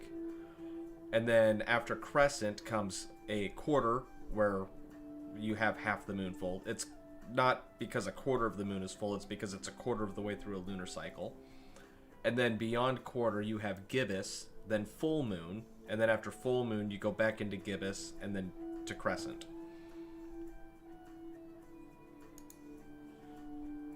And it looks like we're actually having... Oh, I know why that's why we're drifting so darn much. It's not tracking at the lunar rate, it's tracking at the stellar rate.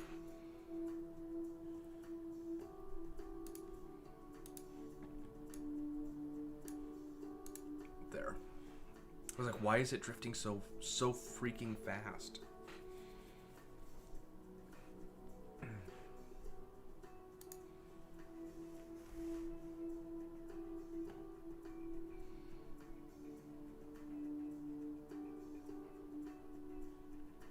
And we don't have to wait another 600 years for another lunar eclipse. We only have to wait 600 years for another lunar eclipse this long, which realistically wasn't a whole hell of a lot longer than other lunar eclipses. The last lunar eclipse live stream I did was like 6 hours long. This one will probably be coming up on what, 5 hours now? 4.5 hours? So, you know, they do last a long time. This one's only a little bit longer, so...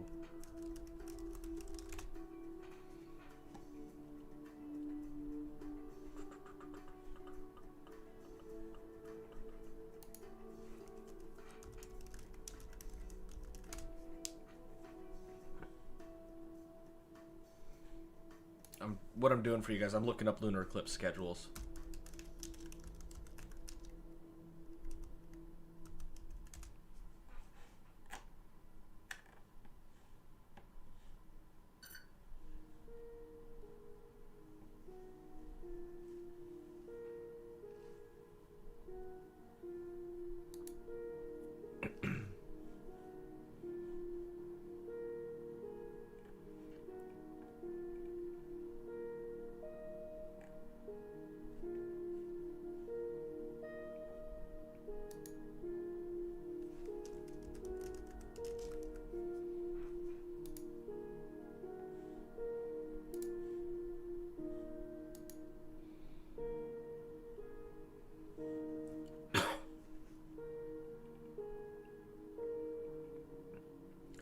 Okay, so the next lunar eclipse, this will be a total lunar eclipse.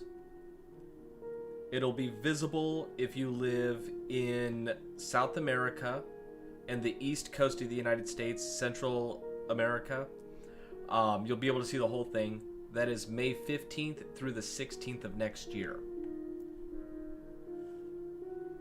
Mind bend. I don't know what I'm going to do for my next live stream. Whenever something interesting comes up. This next total eclipse, which happens in May, I don't know that I'll be able to do. The next lunar eclipse that I would be able to do won't be until sometime after 2023. There's another partial lunar eclipse in 2024. That one's in March. And then there's the total solar eclipse on April 8th of 2024. My house is in the path of totality, so yeah, definitely be doing that one, but that's like 2 years away, 2.5 years away. So we got plenty of other opportunities to do live streams.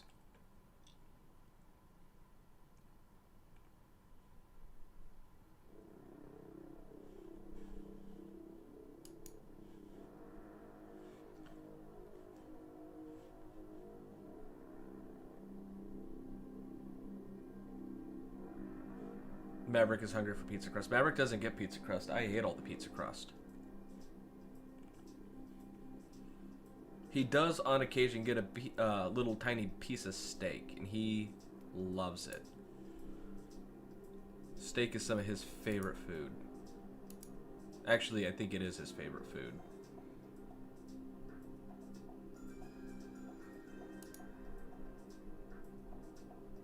It's still really bright.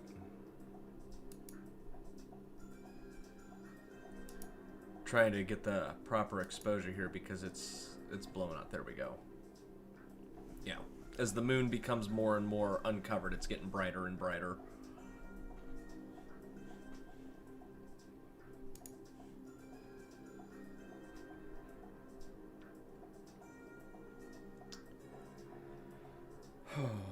I really do think, though, I'm probably going to have to end this live stream because it is 4 in the morning where I'm at. And, yeah. I do have to actually, like, attempt to go to work tomorrow. Deep Sky Dude, 2,300 people watching. Yeah, so Deep Sky Dude, he's the one who created all the music that we've been listening to.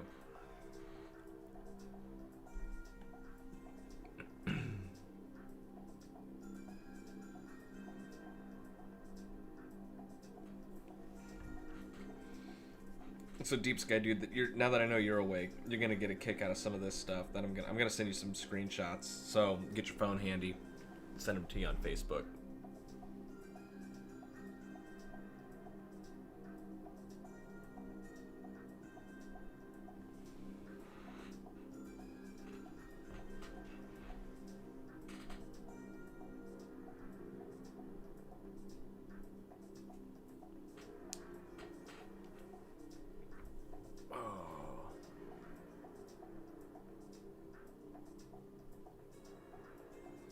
Joe, you tried to tell me that he ended. Yeah, I don't know. The chat was going through pretty quick, and I was trying to keep up. I must have missed it.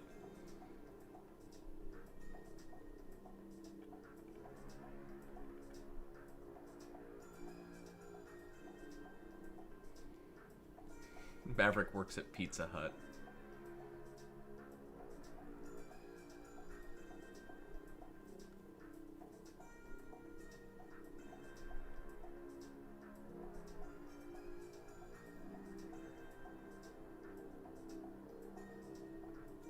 Henry A., totality has ended for everyone.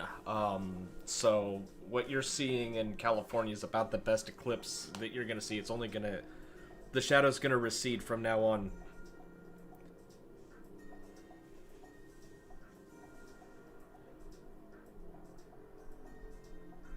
Figgy Roaster, thank you for the super chat. I do appreciate that.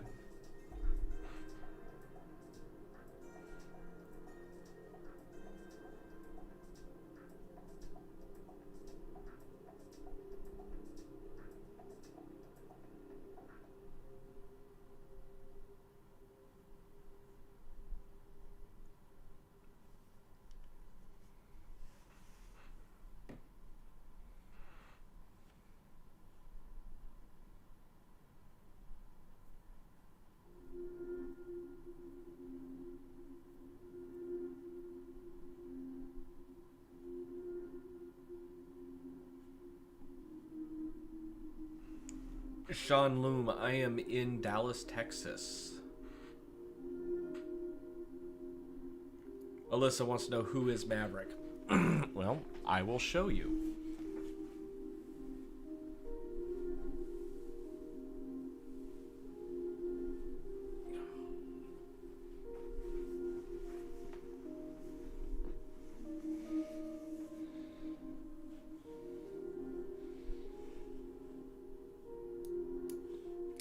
That didn't do it. There we go. This little guy right here, Alyssa, that's Maverick.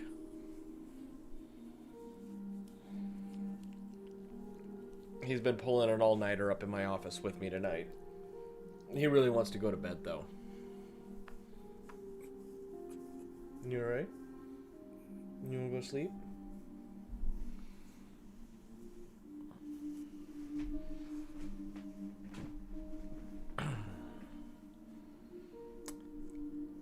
Shane King, he is a dachshund, half piebald and half dapple.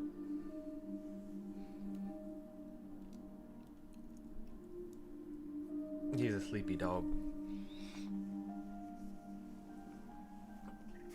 Yeah. And then, just like that, he'll curl up and go to sleep in my lap.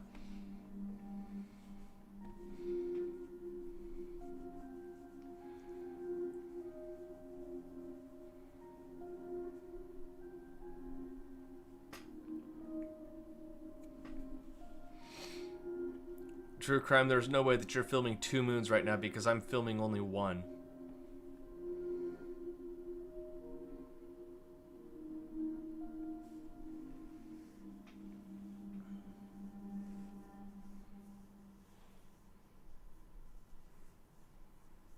Joe Rich has been awake for 20 hours. I've been awake for 23. Yeah, it's nuts. The stuff we put ourselves through for astronomy, right, Joe?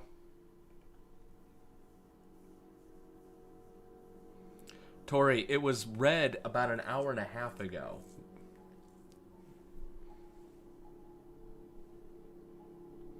Simon, I am a database administrator. I work right over here. This is my day job office, and then this is my night job office. I do this for fun.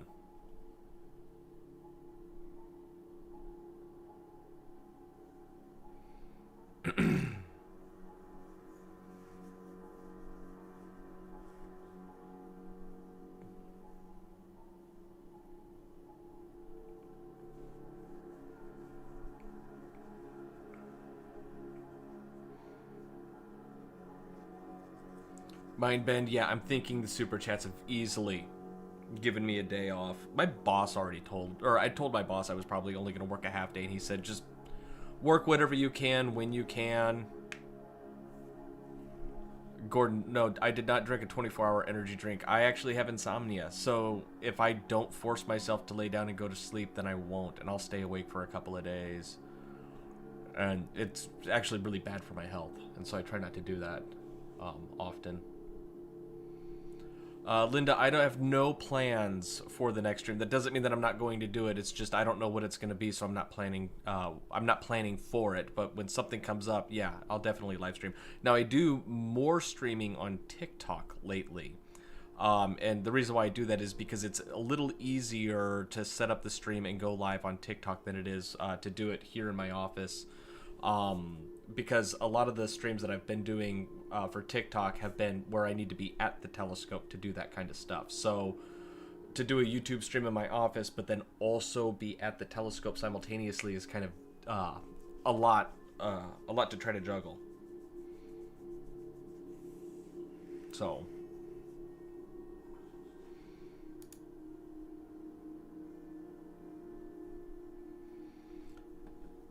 Tech9 says my work schedule is pretty awesome. Dude, as my boss told me Wednesday, sleep is optional.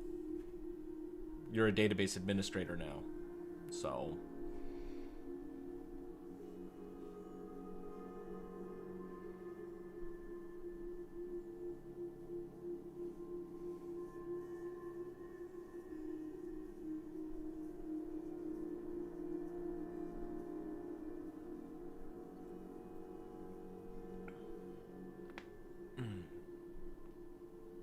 neck's getting tired.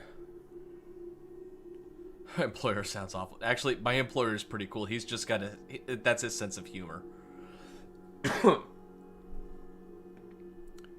Sean Loom, where's my telescope? My telescope is in that direction, about 45 feet in my backyard.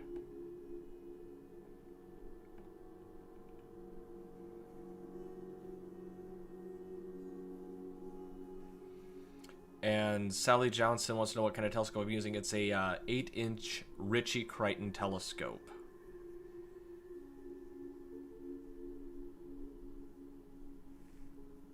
Amiri is an HR specialist. Cool. I'm having a hard time with my HR right now because I was on W-2 contract and I'm trying to convert to a non-contract employee, and it's taken 3 months and they just got the background check completed.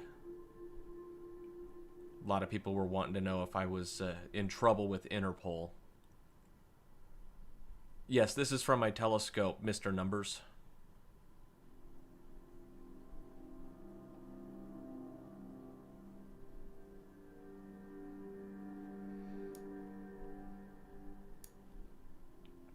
Well, the thing is, the half workday, we're in the process of migrating about 60 database servers.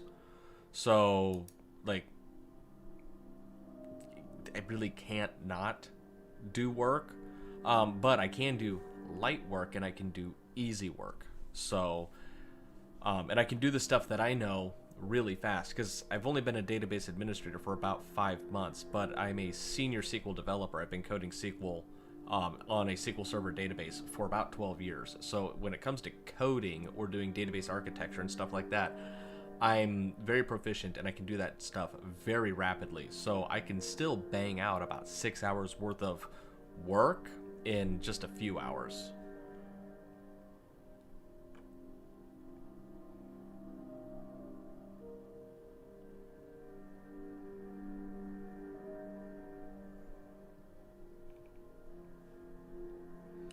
Mindbend, the software I'm using is called Backyard EOS. That's the software that controls the camera. The other software I use, I'll flip over to that real quick since we're talking about software.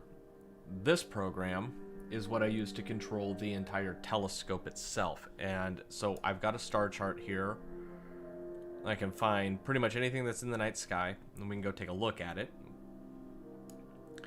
And the telescope will move to it and find it automatically for me. And then I can just switch back over to the camera software and take pictures.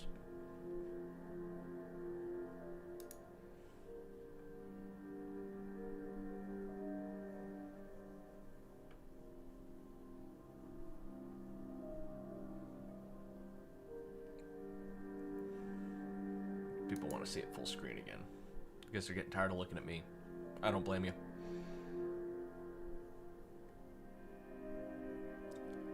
And yes, I would be able to see other planets, except the only planet in the night sky right now is Mars, and I think my neighbor's house is in the way. My best viewing is actually to the north and east, but because the moon is more or less overhead right now, I can still see it. But for most of the year, I couldn't see the moon because my house and my neighbor's houses were all in the way.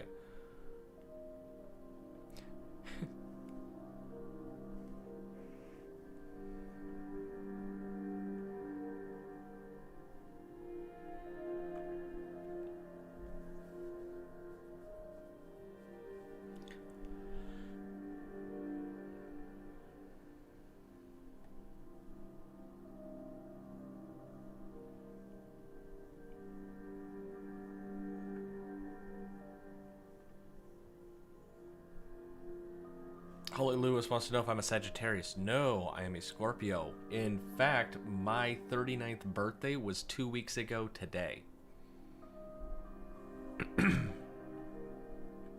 Yeah, I'm old-ish.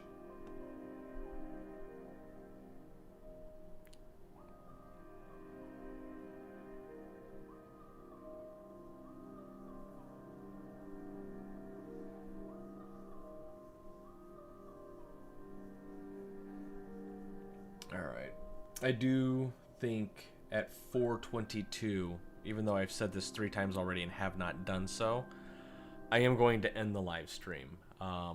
It's been running for 4 hours, 47 minutes, and I'm actually starting to feel tired. I think I got a little bit of a food coma coming in after all of that pizza. So to all of you who hung out, to all of you who gave me super chat donations, to all of you that asked fantastic questions, I do appreciate it. And Doug, I do believe that your mother probably could see clearer. From what I remember, she had excellent vision. Y'all take it easy. I don't know when the next live stream is going to be. I don't know if it'll be on YouTube or if I'll do it on TikTok. My TikTok channel is, I'll put it in the chat here real quick for anybody who's curious.